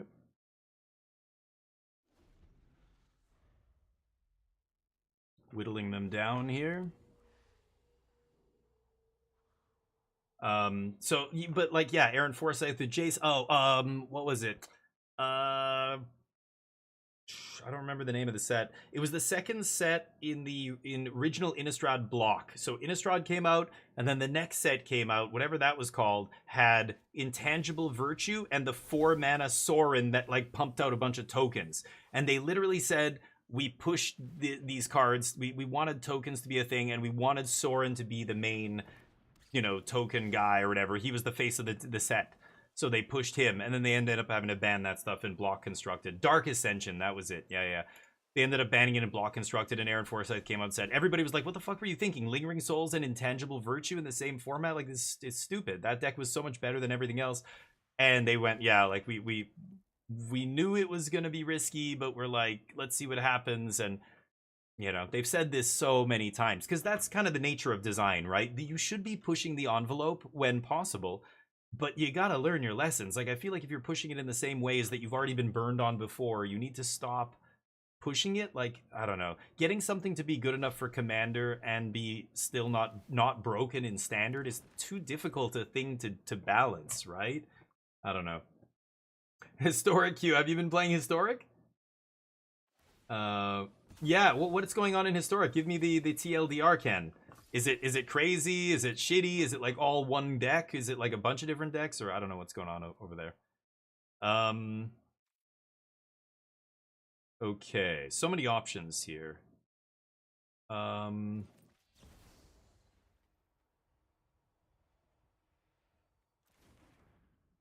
6, 7, 8, 9, 10.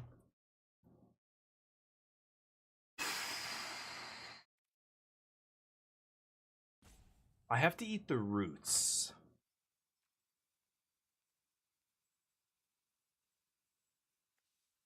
Three, 6, 7, 8, 9, 10. I'm gonna shock myself. I want to go to 10 here. Instead of Revelation, I think I'm gonna go Defeat Teachings here.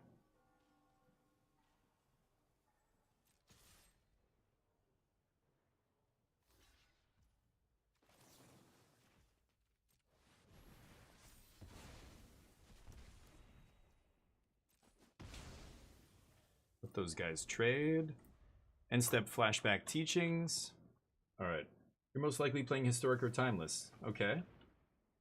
All about Eldrazi and shitty life gain. Loose food mechanic. Oh, some alchemy cards breaking it? Yeah. That was the reason a lot of people stopped playing Historic, was when they jammed alchemy in there. 9 cards in their deck. I don't think they could win this game. Sure. Got one more defeat can go get. We've exiled most of these, right? One. Not even playing my graveyard hate. I should put Kutzel's Flanker in the deck as well, but oh well. Weft Walking, dear God, no. Is that the draw 7? No, you don't need that. You draw a lot of cards in this deck, and I want to be instant speed. Giving my opponent a free card does not seem great. A free spell every turn does not seem great. But, yeah, if it's just a draw 7, you don't need that. You're drawing cards off Revelation. You've got 4 Consult the Star charts, stock up. Teachings finds all your card draw, right? If I can't go find it with Teachings, like Weft Walking is just an enchantment, then I'm not interested. Shuffles you... Yeah, but I don't need that. I don't need to shuffle my graveyard. Azagi, thank you for the follow. Azagi, you're a goddamn legend. Welcome to the squadron, buddy. What up? Yeah, I don't need that. I don't need to shuffle. They're gonna deck themselves. At first, there was a couple of games, I think one time maybe, I lost because, I could just take a sweeper here. Should I go get a sweeper?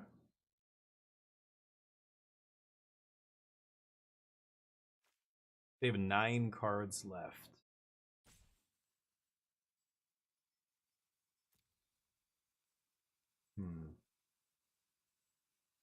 Could get a card draw spell. I'm tempted to kill the roots and just grab Inevitable Defeat, kill roots. There's one in play, and there's one in exile. I'm gonna get this. Okay. I want that. I'm gonna pass. Let them do whatever they want here. Played 2 days really much. Faced 9% of my games on Mythic versus those two things, really. So, I mean, are these, what, are they specific deck, though? Or what are they? Okay.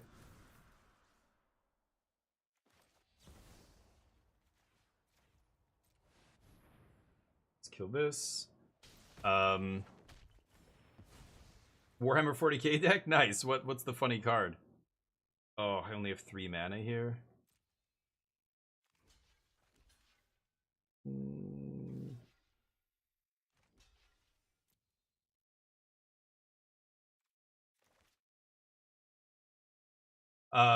Soul Conduit.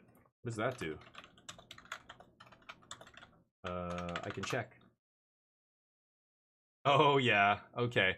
The card I used to play back in the day that's very similar is Mirror Universe. This is the original one from Legends. And basically the same thing, except it costs 6, and then you just tap it, sack the universe, and exchange life. But that's too powerful. That was back in the day where Magic cards were pretty crazy. Now they've got, I didn't even know that existed. Soul Conduit, yeah, pay 6. Jeez, that's a big cost, but it's not bad. So are you making your own life go down? Like you're paying a lot of life for a bunch of different effects and then doing that to them, and that's the idea? Colorless Eldrazi. Val Trelisara. Oh, see, yeah. Anaya deck. Okay. I don't know what Val or Trelisara does. I think I've heard of Trelisara before, but... No, you're not?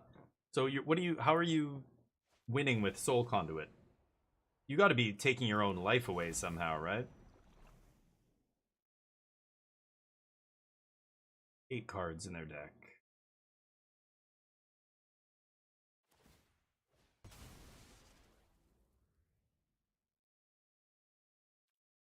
Yeah, state-based effects, I mean, the rules work differently back then, Lee. Yeah, you could do crazy shit like that, right? That's why things like Chains of Mephistopheles was so insane back then. You could do really bizarre shit. Because back then, you could tap an artifact to shut it off. Like, if somebody had a Howling Mine in play, and you tapped it with, like, a Relic Barrier, another card from Legends that all it did was a 2-mana artifact, tap to tap another artifact.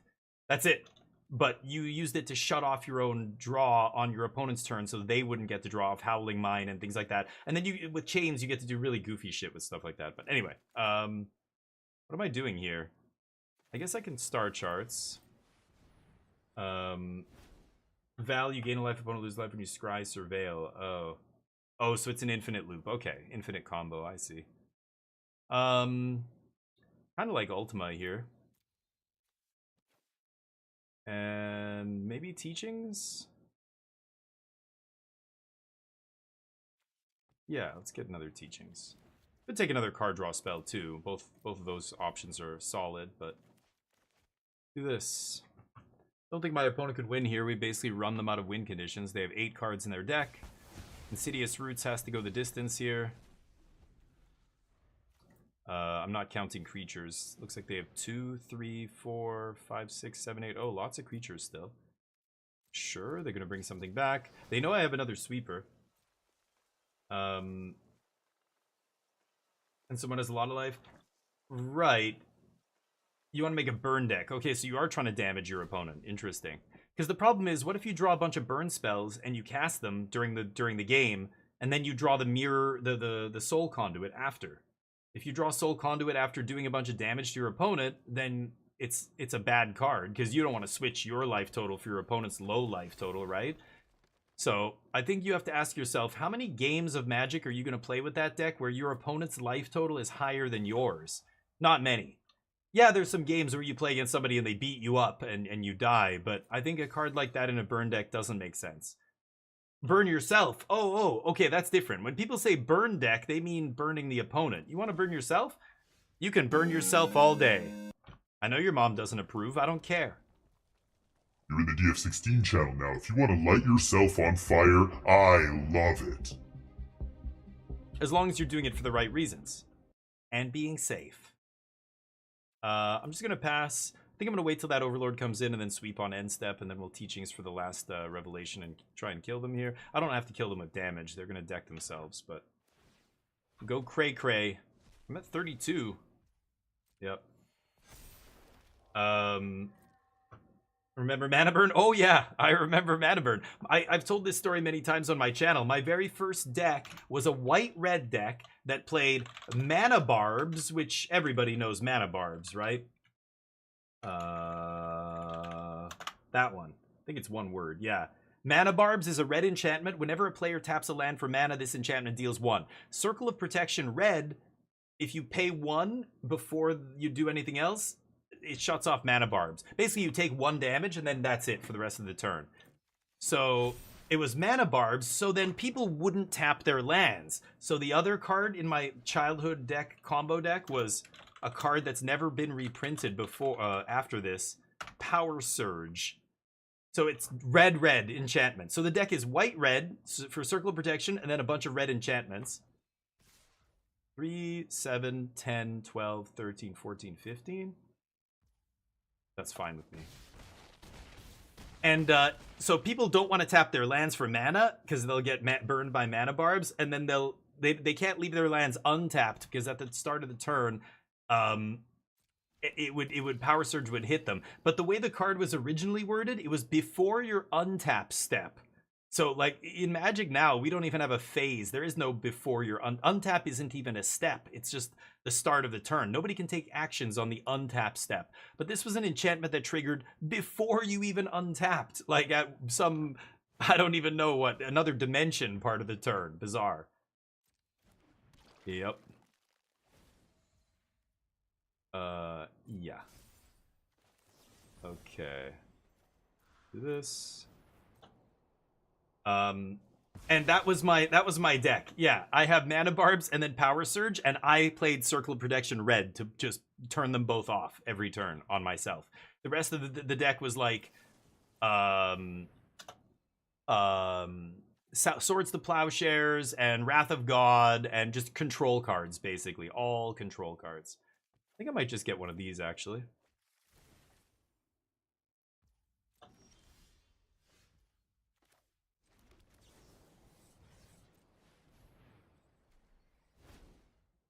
Ground them into dust.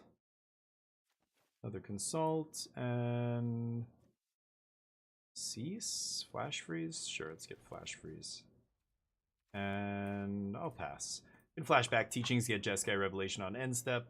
Once we get to this is the stage of the game where this deck can't be beaten. Like, it just can plow through all the remaining cards in two spells, 2 star charts. I look through the bottom half of my deck. Just keep pulling out the best cards, best cards, best cards. Mm-hmm.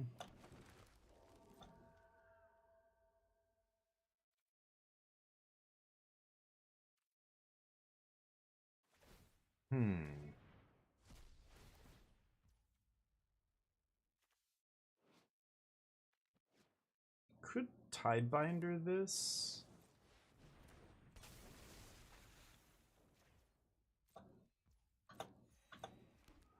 Don't care about the spirit. Okay. Now they can pump the team. No. Oh, it tapped. Oh my god. Did it not leave up enough blue? It's obsessed with leaving up the black mana. It'll leave up Godless Shrine over blue sources if I let it every time. I don't know why the auto tap. It's programmed in such a weird way. It's like the least light. It's the least amount of, like, out of all the colors, it's the lowest. So that's what it leaves up, I guess. It bases it on how few sources you have. The weirdest, but yeah, alchemy cards kill they kill formats for me. Like a cube draft with the alchemy cards was brutal too. Yep. So many mono blue. Oh, I don't know, Nano. I haven't played any. Smokestacks, dear god. Yeah, I was kind of done with Magic before that all came out, but that's funny. I guess I can't start charts. I can't cast this. I don't want to do this for 1, so tap draw. All right, let's just go find a sweeper here. I think I have 1 more Ultima, right? Guess not. Fire Magic takes care of most of it.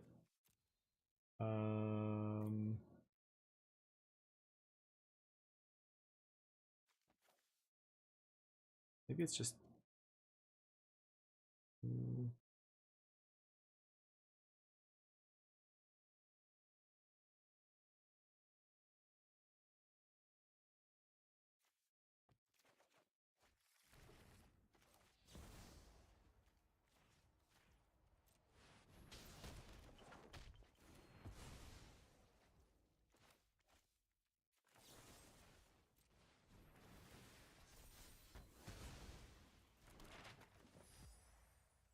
Pass. 4 cards left. Smokestacks is great. People hate that card, but that's funny. I have what? You ruin everything. Exterminatus. I don't even know what that does. All the Warhammer stuff, and I love Warhammer the game, but I don't play Commander, so I don't really play casual Magic.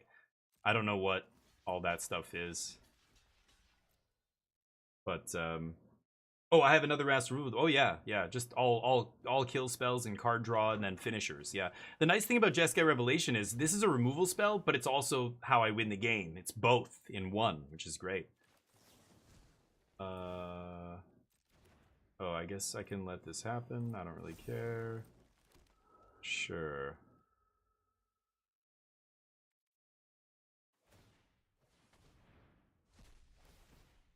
Yep. All this means is they get to eat my... They get to eat my Tidebinder, but that's it. Oh, and we still trade? Yeah, nice. Oof. 4 cards left. A for effort. They're really giving her here. Kill your shit. Pass.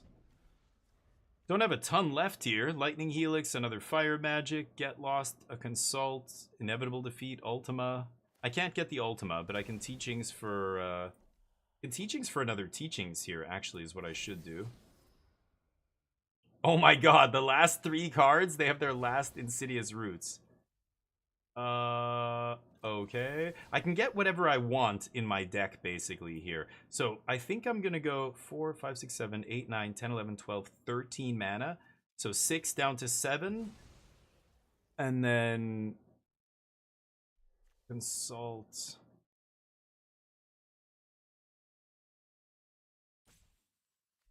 Yeah, I think I'm just gonna take, some way to counter that, right? Like, I could just get Lost. Could take a sweeper here. So, go to attackers.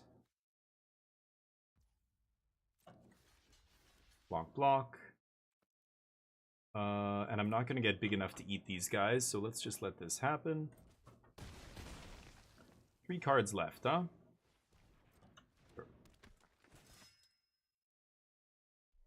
19 cards in my deck, and I have 4, 8, 12, 16 land in play, so I can basically look at my entire deck here with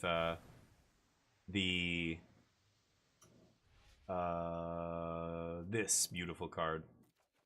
So we get to do this. We'll go to top 16.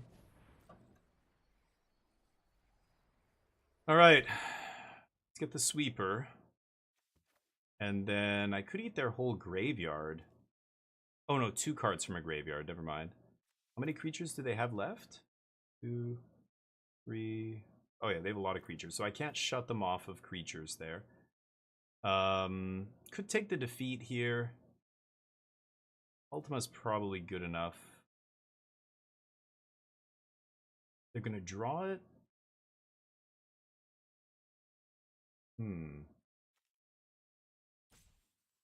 You have to take 2 sweepers here. It's kind of crazy. Maybe, actually, I should have taken the, what's it called? I should have taken the other mystical teachings, because then I could just teachings for fire magic and then have teachings to flash back. So that was a mistake. Okay, go ahead. So I can instant speed 3 damage to everything here. They play the roots. They're going to try and make their last wave of creatures here. They don't know I have fire magic, of course. Go. I have 14 left to their 2. So let's let them make their creatures.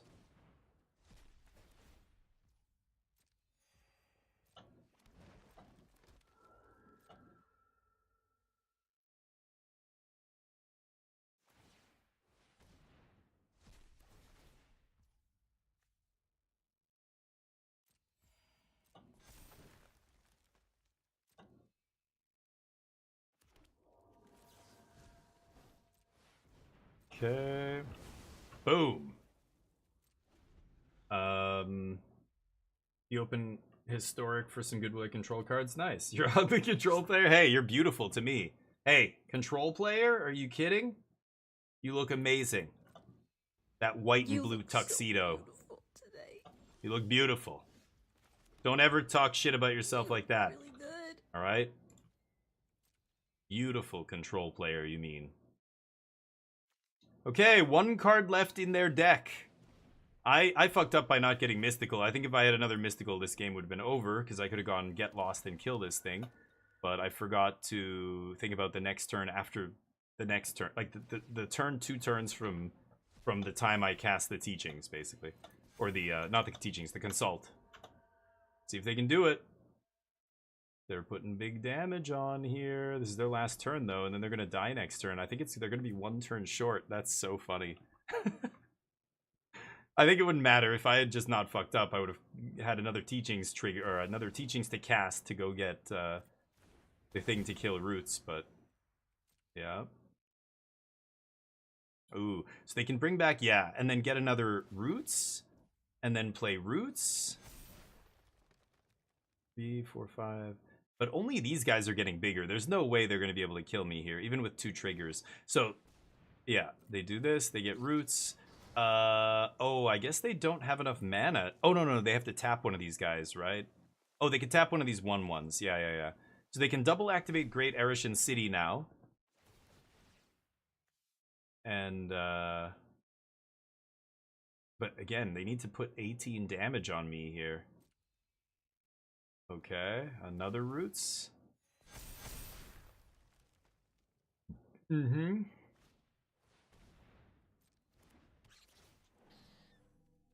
Okay. So they can play roots here. But that's not lethal. They need a way to give all their creatures haste or something, right? Am I missing something here? I don't know. Molt Tender. Uh-huh. It's close. Finish him! Wow, crazy game. I fucked up. I should have killed that first roots already, but I screwed up. So I think that's game. I don't know. To me, I see 15 damage here, right? Close. Okay.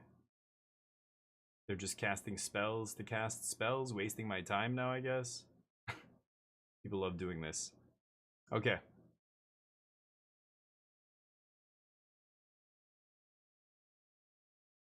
Anyway. They want to show me how much stuff they had, but I screwed up. That's the only reason this is close. Yep. Got it.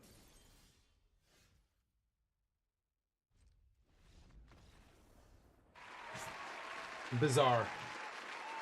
Okay, get out of here. Well, the deck is good. The deck feels great. Like, I can grind. I literally grind through the graveyard deck. I didn't even side in Kutsil's Flanker. Kutsil's Flanker also would have ended the game a long time ago, but I forgot. Okay, we cast 40 creature spells. Great. We got our little daily there. And magic is bugged. Amazing. Glitchy pile of... Alright. Put some of that Final Fantasy money toward making this program work properly. That'd be great. Sphinx is a joke. I can't play this in the main deck. It's so silly. Because again, I want to make my opponent's removal all dead against me. I could put the Day of Judgment back in. I could play 2 Fire Magic. This card has been pretty damn good. I could see playing 2 Fire Magic. Maybe I will. Or I just try like a 1 of No More Lies or something. Let's take out the Day of Judgment. I'm going to put like 1 No More Lies. Because honestly, I don't want to play a ton of them because they're bad in the late game, but I want my opponent to fear them. And if I show an opponent No More Lies in game 1, I bet you they play scared after that, right? I'm on 3 defeats.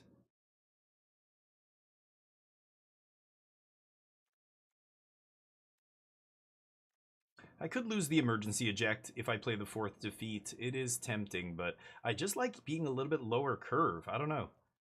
And 1 No More Lies seems so out of place here, but I bet you it's going to be good in a lot of spots. Just being able to fetch it on teachings with teachings on turn 6 to counter like a 5-mana play from my opponent feels good. So this is the deck currently. You can see the list there if you want to copy paste it. And yeah, looks good. So far, so good. However, we're gonna play some Frostpunk 2 here, I think.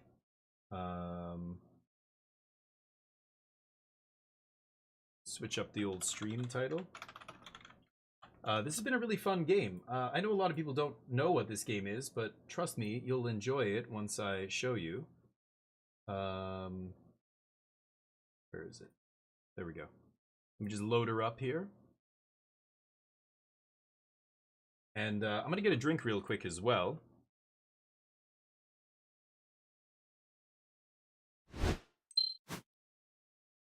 This is my desktop background. Shut that off. Yeah, I thought the first one was great, and when the second one came out, I was like, oh cool, I hope I get a key for it. And then I think we did, but oh, is the game capture gonna capture it? Game capture? There it is. I'm gonna move over a little bit here. Here we go. And I'm gonna get a drink. I've got my water, but it's almost done. Hi, bud. We'll do the Frostpunk thing. Here's Neo. What are you doing, bud? Hey? Oh, you're a good boy. But, here, I can put Neo on the screen. I'm gonna go get a drink. There he is. Okay, so let's jump in. We're gonna... Well, I can't hit continue here because...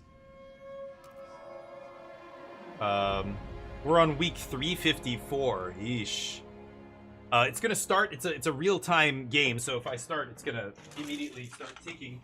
So I gotta wait. Hold on.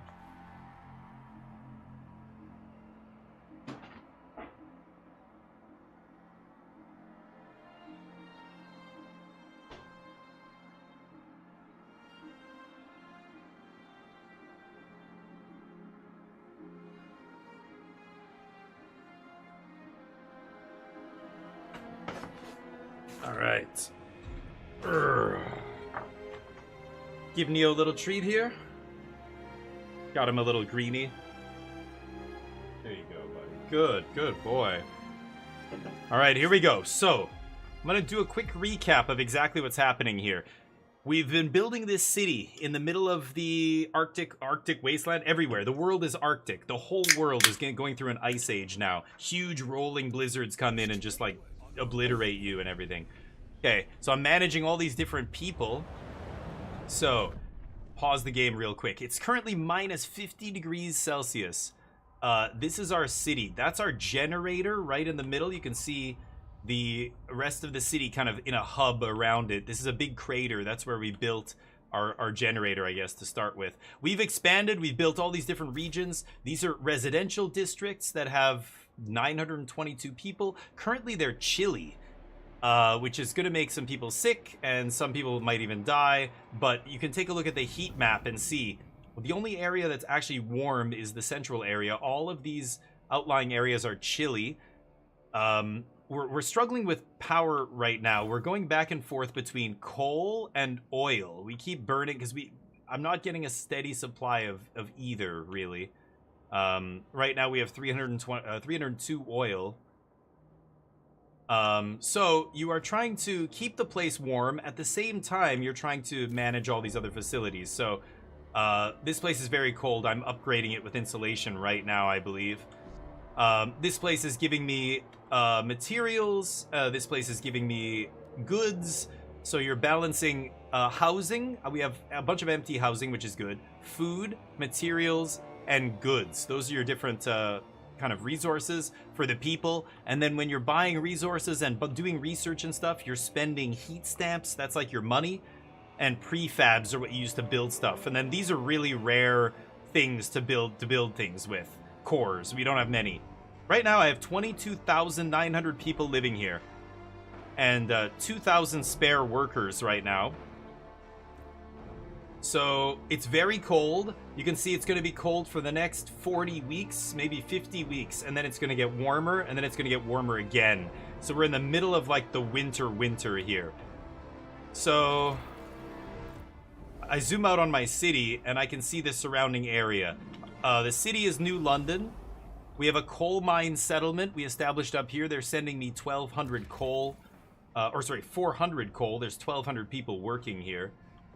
And then there's a bunch of unexplored regions. The mountains up here. These mountains are extremely deadly. I haven't explored them yet. If I click here, they used to be deadly. Now they're dangerous. I keep researching better and better ways to go out into the wilderness, but dangerous is still bad. I could send an expedition here.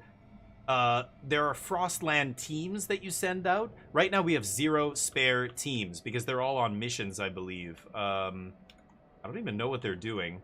Oh, here, some teams are bringing back oil. This team is bringing back cores. There's a bunch of mountains here. Here's the coast that I haven't explored yet, the ocean all the way out here. There's food at this location. A bunch of these locations I've already explored, but materials at this old ship, we could go bring it back. It takes 10 teams to do it. So the other city I have here is this old dreadnought. This is our second colony. We found this dreadnought where the engine could still be usable. So it's producing heat. So we put another couple people out here, and this is where the oil is coming from. Our main city has no oil. All the oil is coming from here. 1, 2, 3 oil spots. These guys are producing 325 a day, and they're currently not stockpiling any of it. You know what? I've got to send over more oil here. Let's send over additional barrels of oil.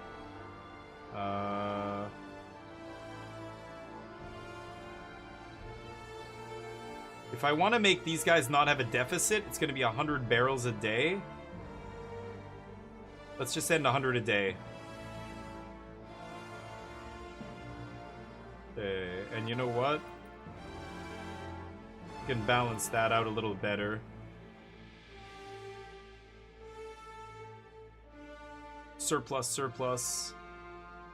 Probably bring this back a little bit as well so I don't eat into my food stores. But I have 38,000 tons of food still. I don't even need to really do this. Anyway, let's do that. Okay, so this is our other thing, our other colony here. Sending oil back to the main colony via Skyway. I built these orange lines. You can see the Skyway trail there. I can zoom into it, kind of. Sometimes you can see wagons and other stuff crossing there. Anyway, so let's go back in here. This is our main city. We're trying to keep everybody alive. It's very cold right now. Most of the residential areas are chilly. These places are in trouble. These are cold. This is very cold. That's really bad. People are going to get sick there, but it's almost out of resources, so I'm just waiting for it to kind of die off here. And then, like, they're going to deplete their resources. 27 weeks left, that's it. And then we won't bother with that anymore. Okay, so here we go. Let's start the time. The other thing to manage at the bottom here, you can see the different factions. There's the Frostlanders. They're pretty happy with me. They support me. There's the Pilgrims, the newest faction. They have a very small number of members, only 1,000 out of our 22,000 population city. They love me. They're devoted to me. There's the Stalwarts. They like me the least. They have about 2,200 members. They're actually angry with me right now. You can see that red bar and that fist. And then there's the New Londoners. They are a huge portion of my population, and they like me as well. So I'm doing pretty good here. Every 10 weeks, you have a council session, and you can vote on different laws and things that you want passed. Here, let's get a little bit smaller. There we go. So, sorry, let me get back to the business. So right now what we're doing is building insulation. I researched and made this you know, did this researching insulation so I can insulate the different buildings, and once I do, it'll raise their heat level up by 1. So if I want, I can redistribute power here and give these people a little bit more power, or a little bit more heat, make this chilly. But it's going to increase my oil consumption here, of course. Okay, lurk away, Kenpachi. Have a good night, buddy. I appreciate the lurk and hanging out and chatting and stuff. All right. This is almost out of resources as well. That's what that little symbol is telling me. These are all producing goods and very cold, very cold. Once that insulation gets put in there, we're going to be just fine, though. These people are rallying. They're having like a party here because they love me so much. I built them a hospital, that's why. There's some different progress meters. There's progress, adaptation, equality, and merit, and tradition and reason. You go up one of these tracks or the other. Bleach enjoyer. Oh, thank you, Kenpachi. I appreciate it. Yeah, Bleach, the anime. Yeah, that's where Kenpachi name is from, I think. That's what they said a long time ago, I think, here. Okay, so we're waiting. Let me just see. Are my scouts back yet? Oh, yeah. See, 30 teams are free now. They brought back a bunch of oil and everything. Actually, I didn't even check that. So, I should have a... Oh, yeah, look at that. I have 50,000 oil. I have a ton of oil here. So, you know what? I can actually afford to make this a little bit better. I can make these chilly, probably, right? Instead of cold. That one's almost out.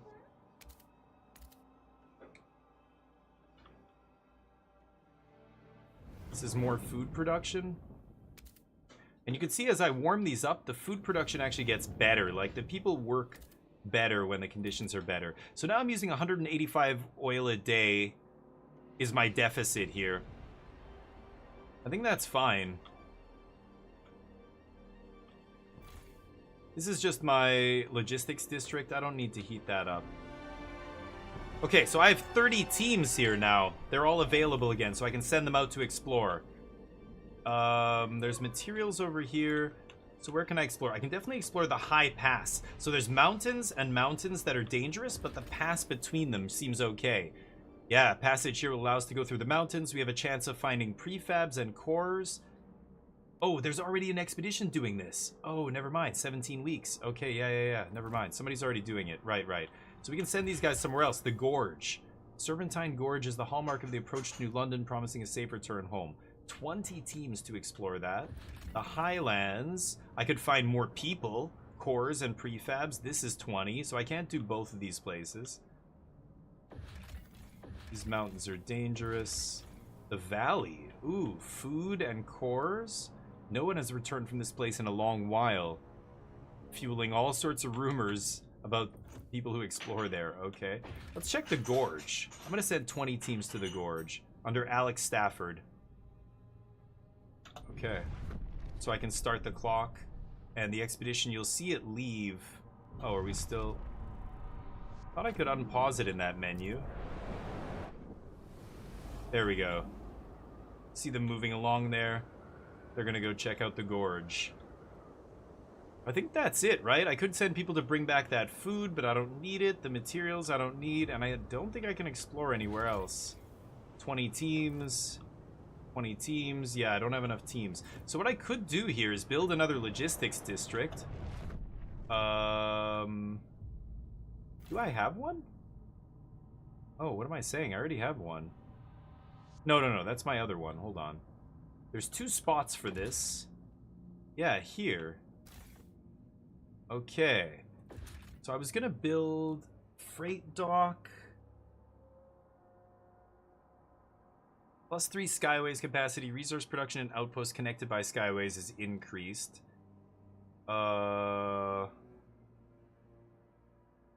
Survivalist headquarters is nice.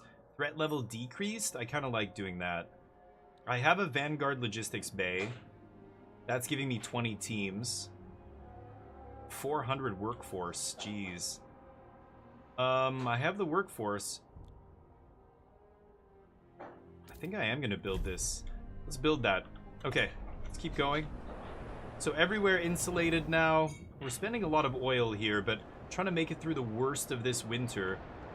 Looks like our goods are going down very quickly here. 38 weeks and this stockpile is going to be toast. So what I can do is increase the hours here and do overtime hours. 0 per week? And then 33 bonus. Okay. The Research Institute Yeah, it's very... has proposed... Oh. No. Nobody's playing Grounded 2. Why?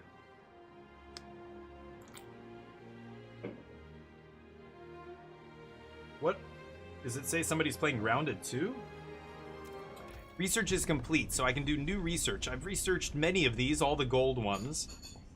Not enough heat stamps. I can't Oh, pump jacks is pretty good. I should wait until I have enough to research this. 180 heat stamps. So I currently have 55. Right. Still, I'm getting quite a bit here. 32 per week, so that'll go up pretty quickly.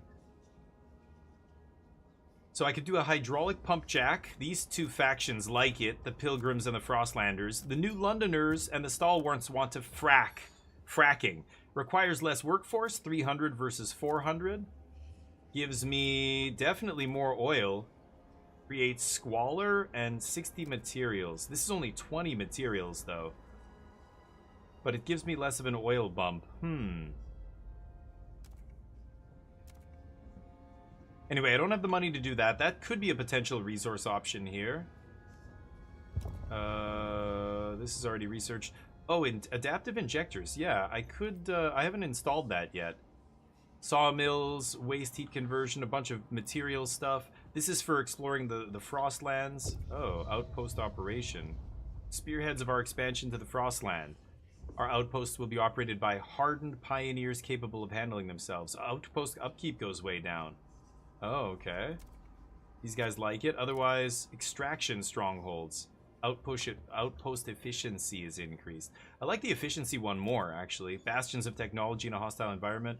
Okay, right now I only have one outpost, though. I want to get that when I have a couple more outposts. Labor organization.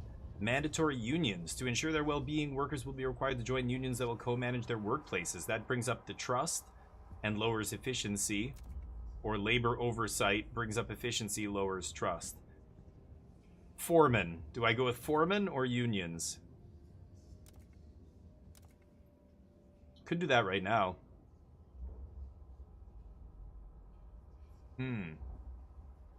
Oh, no, God. The Xbox app? No, I mean, it's not even running right now, yeah.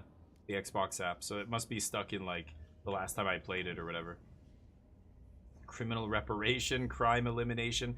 I have to build a prison at some point. Parenthood. Communal parenthood. More workers, but population growth decreased. The Stalwarts want this. Parents will give away their children to city-run facilities to ensure their well-being, leaving them free to concentrate on the needs of the city.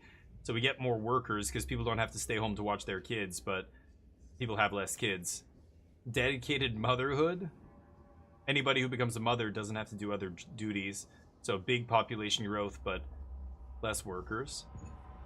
Could research something like that. Could research alcohol. My money goes way up. City-run alcohol shops or private alcohol shops. Let's go city-run alcohol. Research. Okay, and council is in session, so we can propose a law. Here are the 4 factions. You can see them in the council hall and how much of the council they make up. These are the New Londoners, big faction. They take up a whole section and a little bit of the second section. The Stalwarts over here, next to the New Londoners. They often vote together. The Stalwarts are a tiny fraction. And again, you double click on them, you can see what they want. You can see what they want to pass, which laws they want to change. They make up about 10% of the city currently. Tells you a little bit about them. The Frostlanders are the biggest faction in the council. Look at that, making up almost half. Oh, more than half. 53% now. Wow. They were the second biggest faction a few years ago. Now they're the biggest. So they love me. They're devoted. So most of the city really likes me. There's the Pilgrims. They are the newest faction, so they're tiny. They split off from the Frostlanders, if I'm not mistaken. Yeah, that's them there. They've got like 5 seats in the house. That's it. 5% of the city. So they are like the extreme left. They're even further left than the Frostlanders. So because the majority of people love me, what I can try and do here, there's lots of different laws regarding resources, regarding Frostland. You can't unlock new laws. They have to be either researched or sometimes a faction will come up with a new idea if they love you or hate you or whatever. All these laws are in place already, so the only way I could pass another one is to... Oh, dutiful youth I haven't been able to pass. This has failed 3 times in the house. I've even tried to bribe people to go along with it. They don't want this. Oh no, we already have dutiful youth. Oh no, this isn't... Oh, we did pass it the last time, I guess. Okay. Or my own rule here. Bureau of Propaganda. So I already got guided voting signed. I got them to vote for a motion that lets me veto and kind of force through a law, which is amazing. I could Bureau of Propaganda. Tension is decreased. Deaths will decrease relations less. Guided voting will decrease relations less.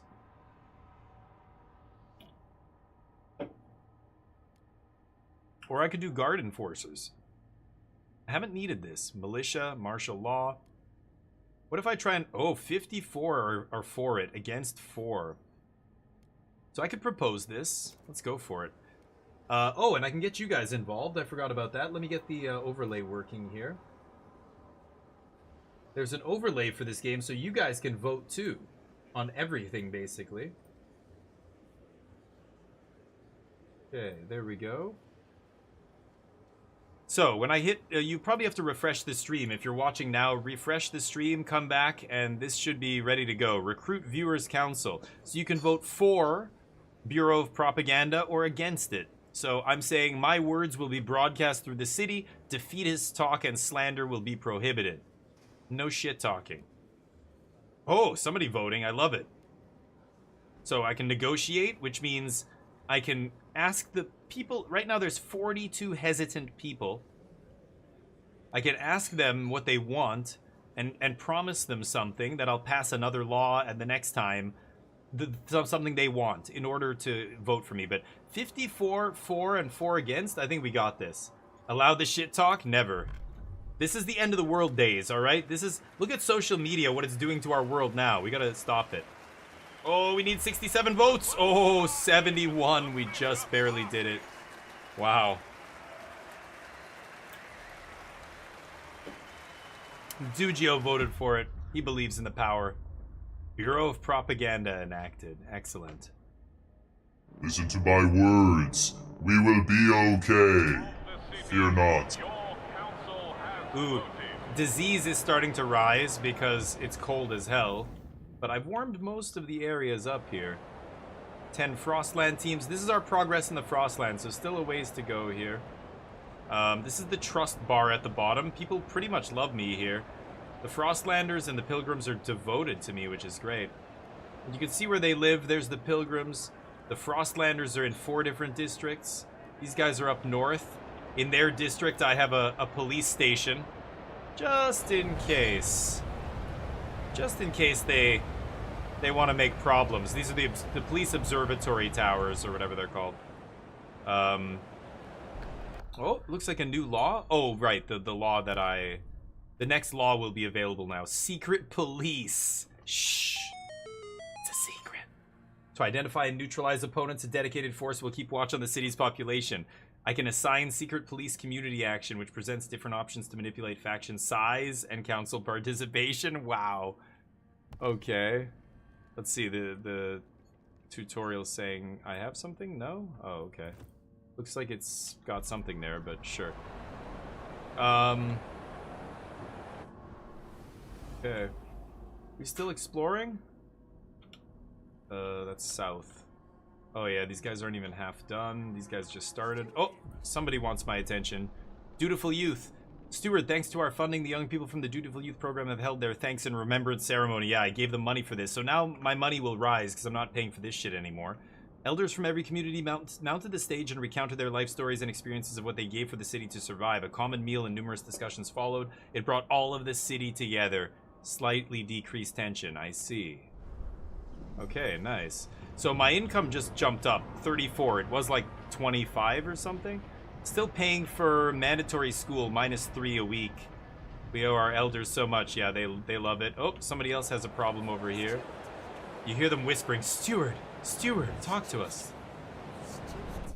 Youth patrols, patrol watchtowers, and dutiful youth. Steward, we're pleased to report that our guard patrol's response time has improved thanks to the watchful eye of young volunteers. These young citizens are so much help, said an appreciative guard. They monitor their neighborhoods, keeping tabs on troublesome individuals and reporting the misdemeanors they spot. They give me hope for the future. More effective at decreasing crime, as long as I have active patrol watchtowers. Okay, well, I don't, but... Whoa, what's going on here? Wasting heat. Oh, shit, what happened? Oh, wow, when did it get so hot?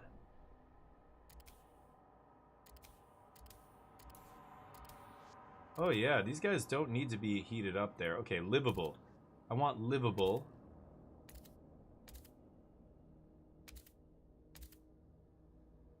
Why did it jump to hot there? That's so weird.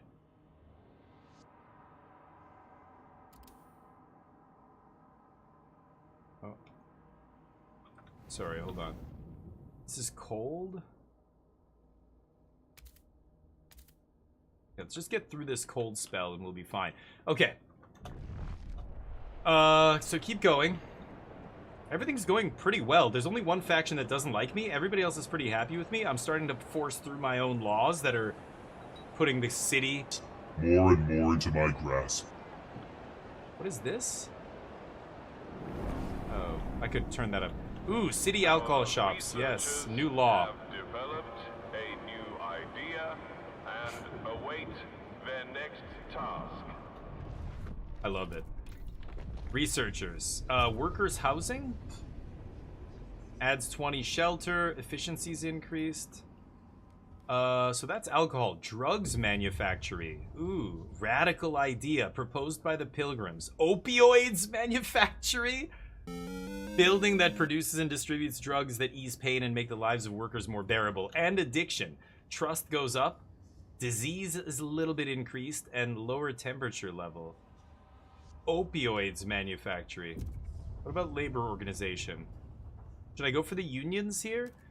My trust is already really good. I'm gonna do labor oversight. Let's research that. Okay, keep going. Whoa, whoa, whoa, what was that? Got cold all of a sudden. Cold spike there. Let's use oil primarily. There we go. Whoa, now I'm using a lot. 397, that's gonna drop fast. Okay. Our oil is gonna come down quickly. Let's go over to our other community here. Ooh, that thing's almost out of prefabs. Oh shit, that is cold over there, isn't it?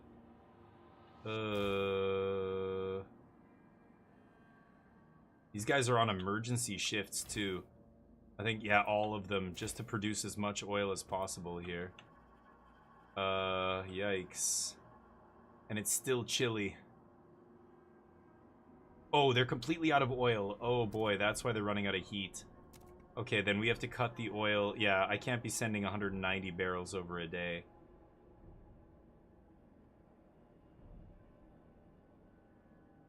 Okay, let them stockpile 50 a day.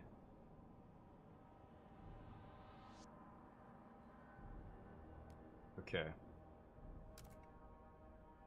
So plus 50, so that means I can bring up the heat in at least one of these areas. Plus 37, plus 25, 12, 0. Okay. Let's do that. Let's keep the residential areas livable. This is almost out of resources. I don't give a shit if they're cold there. Okay.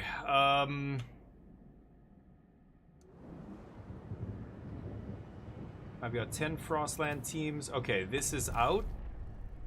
Resources are empty, so let's demolish this. Attachment. This is the food production here. So I'm gonna have to build another food thing. I have 1, 2... And that was the third? I could build food down here. I think I will. So let's build a food district here.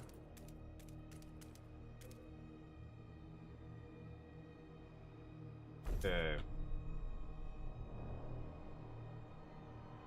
Let's keep going. Geez, still minus 50. It's gonna get warmer in about 40 weeks here. 15 died and 23 got injured during emergency shifts in the old dreadnought. Eesh.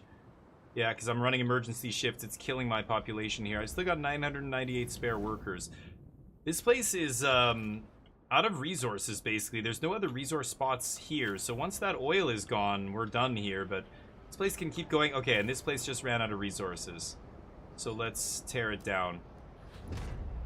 Okay, we've got a bunch of workers here I could send to another area. But let's just leave them here for now. I could send them back to my main area, but... Okay, now we're bringing in, yeah, positives everywhere there. Okay, we're fine. We're fine there. Let's go back to the other city. Okay, this is being torn down now. Tear that district down. And then our other logistics building. Okay, survivalist headquarters. That... Oh, new law proposed. Citizens, okay. Our researchers have completed their latest project. Nice. Completion. Let's research something else here. Now, I'm not sure what I want to do. Eating? Pump jacks? Increase the oil efficiency? Either hydraulic or fracturing. Which one should I go with, chat? I've got... This is more squalor, but squalor is easy to manage. It's just basically materials. It's going to increase the materials cost, but it's giving us so much oil. I think I'm going to go for a fracturing pump jack here. It uses less workforce as well. It's a difference of about 28 oil a week. That's significant. I think I'm going to go with a fracturing pump jack. The other guys aren't going to like that once we start installing those, but okay. The level is going down. Still cold. They want to talk. An old enemy. Incoming whiteout. Steward, it was only a matter of time. But we had an unusually long streak of mild weather. But now, meteorologists are clear. There's a familiar drop in air pressure at higher altitudes. A whiteout is coming. The wind will cause extreme cold and the clouds will blot out the sun, impacting our food production. Without shelter, ample fuel, and a stockpile of food, our people will be at mortal risk. We have to prepare. Okay. So, temperature's going to drop drastically, but also... yeah. We're going to get a whiteout, but it's going to be far from now. Yeah, it's going to get really cold right before the whiteout, but it's going to get warmer first before it gets colder. We have to take advantage of this year here. We have about... Well, once it starts getting warmer, 10, 20, 30, 40, 50 weeks. So just over a year, 60 weeks maybe. So I want to upgrade this again. Right now my pumps, I can switch between resources. Youth volunteer duty, lowers the percentage of workers. I can put it into overdrive. But there was a way to, I think I can build. Yeah, this. 300 bucks. I wanna unlock this. I think I'm just gonna save my money. I've got 255. I'm getting 44 a week.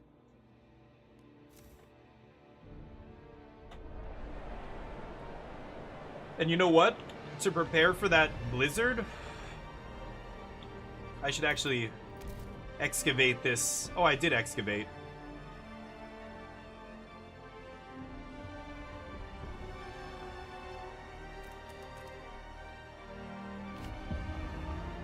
And build another food district here. With an agenda set by the delegates.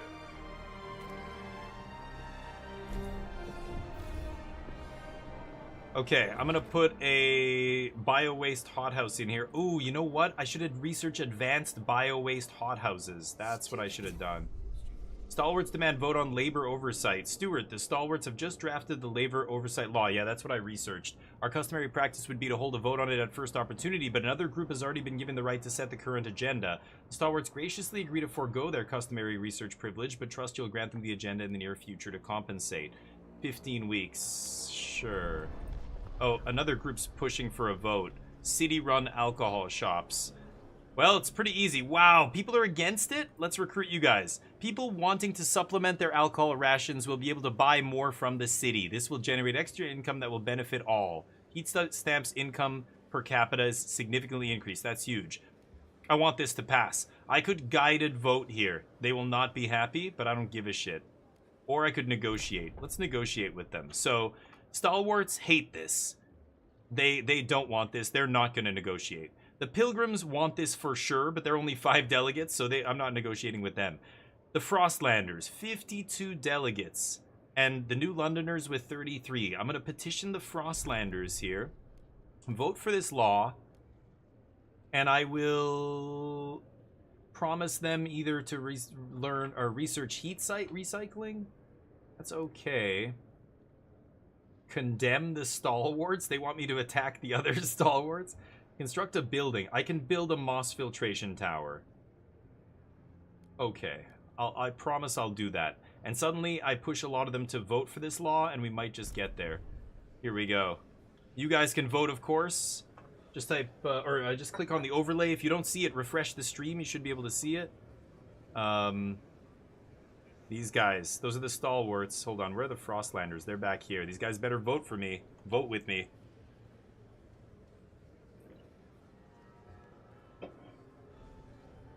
Alright, nobody voting? Here we go. Come on, baby. We need 51 votes out of 100. 56. Yeah, we got it. 59, 60. We crush it. 65. Law has been approved. Excellent. Okay, so income jumps to 53 a week. Wow, 8.9 a week. That is a crazy, crazy jump. I gotta build a moss filtration tower. The council wants a monopoly on alcohol. Listen to these idiots. Okay, we're building that. Okay, I want to research... Oh, I'm researching something else right now. Okay, soon. I'm going to research the food thing next, and then I'm going to put advanced hothouses in here. What I can do is insulate this building. Can't believe it's livable, to be honest. But let's cut that down. Shit. Why do these keep going up? It's so weird. Why are they red? I just want them to be livable, but they keep jumping to... Yeah, like, why does this one go chilly? It's so weird. It's like, look at this. Why are these suddenly decreasing? They go from this to being hot. It's bizarre. I'm plowing through this oil. Maybe these guys can be chilly. I don't give a shit. Fine.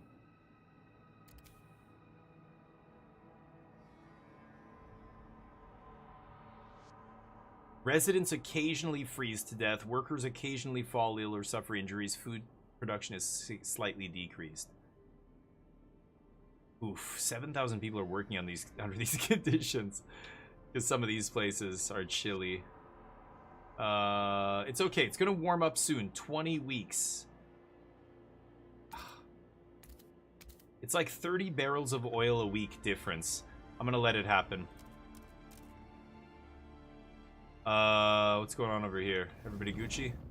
Okay, so we cut down that thing. I could send workers over back to the other place, actually.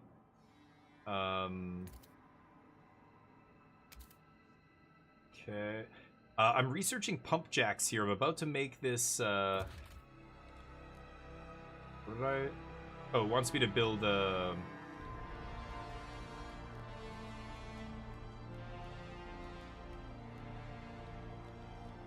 Where is it? The Moss Tower or whatever. Not here, but in the other city they want me to build it. These guys are just colonists, so they're just a vassal state of us. They don't get voting or anything else. This is where we pass the laws.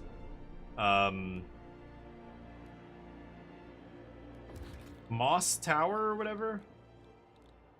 Full Launch Tower.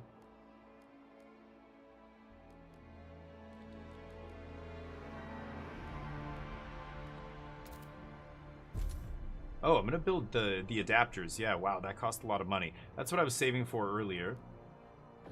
But they want me to build, yeah, where's that stupid thing?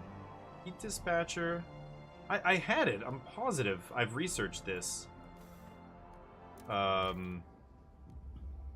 moss... Air corridors. Heat utilization, where is it? Resources?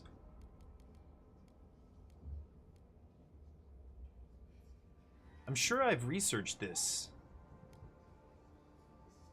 Waste management. Oh, I need to research this next, yeah. Where is it? The Moss Towers or whatever. I'm positive I had it, but... Weird. You missed the alcohol. Hey, we got there. I basically bribed them to do it. I have to pass this law they want in... Well, we're recessing in 9 weeks. Or sorry, recess ends in 9 weeks, so it basically has to be the next law to pass. Moss Filtration tower. Oh, it's a building, that's why. No, but I was clicking on this, right? Do I have to... Is there like a slider here that I can slide or something? No. Whoa, our population just jumped. Holy shit, now we need housing. What? We did a census. Apparently there's unhoused among us. Housing district. Shit, this is gonna be tricky to heat. Maybe in here?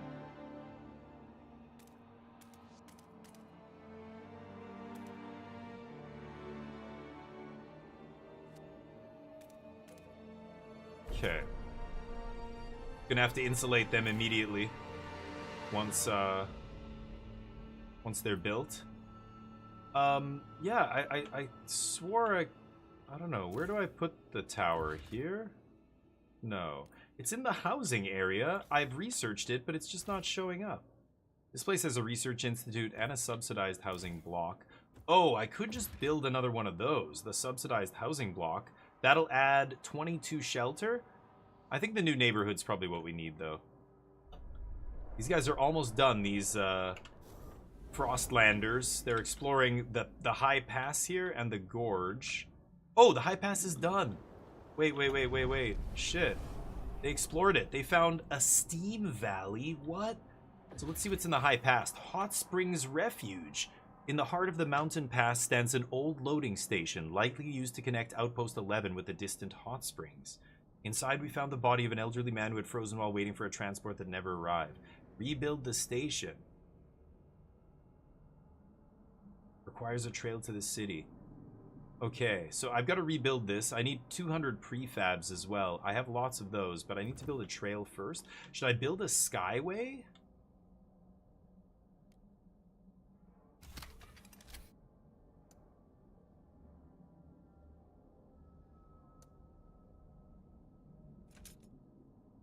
Oh, no. Really? Do I not have the money?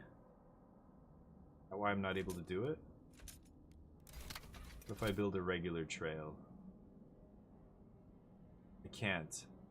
Wow, yeah, I don't think... Oh my god, I have to do that to cross?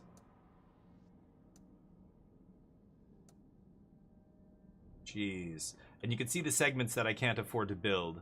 Costs not met, 125 bucks. So I can build a regular trail. I think I will do that. Okay, I have 30 teams back now. The gorge is 92%, almost explored. So I can send these guys where? To the highlands? There are rumors of wise women in these hills who tell stories of the old world. Years ago, some young women complained the infirmary could not treat their ailments. They sought out these hills and never returned, sparking rumors that they had become wise women themselves. Frostland dwellers, cores, and prefabs. Ooh. The wise women in the highlands, could reach out to them. Mountains, just coal in the mountains. Could bring these materials in, but I don't need materials here. We're still like thousands. We have 38,000 in storage. I really want to know how to expand my storage. I haven't figured out a way to do that yet, and it's been frustrating on multiple occasions. Howling Shore, food and cores. My food stores are dwindling a little bit, but again, I have so much food. I don't need to go get food. There's the frozen ocean. Whoa. This is 20 teams. That is very tempting. Honestly, I want these wise women. That has me intrigued more than anything else. Let's go for the wise women. We'll send 20 teams. These guys are 92%. They're almost done. I can't send 25 teams to do the mountains. It's all 20 teams. These areas are massive now. 25 teams, 25. 10! The valley. Oh, let's go. Oh, I didn't realize we had a 10. Nice. Glad I checked again. So many regions here. That's getting pretty far from our city here. The highlands are pretty close, though. And so once I have... Yeah, I got to rebuild this station. I'm going to establish that trail. Okay, so we have a plan. We have an overarching plan here. I've got to do all this while stockpiling food. And is this other food district built? Where is it? Down here? No. Over here. This thing's almost built. I want to research the advanced hothouses before I put anything in there. Yeah, both of them under construction. Yeah, it's already being upgraded. This is being built. I don't want to have these people unhoused for very long. 1,243 unhoused citizens. They're going to die soon. Oh, okay, so this is our new thing.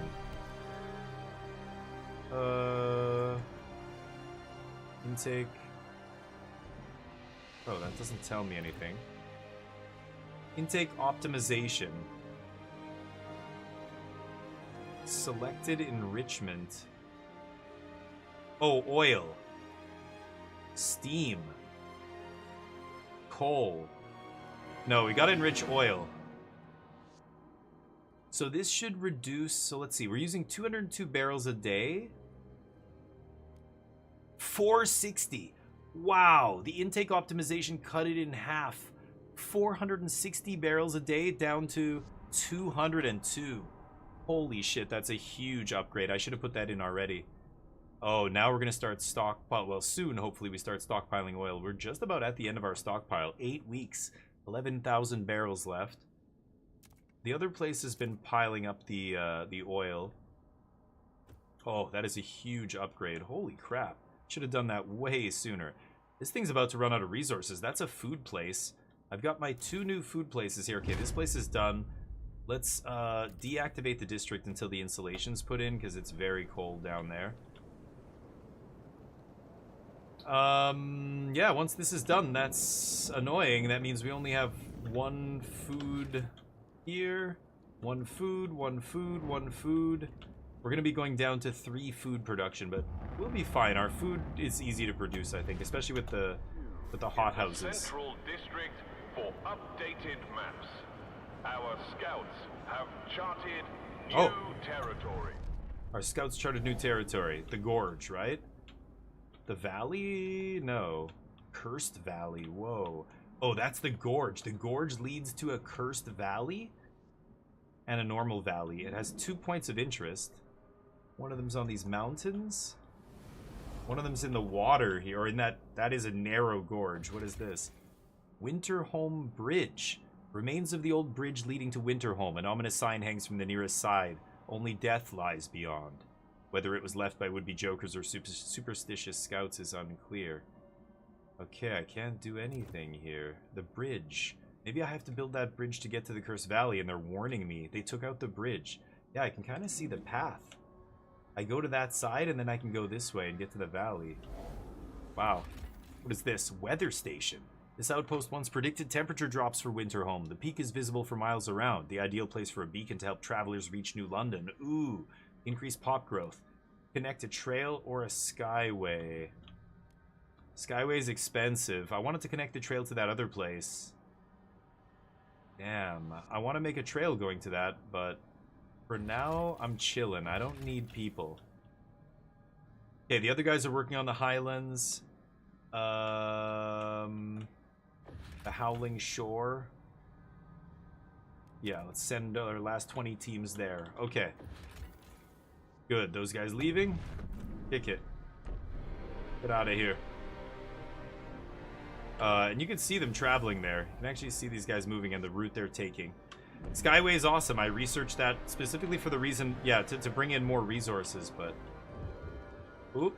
Food. The food factory running on fumes. The pilgrims have begun lacing oil with various herbs and substances and burning the mixture as if it were incense.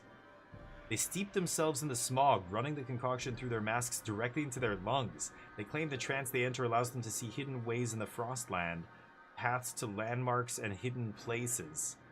Their ritual harms no one, the amount of oil they require is negligible, and their work has not been affected. If anything, they seem more impassioned than ever. Wow, their fervor increased. Okay. They're getting high now, but it's not affecting their productivity. I'm feeling like that's going to eventually affect their productivity. Okay, I want to research the hothouses first before I put stuff in here. These guys are getting their insulation, right?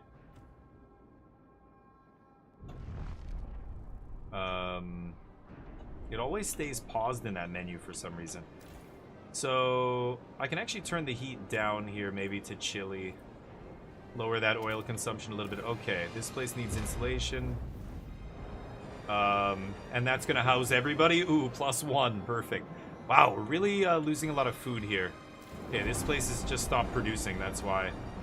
Break down the hothouse. Institute has concluded its latest task. Good, and research is done. ready. Advanced workplace. Resources. Advanced hothouses. We gotta bump up the food. It's 8 weeks to research that, but what I'm gonna do here is go to my research lab. Yeah, the Research Institute, and rush them.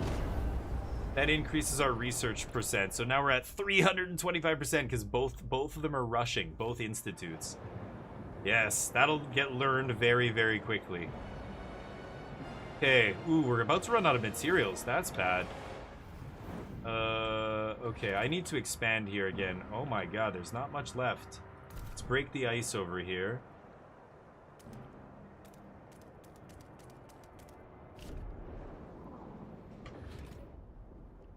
Oh boy, I'm running out of research. So I need to build, or I need to research some composite factories and stuff.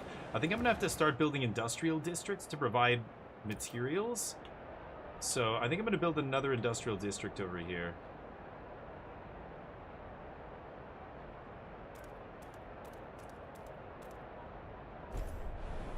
Okay. This guy's getting insulation. This guy's got insulation. Let's turn him on. The heat is cold. Oh, I can't bring that up apparently. Oh shit. Oh, we're about to run out of oil here. Can't have that be cold here. Sorry, gang. You're new here. Live with it. Okay, let's break this building down. Okay, so tons of materials in stockpile. I'm building as much food as I can here. I'm going to research these hothouses, then I'm going to put advanced hothouses in both these places. Nowhere is cold here. So it's about to warm up. 10 weeks and we're back, baby. What do these people want? A beacon of hope. Incoming whiteout. Steward, our guards have encountered a group of frozen, terrified outsiders at the edge of the city. They speak of stories spreading among the destitute groups scraping by in the frozen wastes. That our improved generator can ensure safety for all. That here, people can have a future. It seems New London has become a beacon of hope in the face of the incoming whiteout. There will be more people coming. Oh boy. Laws regulating outsiders' influx unlocked. Whoa, extremely increased. So suddenly we see a bunch of refugees pouring in. 18%. That's much lower than I thought. I need to build more housing here at some point. So let's build a subsidized housing block. There's already a couple in different areas. Put one there. Put one there. Okay. Time carries on, and we're about to vote for another law very soon. There it is. So, what do we propose? Hold on. I'm gonna pause the game just to make sure it's not ticking still. So, there's a few things that they want, right? This quest marker is outsiders. Oh. But hold on. They want me to pass this. Grant agenda. Use grant agenda on stalwarts. Oh. I have to do that in here. Let them choose the next law? Oh boy, that's really bad timing. If I don't do this, they're gonna be mad. I don't know exactly what happens. Their fervor is at 1 here. Should I give them this? It's only 10 weeks. It's 10 weeks till the next law. I can let them have this. They're delighted. They look upon my rule more positively. Consider me a leader with integrity. So, okay, the relationship got out of the red, at least here. The trust is not great. Emergency shifts and rush researchers here. Before we pass any laws, let me just make sure everything's running fine here. Looks like it is, right? They're at 0 net oil here. I really should take off overtime shifts here, but I'm gonna let them keep going.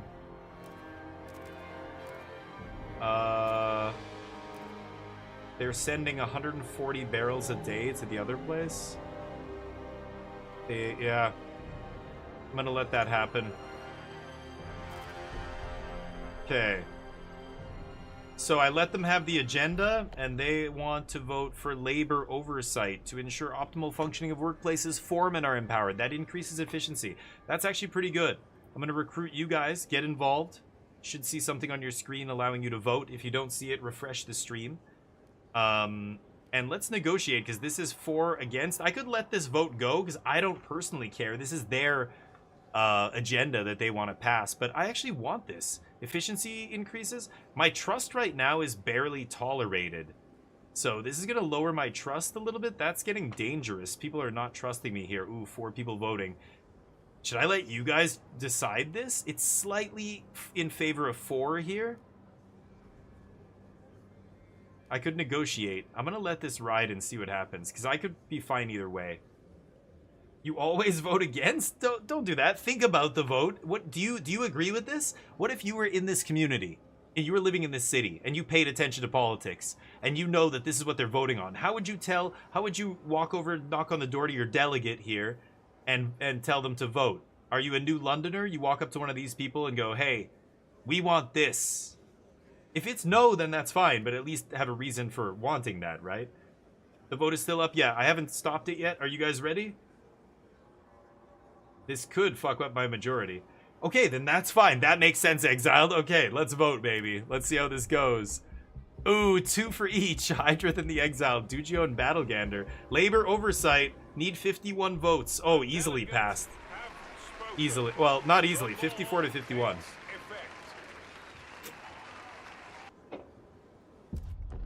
I need that efficiency. I think that's going to be good. We're going to stockpile food here, so...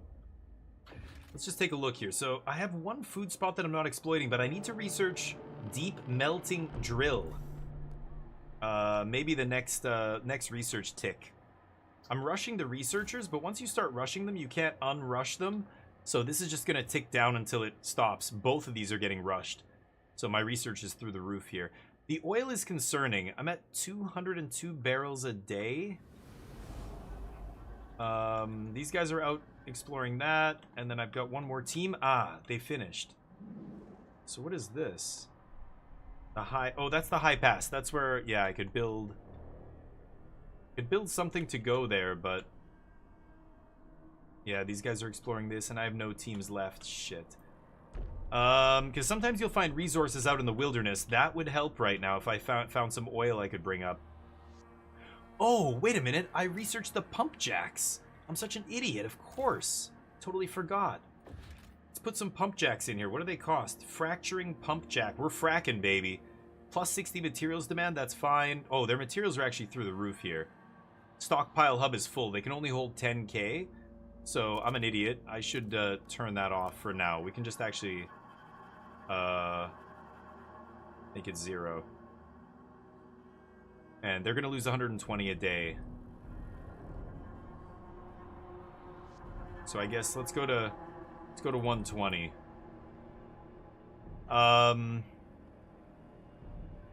These guys are almost full on food as well. So we can bring this down to... Sure, keep them at even here. And then oil, they're doing plus 63. They've got 754. We can definitely go more oil here. Good. That reduces their issue with oil a little bit. How much coal do we have? 44,000 coal. Okay, so let's transfer resources like that. The pump jack's going to take a little bit of money here. 180 bucks, so I have to save for a few ticks. I have to come back and do that. You have to remind me, chat, to come back and do that, or that will be a problem. I want to get oil production up. The next thing to research is going to be the hothouses. So let's go here. These buildings that change everything. You've really got to, like, yeah, make sure you're doing it. The other thing I want to do, I have so much coal. What I'm going to do is switch to coal. Going to be using 1,200 a day. That's fine. It's going to be a minus 800 net because I'm still bringing in 400 a day. And I'm going to change the intake optimization to coal. Oh, only a -80. Boom. Switch over to coal. Because there's two ways to build your furnace. You can be adaptable, like what I chose to do here, or you can be double down on oil and be super efficient, but just with oil. I think adaptability is the way to go, but it ends up paying off here because we have so much coal. Look at that gold bar. We have 44,000 tons in storage. Meanwhile, oil, we have only 33 weeks for only 200 or 3,000 in storage. Okay, it's going to get warm very soon. Oh, goods just hit rock bottom. Ooh. We're getting very low on goods here. So I could... wait, did I build? Oh, I'm building another industrial district. I guess I'm going to set that to goods. These two material hubs are going to stop producing pretty soon. Both of them are nearly depleted. This one's at 119 weeks still. That's still a lot, but this place is going to make goods. That'll take care of this. Everything progressing nicely here. I think one of the scout teams is about to finish, if I'm not mistaken. We'll see. Research is flying. We insulated these two places, so they're up and running, so food is still -207. Food is kind of a problem here. I could set overtime hours. Okay, this place needs insulation. Switch it to goods production. There, now we're in the green, and I have a slot here. So I can put, well, I'm not going to put housing there, but I can put salvaging factory for more materials. Waste repurposing gets more materials. Lowers my squalor. This makes prefabs and goods, which is pretty nice. Could do that. Disease goes up. Not now, though. Okay, boom. The advanced biowaste hothouse is complete. Let's build one of those bad boys. 400 workers. Disease goes up a lot. 160 food. Boom. There we go. Once that's done, our food problems are solved. Alright, let the oil pile up as we burn through the coal. Waiting for my teams to finish. Something frack. Yes. Do I have enough money? I don't think I have enough. Do I? How much was it? I just built that advanced biowaste hothouse. Oh, I've got to set research too. Prefab factory, composite factories, making what? Materials, a recast composite factory. Manufacturing facility where a mix of crude oil and old materials is processed and remolded into new ones. Uses a lot of no, 720. Oh, it requires 80 oil to keep operating. That's a lot of workers. 720. This is the build cost, and then this is obviously the upkeep over here. That's what these guys want, the lefties. The righties want synthetic composites factory, as opposed to recast. Takes less workers to build. Upkeep is higher. Way less workers to operate.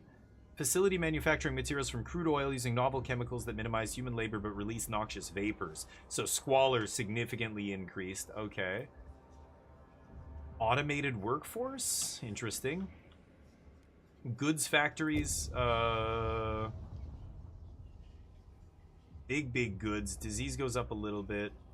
Uses materials. Upkeep 70, upkeep 30. Less materials. Yeah, as usual. More workers, less materials. More materials, less workers. Plus 96. Both of them giving me the same. This increasing squalor. What else could I do? Ooh, advanced pump jacks. Maybe I should do that.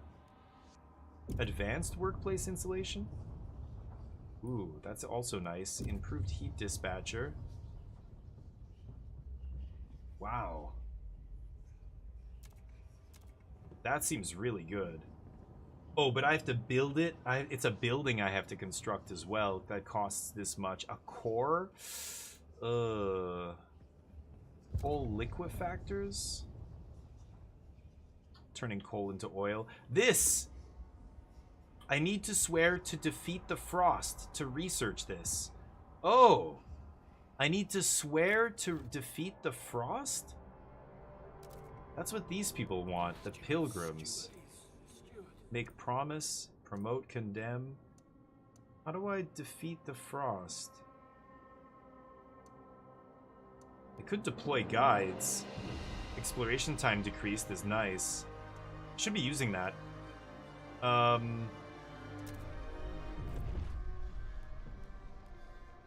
Oh, no. Youth volunteer duty. Deploy guides. I do want to deploy guides.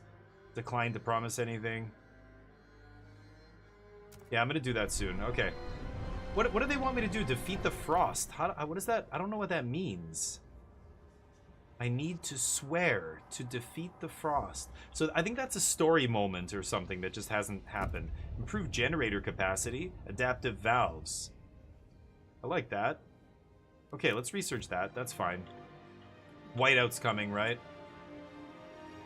Yeah, we're insulating that.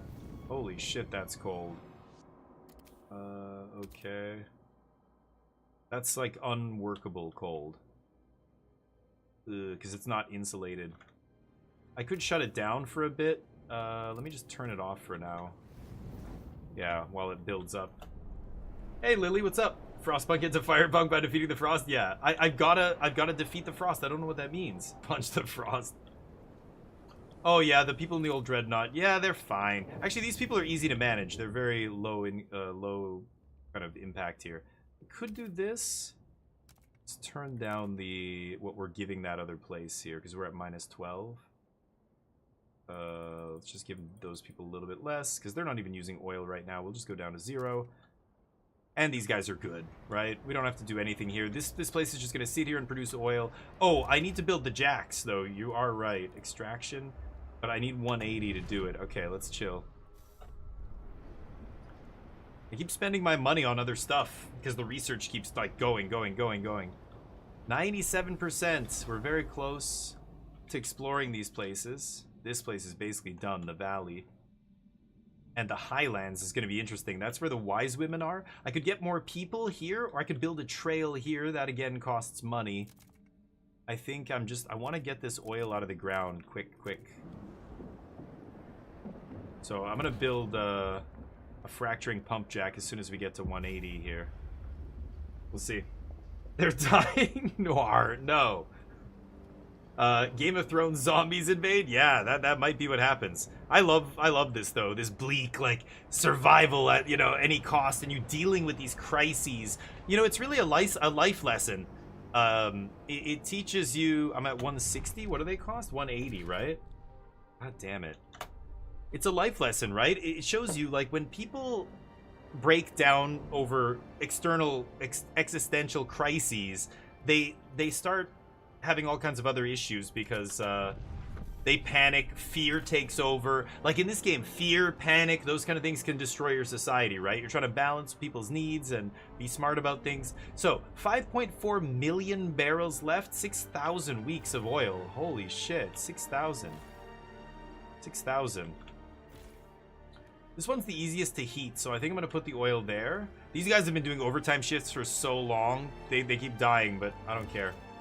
Fracturing pump jack. There we go. So that gets built. Okay, let's let the time tick.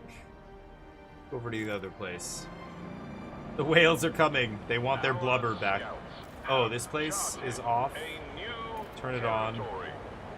And I could build something here. But could turn their heat up. Our scouts charted new territory. Is that what he said? Yeah, which one? Ooh, the Highlands. Okay. So what do we have here? Looks like definitely... Oh, no. This is something. That's where those oracles are. Oh, god damn it. Somebody wants to talk to me back here.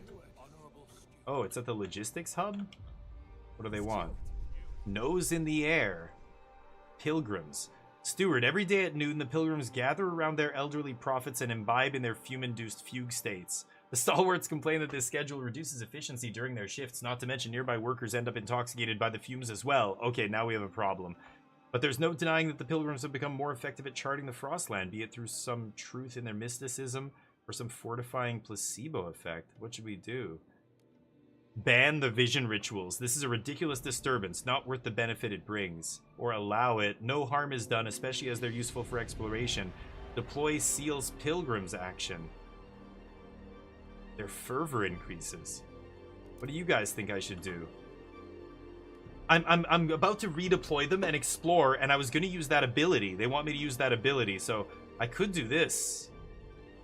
These guys are getting high, and now they're getting so high all the time and doing this shit that it's causing issues at work. At first there were no issues. Now the stalwarts are complaining. They would complain. They always have their, you know, they're the big complainers, but okay, we allow. 252. Whoa, frustrated. What happened there? Oh, their faction grew. These guys shrank. They became more conservative. They joined those guys. Crazy. Okay, hold up. So we pause the game here. So I've got 30 scouting teams. Let's check out the highlands. That's what I was gonna do here. So this is another, I don't know what that is down there. A cliffside of some sort? I bet you it's a coal deposit. Abandoned research station.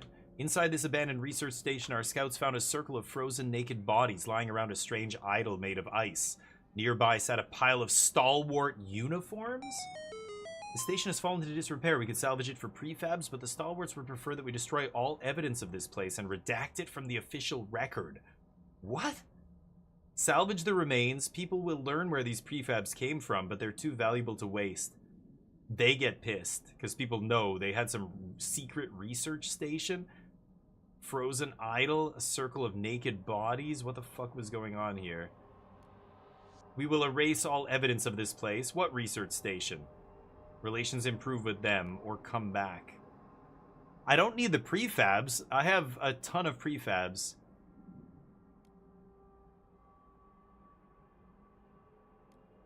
Maybe I leave it. I can use this later. Maybe. On them. Yeah, you might be right, Lily. Goddamn. No spoilers. Support the pilgrims? Okay, we did it. We did it. We did it, but I'm wondering what's going on. Okay, here are the wise women. Wise women camp. Our scouts have met the wise women for which these hills are famed. Some are in fact New Londoners who left during the captain's first days. That was the first game. They would be pleased to return to New London now that we have a council, and they say they can bring some cores with them. Yes, I need cores. They're super rare. I have one. You only find them like this, with stuff like this. However, some of the captain's most loyal followers consider these women traitors and think they should remain exiled. These women will be New Londoners once again. 3 cores, 500 more people. That's nothing. We can accommodate them. And 5 Frostland teams to go get them. Stalwarts get mad. The Stalwarts don't like them. Fuck the Stalwarts, right? Secret research station? Fuck those guys. Okay, hold up. I want to see the last one here. Abandoned Lazaret? Built hastily during the 1901 plague, these buildings were used to quarantine infected New Londoners. They now lie silent and forgotten, scores of wooden crosses, a grim reminder of what transpired. Should we decide to disturb the dead, dismantling this place could yield some raw materials. Some will be angered by our irreverence, but these resources of too much use. So another prefab. So 2 prefab locations. And I'm going to send people to go get the wise women, but let's just make sure, yeah, plus 45 housing, we can accommodate them. It's only 500 people. So I have 27,500 people living here, and I have 468 communities. So you can kind of do the math and go, okay, what does one community equal? One community could easily house, you know, 500 and something people here, right? 45 shelter, 513? Maybe I need to build one more either housing district, or I think I'm just going to build another subsidized housing block. Yeah, just let this tick up by 1, and then we'll build that. This place is still cold, right? Damn it. Okay. It's going to warm up very soon. Oh, the council's convened. Okay, let's build another subsidized housing block here. Sure, right there. Okay, so we can vote on some laws here. Now, there should be a few new ones. Propose what law? City... Oh, yeah, these guys want me to vote on this. So, what should I do about the outsiders? So, there's people coming into the city and saying more and more people are coming because they see the whiteout coming from across the Frostlands. They're going to get here first, right? This is my first playthrough, Jericho, yeah. I played the first game a long time ago, but... I like these kind of games, so playing on the hardest difficulty that I could, I think. I can't remember what it was, but... Cancel the man's shrubbery. Perfect. Very nice. So, yeah, no spoilers, please, but definitely assistance if you guys want me to not screw this up. I don't know. If you do want me to screw it up, do your best to derail me, and I will debate you. Anyway, so we've got to make a rule regarding immigration here. We're going to have a ton of refugees coming in because this storm is going to push everybody in its path out of the way, right? And they have to go somewhere. So accept all outsiders. The pilgrims want this, of course. These guys love to get high and go out into the Frostlands and rescue more people. Population growth increased. I can probably handle it. 21 for, 20 against. Very divided people here. Admit no outsiders. We build the wall. 16 for, 8 against, and most people are on the fence. This is going to be very swingy. 76 hesitant. 59 hesitant. Or allow productive outsiders. We will only let in outsiders who will contribute to the city's economy and turn away the unproductive. Percentage of active workers will increase slightly over time. Population growth a little bit increased. Heat stamps a little bit increased. Stalwarts like this. Nobody is in favor of this, really. Huh. I'm really pissed off at the stalwarts now, but this might be the best. I think I'm going to accept everyone. What do you guys think? Pro-immigration. I mean, we're talking life and death here. Essentially, anybody we don't accept is dead once the whiteout arrives, right? I can handle this. I need a way to increase storage. If somebody in chat knows how to increase storage, I still don't see any research or anything that I can unlock that lets me do it, and it's getting very frustrating. Stalwarts are troublemakers. But in some ways they're very merit-based, right? So they want if you're a good worker, like if you carry your weight, you know, and that makes sense. I mean, we're talking life and death here. If I accept too many people and I can't feed everybody, everybody dies, right? So get a new SST, yeah. Stalwarts are love. Dear God, they are very authoritarian, but these guys are a little too liberal. But I want to again, this is just. Whatever decreases suffering, we can manage. You think? Okay, I'm going to propose this. I'm going to let you guys vote on this. This is very close. 21 for, 20 against. Do we want fully open immigration where we let everybody in? Because literally anybody we don't let in is dead. Like, it's a death sentence, right? So I could do a couple things. Guided voting, because we passed the motion. I put a proposal forth to let me basically have the ability to ram through any vote or ram through any proposal. So I could force them, but that'll lower my trust, and I'm barely tolerated here. I could negotiate. Let's negotiate. Ooh, these guys will not negotiate. They hate this. The Frostlanders will not negotiate because I promised them something else? Oh, no. And these guys obviously want it, so they're not negotiating. So it's just the New Londoners, 31 delegates. If you vote for this, I will condemn the Pilgrims. Yeesh. That'll get them to 3 fervor? I don't know what that does. Oh, it's going to become violent. Oh, shit. That's not good. Build a heat dispatcher. Oh, I do want to build one of these. Yes, I can build those. Okay, yes, do that. Okay, we tip the scales with that promise. This is politics, baby. This is how it works. A little grease, a little, okay, today me, tomorrow you. No big deal. With Twitch chat? Okay, well, consider the fact, obviously, there's many aspects to consider here when if this was a real proposal and we were in this. What I said is very important. The moral stance. You are condemning anyone who's not productive enough to death. All the old people, all the children, any newborns. What are you gonna? Where do you draw the line? Who decides who to let in? You know, yeah, that's a rough one. The moral high ground obviously says you should do this, but also, I have a lot of resources. I'm about to explode in my food production because I'm going to put in another advanced hothouse, and I'm going to be able to feed everybody, house everybody. So what is the reason to not do it is what I see. We have the resources. It's morally the good thing to do. You should do it. It's going to involve sacrifice. The city will get dirtier, maybe. I don't know. Disease might go up. You will see in a second once I click this. It'll show who's voted and who hasn't. Okay, I love that you're the voice for the old dreadnought. They need somebody to represent them, so at least you've taken up their banner, their filthy oil-stained banner. I will listen to you, Exiled, and we will decrease overtime. Okay? There we go. I promise. I'm not gonna decrease shit. I promise I will decrease the hours. Never. I'm never gonna do that. See, I'm a ventriloquist. Okay, here we go. You guys didn't hear what I was thinking there at all. M-Dub votes against. I love this. I love how people are true to what they believe. 51, ooh, we get there. It was that negotiating. The proposed law has been approved. I can't believe Hydrath voted yes. Hydrath lives in Alaska. He knows about survival. He knows about, having to eat other people to live. You can't... He knows more than anyone the cost of taking in too many people, too many mouths to feed. He lives in Alaska. I just literally said he was a cannibal. That was a joke. I'm joking. But you know what I mean? He knows about resource management, all right? He's not from whatever lush utopia you guys are from. Anyway, I thought he was going to vote no there, but M-Dub's like, no, this is bullshit. Hey, M-Dub might be right, and we might be killing ourselves here. Okay, I need another advanced hothouse right here. 24 money, eege. Okay, I have 45 housing for now. That should be more than enough. This fervor, I've never seen what happens here when it goes to 3, so I'm a little scared. A little bit scared. But let me resolve these Frostland teams here. So what I can do with the pilgrims... Shut your pie holes.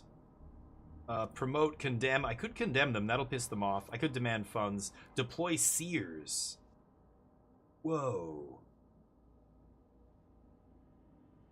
Okay, I'm gonna send these guys first. Let me send them, and then I will do the thing with the seers. Big valley here. Years ago, our scouts found abandoned Imperial Exploration Company equipment in this valley, and the captain ordered an expedition here. The whiteout years forced us to withdraw from here a long time ago. Cores and prefabs, 10 teams. Whispering Valley? Oh, we just discovered this. Wrecked warehouse. A crumbling warehouse sits by a dilapidated track. It's been pillaged many times by scavengers, but one of our scouts noticed a metal trap door. She drilled through the thick metal and entered a buried chamber containing pristine cores. Instruction manuals in the chamber show the cores were intended to drive a locomotive, but we can refurbish them for other purposes in New London. 3 cores, 5 teams. That's easy. Let's check this first. Languid herd. These reindeer seem to be slowly dying away to constant storms and lack of edible fauna. They won't survive too many more years. Perhaps we should send out the hunters while we still can. Well, yeah. Send it to New London. Harvest. Let's definitely send. So that's 10 teams. And then this is 10 teams. And this is 10 teams. Okay.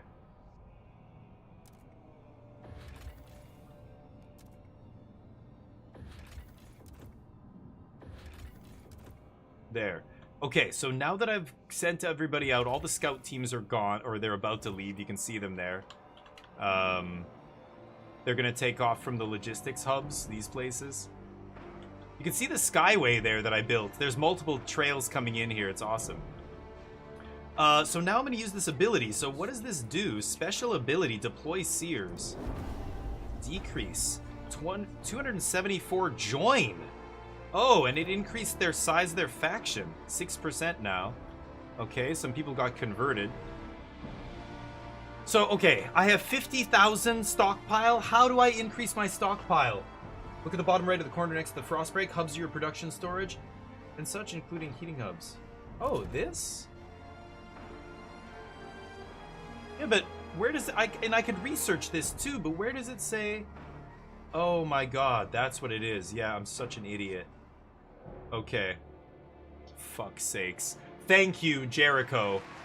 I'm such an idiot. I thought this was... Once you research... Hold on. This is fucking hubs. This is what I thought the hubs were. I played the tutorial and I'm like, how did I build that storage thing? Do I have to research? And I'm like, this doesn't say anything about increasing storage though. These don't increase storage. So I'm like, what the fuck am I doing with these? I thought these were the hubs. That's not intuitive. They should change that. Call this something else. These are different hubs. I totally forgot. That is what I was looking for. Thank you. Fuel. This is coal and oil.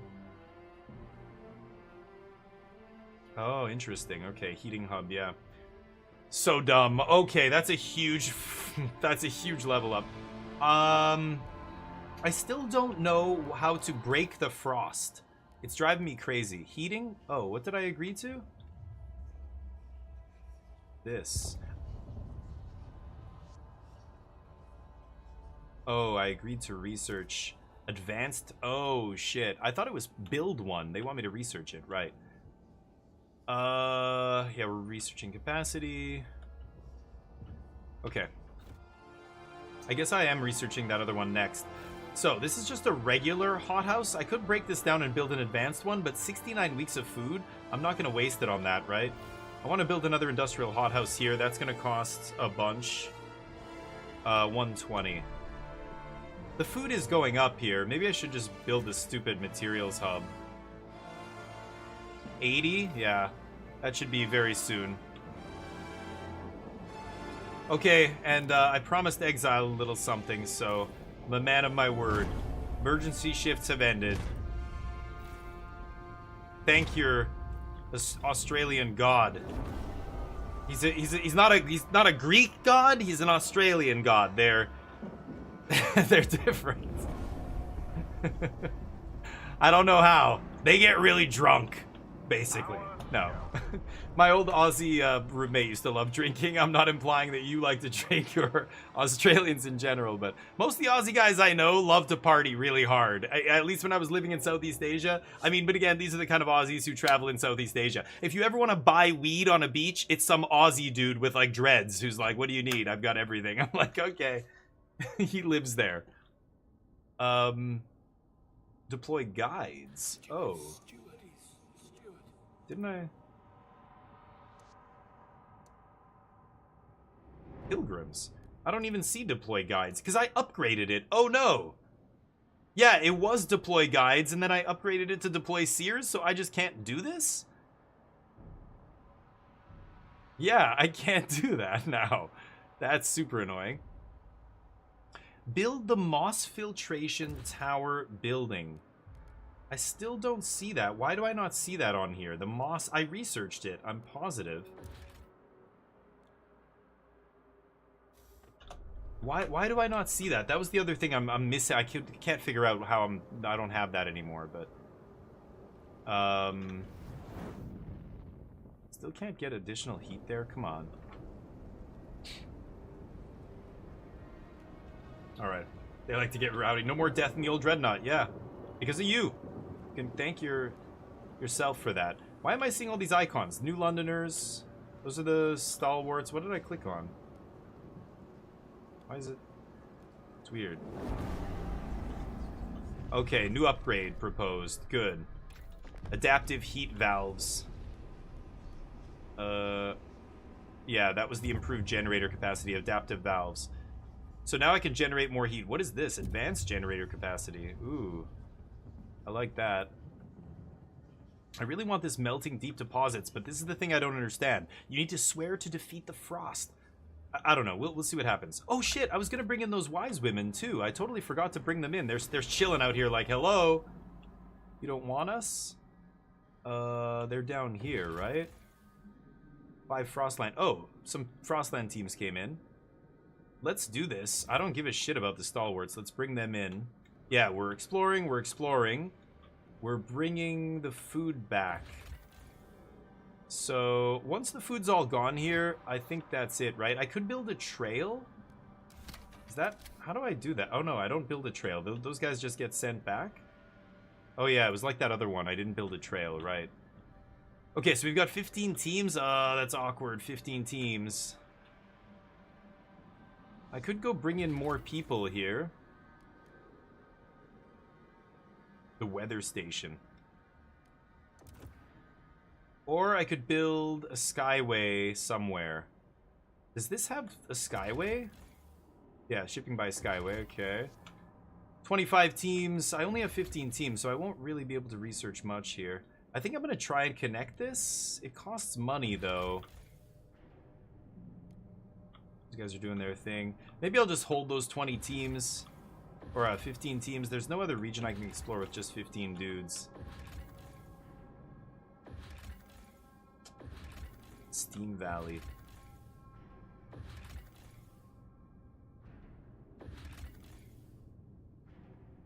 So awkward because I'm bringing these ladies back. Let's just unpause it here. Okay, maybe I need to install the second hothouse instead. Oh, no, no. Advanced. Okay. So, food's going through the roof. Materials. Oh, I was going to build the materials thing, right? 80. We'll get there. One tick. One tick. And I guess I'll put it over here. Does it have to be close? Area effect, workforce demand, and neighboring extraction. Oh, nice. Okay. Oh, I see.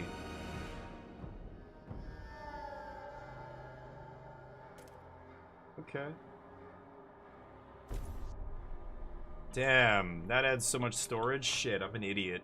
Okay, I want to build food storage as well here. Oh, research. Right.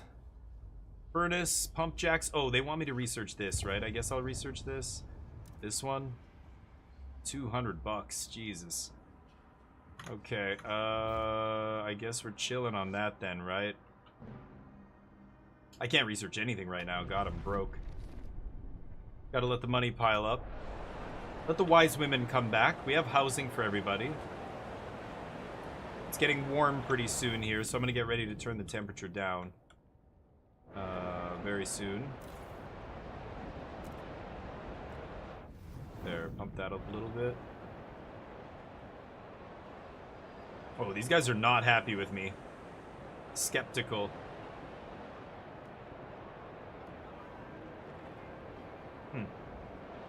You might have to backtrack your save. Oh, thank you for reminding me. God damn. Let's pull a Manny here. Manual save. Call it pulling a Manny. Always pull a Manny every once in a while, just in case. I mean, things get corrupted. Save, like if you've ever had your save file get corrupted, it's no bueno. Yeah, because how am I going to get unlimited food if I... Like, this is my last food areas right here. I mean, I could build one more little food thing right here. Like, do I have to do that? I could put... let's just do that. I could put another food thing right there.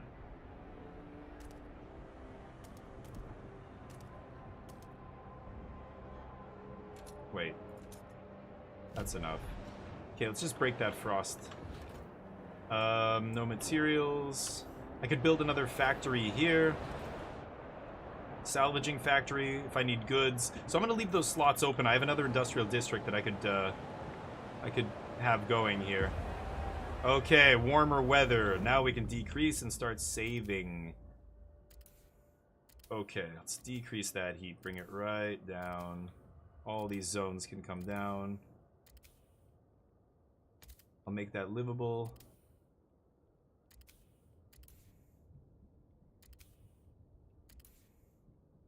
Oh yeah, nice and toasty, eh? Everybody's good? One chili spot. Lower that. Don't want to lower that. Okay, everybody else good? Good. Okay, now let's go. Warm season, let's produce. Produce. Okay, I have 25 teams. There's the old dreadnought. So where should I explore? I could go to the Cursed Valley, or Valley and Cursed Valley. There's a warning sign here saying don't go. Could go up here to the Steam Valleys. Very interesting. Oh, and I explored this. Didn't even look. Food. 60 food.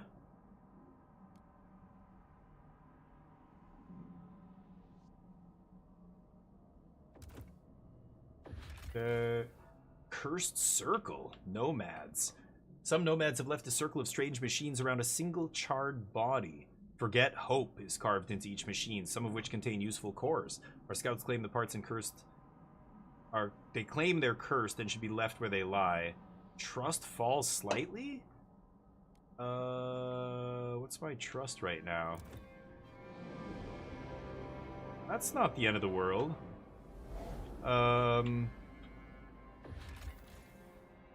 I have 20 teams, though. I can get those later. I want to use the 20 teams to explore a new area. What do you think? Should I... Warm is you're just overproducing heat. You don't even need to produce that much heat. The Frozen Ocean looks like it's got tons of resources. Let's send all 20 teams there. 20 teams! That's crazy. Just to make sure we do it without them all dying. Let's pop into Exiled's home. The old dreadnought. Everybody's way too hot here. Holy shitballs. Let's turn that down. Warm weather. Warm weather. I built this in this canyon specifically because it's so warm there. It's keeps them sheltered. It's pretty awesome. So the game like recognizes when something's sheltered like that. When I get a lot of buildings around each other, they tend to shelter each other actually. So now we're really putting away the oil. I should build an oil storage thing here actually.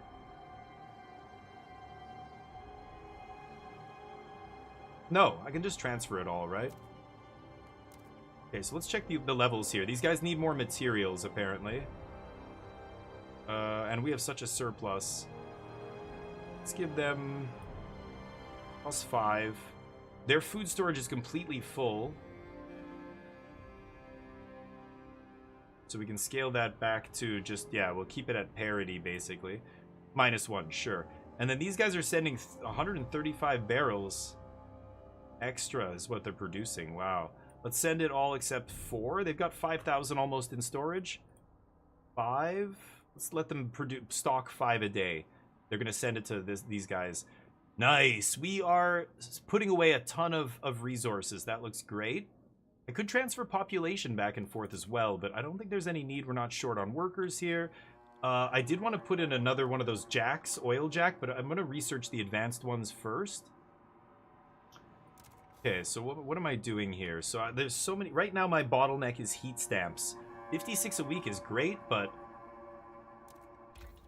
The research... They wants me to research advanced pump jacks, which are 200. I only have 125.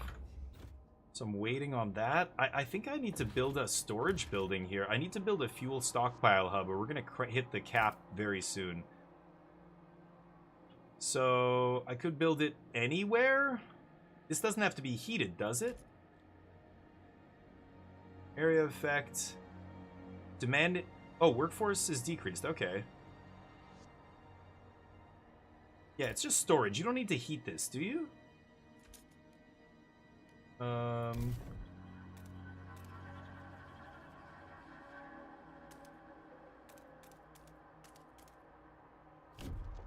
Okay, let's break that. Warm is an unnecessary luxury. Livable. Yes, exactly. You don't need to be warm. Put on a goddamn sweater. What are you walking around bare feet for? Put on some thick socks. Stop bitching. Breakthroughs in exploration are imminent. We got this.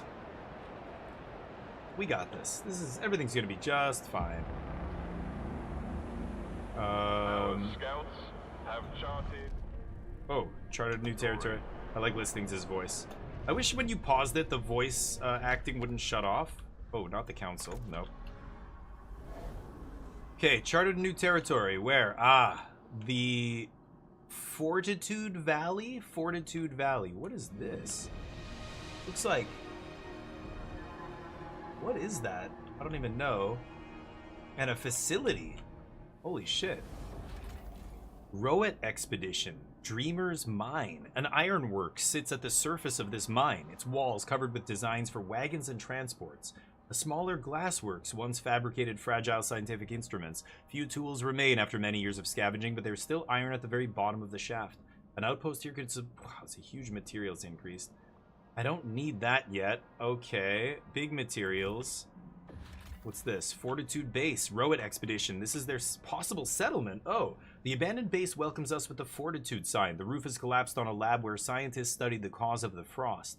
But the training halls remain intact along with the equipment used in attempts to contact other generator cities. We could take them all. We could take all the preserved supplies back to New London, or we could leave them, making reactivating the base less costly. Bring everything in usable condition to London. 300 prefabs, 3 cores, takes 5 teams. Leave the supplies, fire up the radio tower, and better equip our scouts for what lies ahead. Construct an outpost here. They said it's going to be more difficult later, right? I don't need the prefabs. The cores are really nice, but I've got 6. I think I'm going to fire up the radio tower. Okay. I'll connect a trail. Okay, let's start connecting some of these things. I should connect the thing up there as well. But how do I get out of here? So this is the limit. Yeah, and then I can put it... Let's just go all the way up here.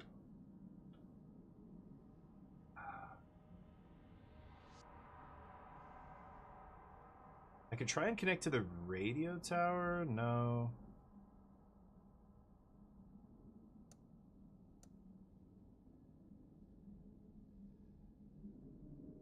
Oh, I can't make it there? Shit, I can't cut through here. Okay, well then let's go this way.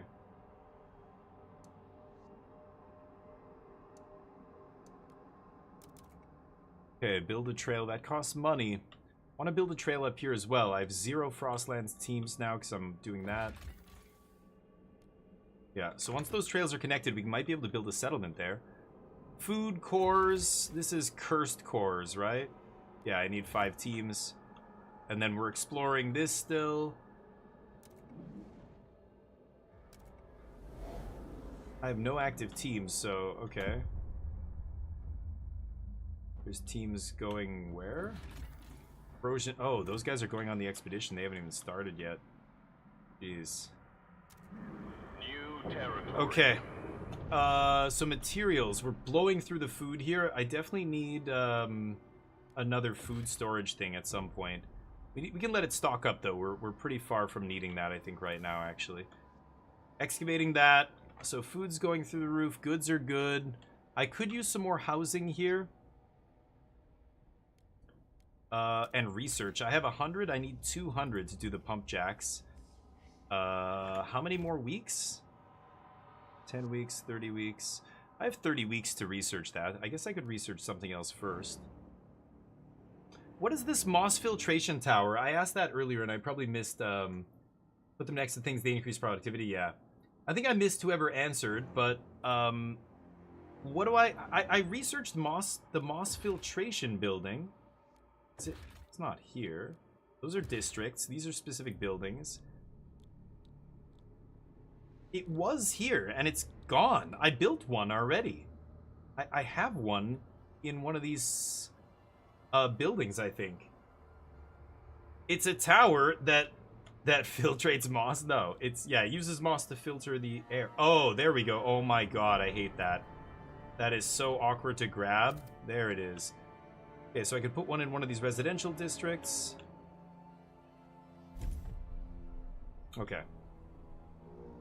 There, let's just do that. Let the money pile up. We're getting a decent economy here, plus 56 a week. Oh shit, there's the whiteout. Okay, so we've got 10, 20, 30, 40, 50, 60, 70 weeks, and then it gets super cold, and then bam, immediately the whiteout hits us. Okay. Yeah, materials will eventually be a little bit of a problem here. Whoa, 100 more people. What? Population increase. Holy shitballs. Okay. That's fine. There's a couple unhoused people here. 124 unfortunates. Fortunately, the weather's not bad. It's only minus. It's only minus 40. Okay. The council's ready to vote. What do we propose? We've got something they want. Labor oversight.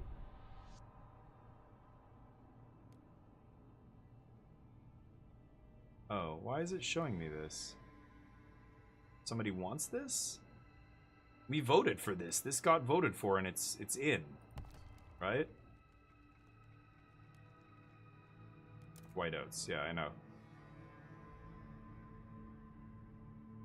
Okay. What is this? People want me to repeal it? Pictures of Spider-Man. I could do something else. I've got most of these laws passed already. City-run alcohol shops. You love to see it. All due maintenance. Dutiful youth. I could go for the secret police law. Ooh. People aren't that against it, which is crazy. Secret police. And then captain's authority. I don't know why this is here. This icon usually means there's some quest or something. Let me just back out again. deploy guides, construct. Also, this is bugged. Embrace the frost. Construct or upgrade settlements to have significant population. I don't understand how I'm not meeting that when I have, 5,700 people here. I have way more than this, but I think they want me to build another housing district just to have that number be met. So maybe I should just build another stupid housing district here.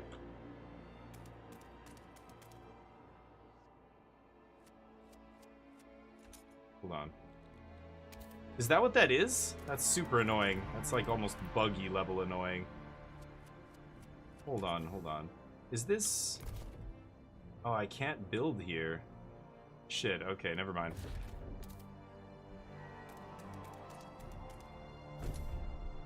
I don't know why they're doing this.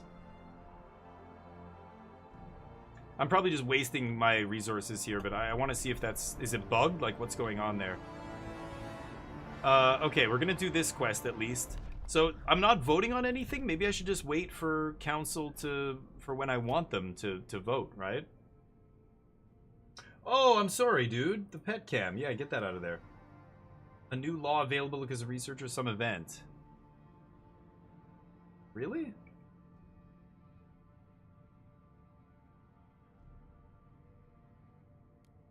Oh, that was just a new law, I guess. Okay, you're right. Handshake symbol, promise act. Yeah, that's the deal one, right? Is it in one of these? Like, what am I... It still shows this stupid icon. So this is weird. Do I not propose anything and just wait and let the council sit there till I'm ready? Kind of interesting. I could do that. Okay, so what is priority number 1 here? I still haven't researched the pump jacks. I could get to 200. I keep spending money. Like this trail. Oh, we discovered a new place again. God, we're exploring like crazy here. Because of the Sears that I have going. So this is Ayek Valley? Windward Moor. Freezing winds buffet this part of the valley. Following our oldest maps, our scouts found a generator construction site buried under the snow, but little of use remains. A generator construction site? Whoa. They're too inaccessible to benefit London. Come back later. That could be another city. Whoa. What's this? IX Smelter? IEC Smelter? This huge mine and smelting apparatus provided the steel used to construct the nearby generators on behalf of the Imperial Exploration Company. A crew of thousands once lived within and below the machine, only a small fraction of whom made it to New London. The captain sent a crew with cores here to establish an outpost. There's no sign of the crew, but the cores remain, along with many salvageable components. We can take it all back to New London or finally restart the smelter. Oh, that's easy. 500 prefabs, Jesus, I just don't need that much. Restart the machine. Yeah. I'm gonna connect to Skyway, but again, I'm saving right now, so maybe I shouldn't do that. So this place is now connected via Skyway, right? No, it's still being built. Okay. I think I'm just chilling here. I will claim that at some point. This is still generating food, 35 weeks more. And then these guys are exploring. I have 10 teams. It's not really enough to do anything with, right?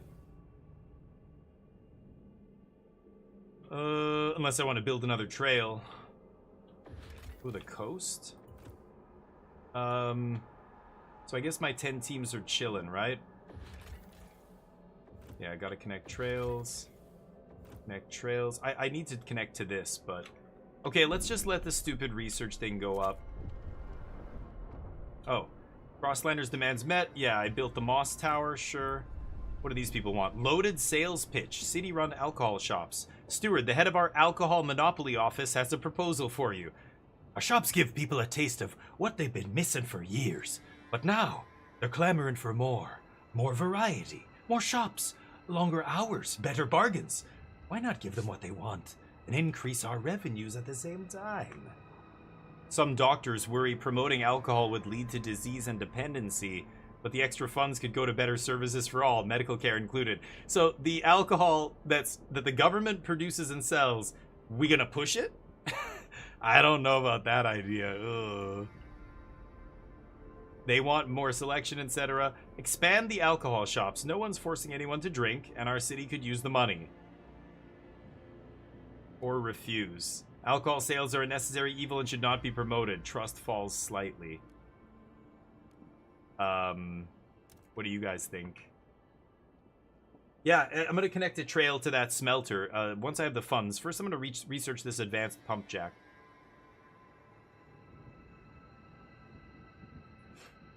%? Expand? Really?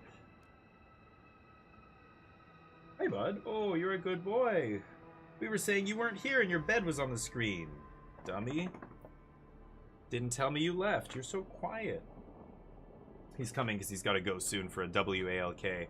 I know, bud. I know. You don't have to lick my leg. Okay, we're expanding. Well, shit. Now we have a... That's going to be a public health crisis. People... I love drinking as much as everybody else, but alcohol should be heavily regulated and not promoted. There's a reason we have laws in real life not allowing the advertisement of alcohol in certain spots and stuff, right? Okay, so I've got a lot I could do here. I've got to take advantage while the sun is shining, so to speak. 152, this fucking research is taking forever. And I don't know what the deal is with the housing here. I hope that what is this? The Embrace the Frost. Why am I not triggering this? Construct or upgrade settlements to have a significant population there. I did this way back when I was first expanding here. I surpassed that number a long time ago, but it's just not. Isn't this a settlement? This is a settlement. Oh, I know what they're... No, I just realized what that is. It's this stuff. It's this kind of thing, right? No, that's not... it's the coal one. This, the coal mine settlement. That's what I need another one. Okay, hold up. I gotta cancel this. Cancel that construction. Yeah, okay.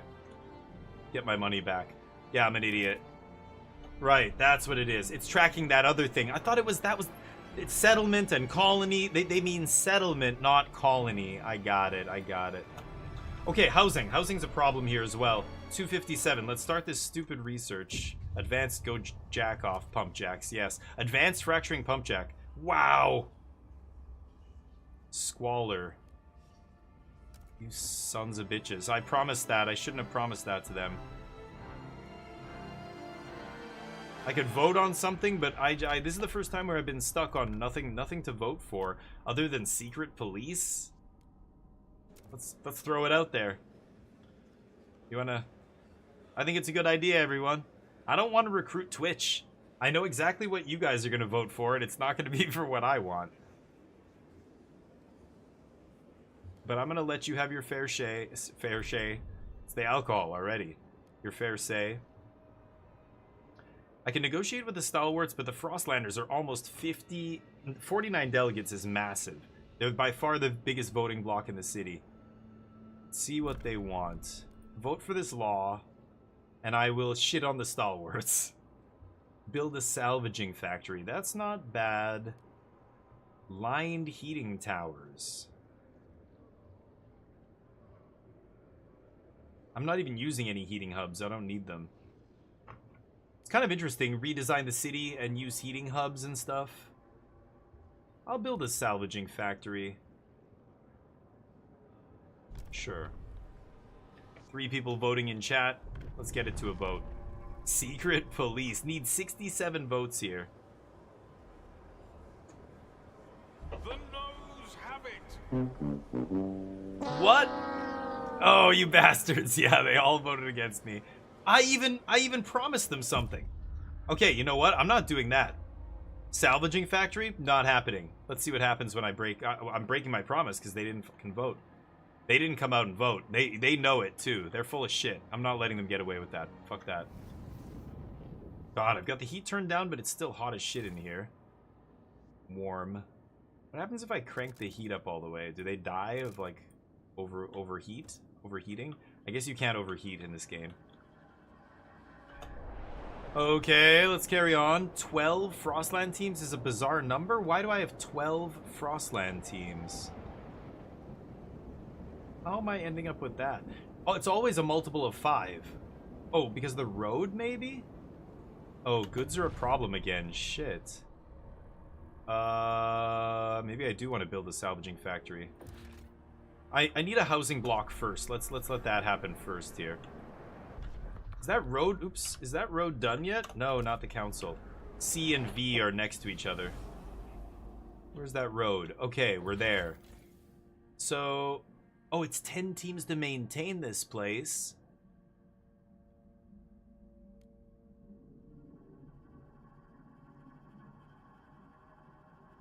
That's bad. That's what I did that for? 0.1 decrease in time to explore? That's crazy. I'm gonna connect to Skyway here. So Skyway, I can just go right to New London, right? Look at that beauty. Okay. Get it done. That leaves me with 2 teams. Okay. Whew. Alright, research is progressing. That'll satisfy... I think it was these guys, the New Londoners. I need to build some additional storage very soon. Yeah, our power thing... Wait, didn't I? Oh, I haven't built it. I cleared out the area for it, but I didn't build it. Fuel stockpile hub. So this is going to increase the efficiency, but... Oh, of materials? Oh, okay. How many tiles does it have to be? 1.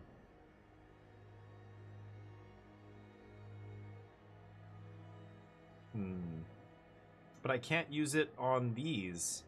It looks like I can't get the goods to go up. I could do food. No. This is, of course, this is fuel.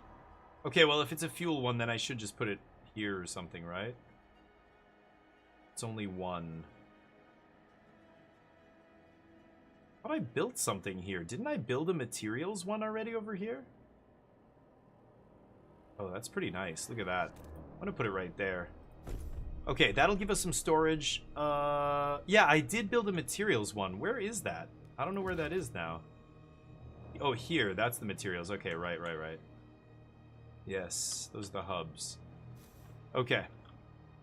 Yeah, fuel is about to explode here. We're pulling it out of the ground very quickly. 6 cores to play with. We let the research happen. So what's the next order of business? Let's let the money build up a little bit. I think housing. Yes, housing. I think just putting in a subsidized housing block is what I want here. So 100 heat stamps or whatever. We're getting 60 a week here. I own the game, but I was given a key by the dev to create content with. So very grateful, of course, to the devs for giving me a key. They're awesome. Okay. I obviously don't want more materials. So the graveyard has basically nothing else in it. We're still exploring the ocean. Food. Okay, there's these people here. I could establish a trail. I don't know if... 10 teams. Jeez. No, I can't, I guess. This takes no teams. Oh, it does take 10 teams. What am I saying? I want to connect that. I want to go up here as well. Alright. 31,000 people live here now. It's wild. Okay, let's build that housing building. Right here. I think I need another housing district. I think I should actually be preparing for that now. I think we're going to see a big influx of refugees. Because didn't I get the weather station? Isn't that what this is? No, that's road expedition. Is this it? This is the weather station. That's what I need to get there. Do not pilfer moss from the towers. It is crucial to the air filtration process. So I keep looking up here. Disease is a little bit bad. These things start to bleed if it gets bad, right? Here we have not really an issue. Squalor is a minor issue. I could put a moss tower in one of these residential areas to clean it up, but it's not even a problem right now. The fracturing pump jack. Once I put advanced fracturing pump jack, then we might need to put a tower in here to clean up the air. But right now, not a big deal. We're about to explore a new region. Not sure which one it is, but... Let's build a housing district. I know I'm going to need one at some point. So the blue areas are... Oh, yeah, that's perfect. Blue areas are kind of already heated. Which is perfect. Put another housing district there. We'll be ready for a big influx of people. Our scouts have found a new area. Yes, let me... areas. Yeah, I want to hear that even on the world map. So new area. Which one was it? The ocean. The frozen ocean. The far edge. Crazy. Crashed Hulk. A track transport lies wedged tightly in a crevasse. Rows of resigned faces visible through the windows. The engine at the front is a shredded mess. Ash and melted steel scarring the wall of ice where it collided. Its precious cores clearly destroyed. Damn. Our scouts plan to knock the transport down to the crevasse's bottom to easily salvage its materials and coal. They could carefully remove and bury the bodies first so they're not crushed in the fall, but that will take more men and time. 50,000 coal, 50,000 materials. Holy cow, huge. Okay, come back later. That's huge materials and coal. Okay. The warmer water beneath this thinner ice is teeming with fish. Wrong spelling on teeming, but we'll allow it. Occasionally, a walrus can also be seen swimming through the schools looking for prey. So very thick, thin ice, but a thick population of animals here. 90 food. I could harvest this. It takes 5 teams, and I have 20 teams. I don't need it, but... Reverberating wreck. The scouts came to this particular wreck after hearing tapping on its hull. Descending the decks, they found no living souls, but discovered an automaton still tapping an SOS on the hull after 30 years. The scouts have nicknamed the machine the Tap Dancer. You either cut the automaton free and send it to New London, or scrap it for its cores. Cut it free increases the workforce by 400 without increasing the population. So that one robot works as well as 400 people. That's pretty damn good. Salvage its core, 100 prefab, 1 core. 400 workforce is kind of tempting. It's 5 teams. I don't need the workforce now, but that's interesting. And then this is, oh yeah, tons of materials and coal and stuff. Okay, so I have 20 teams here. I want to explore maybe the Steam Valley. What do you guys think? No, it's not Game Pass. I was given the key by the dev. So this is sending 312 materials a week on the Skyway.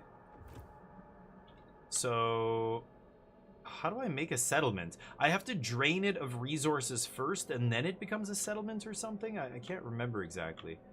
There's 5 teams here bringing back food.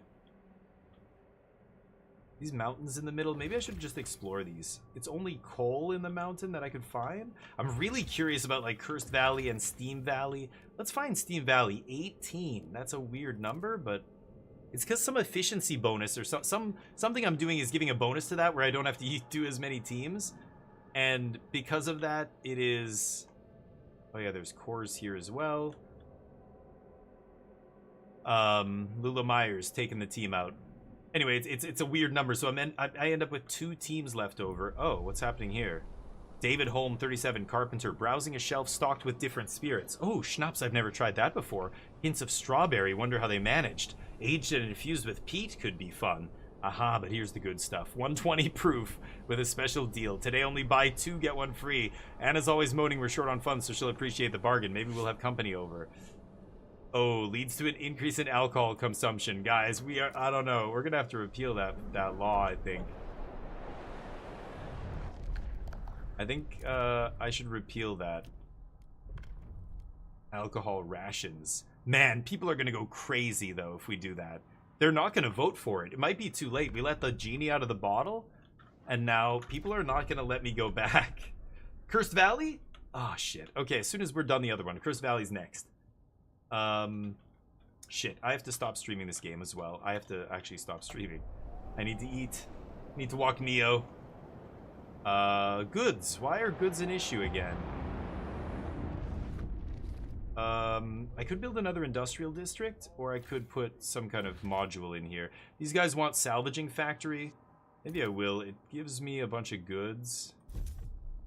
So let's plop that down. Okay, storage is manageable. Or being managed here. I could build another storage. Not goods. Food. Put it there. Okay. And materials. Another materials storage, actually. Holy shnikes. Oh, I gotta break ice around here. Okay. We got a new residential district. You know, I should probably... Is it not done yet? I should probably insulate this as well. For when the cold comes. It's gonna get warmer again before it gets colder, but it's gonna get colder at some point. Okay, so I can repeal laws now. Crime? I don't have anything for crime yet. Secret police? We failed last time. People did not want that. The city-run alcohol shops. Should I... Ooh, people are divided. 20 versus 19.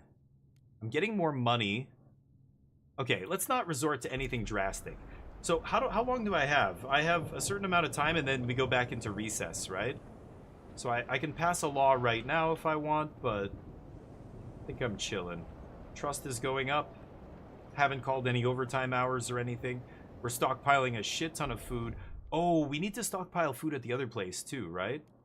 Frostlanders' demand are met. I'm researching the pump jack. Those guys are gonna get their demand met. I think I need to check the surplus here. These guys, actually they are stockpiling. They're almost at max here. Same with them. Yeah.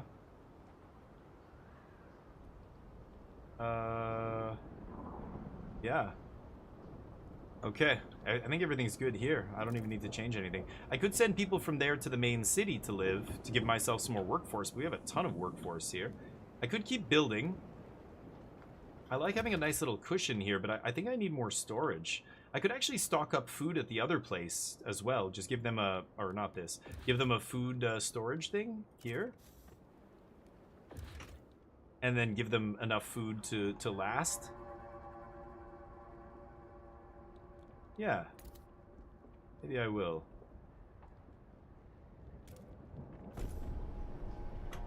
And then I'll send over a little bit more food once that's built. I probably need another fuel hub here. It's crazy, but this increases production over here. But I already have one there, right? I have one there. Here. Wait. It's materials I need more than anything. Here. Build another hub there. Haven't been building hubs. Kind of dumb. I know. Okay, goods are going up again. Everything perfect right now, but this is literally the calm before the storm here. It's gonna get 40 weeks. It's gonna be very, very cold. So you know what? Let's save it. Oh.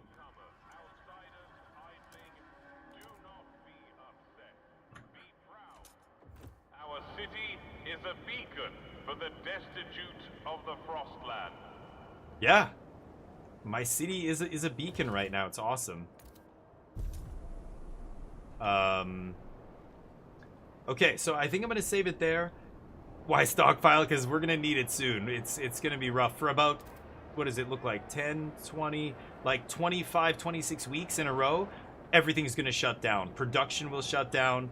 Everybody's going to have to lock down in their houses, basically, for weeks and weeks and weeks. Because it's just so insane. It'll go to like minus 90 degrees or something.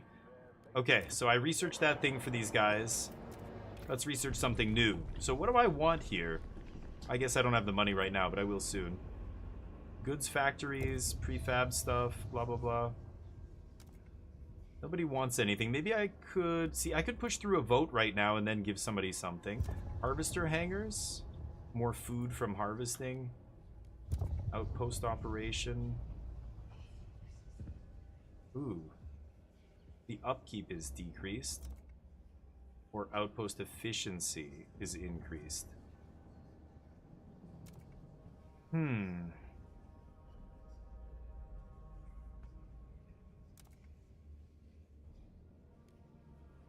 I don't like outpost efficiency here.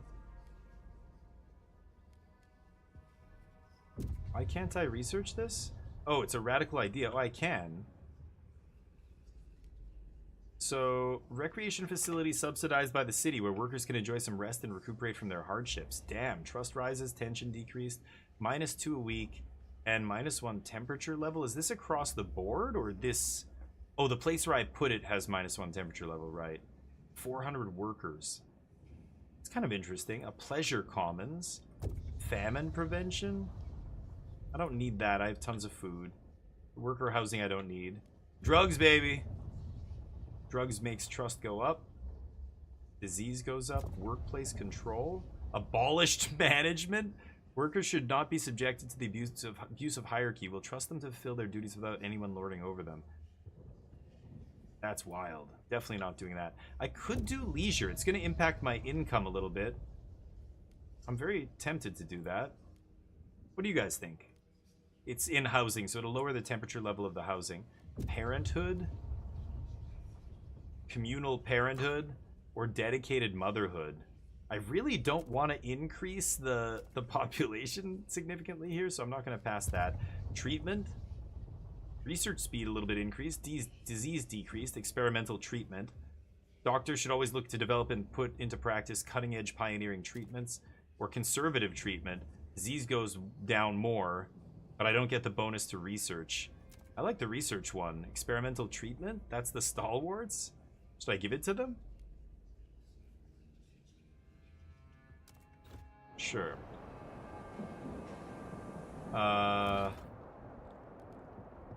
So now I have an advanced fracturing pump jack. Wow, that's expensive. But I could jam it.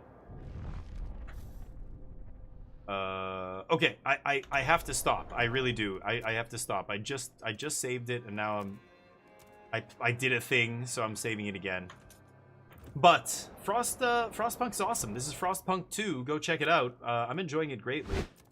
I like those kind of games. It feels... I love the gravitas. Like, it feels heavy, that game. It's depressing. Like Dugio says all the time, he feels cold watching it. He's watching it going, God damn it. It's making me cold just watching this game. I get it. I get it. It's... Am I the... Oh, there's... I was going to say, am I the only one streaming this? Bro Pancho. Let's give Bro Pancho some love. We're going to raid the only other person streaming Frostpunk. I like it. I think it's quite good. I enjoy the tension. I enjoy the, you know, the delicate balancing act. Again, I like city builders like Anno 1800, where it's a juggling act with 1,000 plates. Gets very crazy. Civilization players and other game, you know, kind of Empire 4D game players will probably like it. You know, it's got that stuff. But the things you're managing are so heavy. Like the themes are so heavy. Children working at the age of 8. Yes or no? Increase your efficiency, or let refugees in or leave people outside to die. Like those kind of literally life and death decisions makes the whole game feel heavy and impactful. Like all your decisions are interesting. I love the lean into the politics side of it. I have yet to see one of the factions break or do something crazy, but right now I've got fervor level 2 on the pilgrims. And if I go to 3, it said they start doing violent things, and I was like, "Whoa, okay." I kind of want to see that. I want that's when you need police and all that shit to just crack down, right? But anyway, let's give Bro Pancho some love here. I'm gonna put a message in their channel and pass on the Frostpunk 2 good vibes. I like the game. I'm enjoying it. And, you know, I can recommend this game, and there's going to be people who buy it and go, dude, that game is fucking torture. Why did I bought it, and I regret it. And I'm going to say, I'm sorry, but I liked it. You know, take that with a grain of salt. I like a lot of different games, but for good reasons. Like, I don't just like this game because I'm a big fan of this genre. Like, I don't play this kind of stuff that often, but the best of the best, like, this is a really good, unique experience, you know, and I recommend it. So check it out if you haven't, but... I'm out of here. I might be playing more of this tomorrow. I think I'm going to play some Helldivers 2 because it's dropping on Xbox tomorrow. Another amazing game, a PvE game. Obviously very different from this, but another excellent game. Just well made, super fun. Hope you join me for that. Some Magic the Gathering in the morning probably, or first. If not, have a great week. I'll see you soon, hopefully someday. Give this guy some love. Give him a follow. Peace.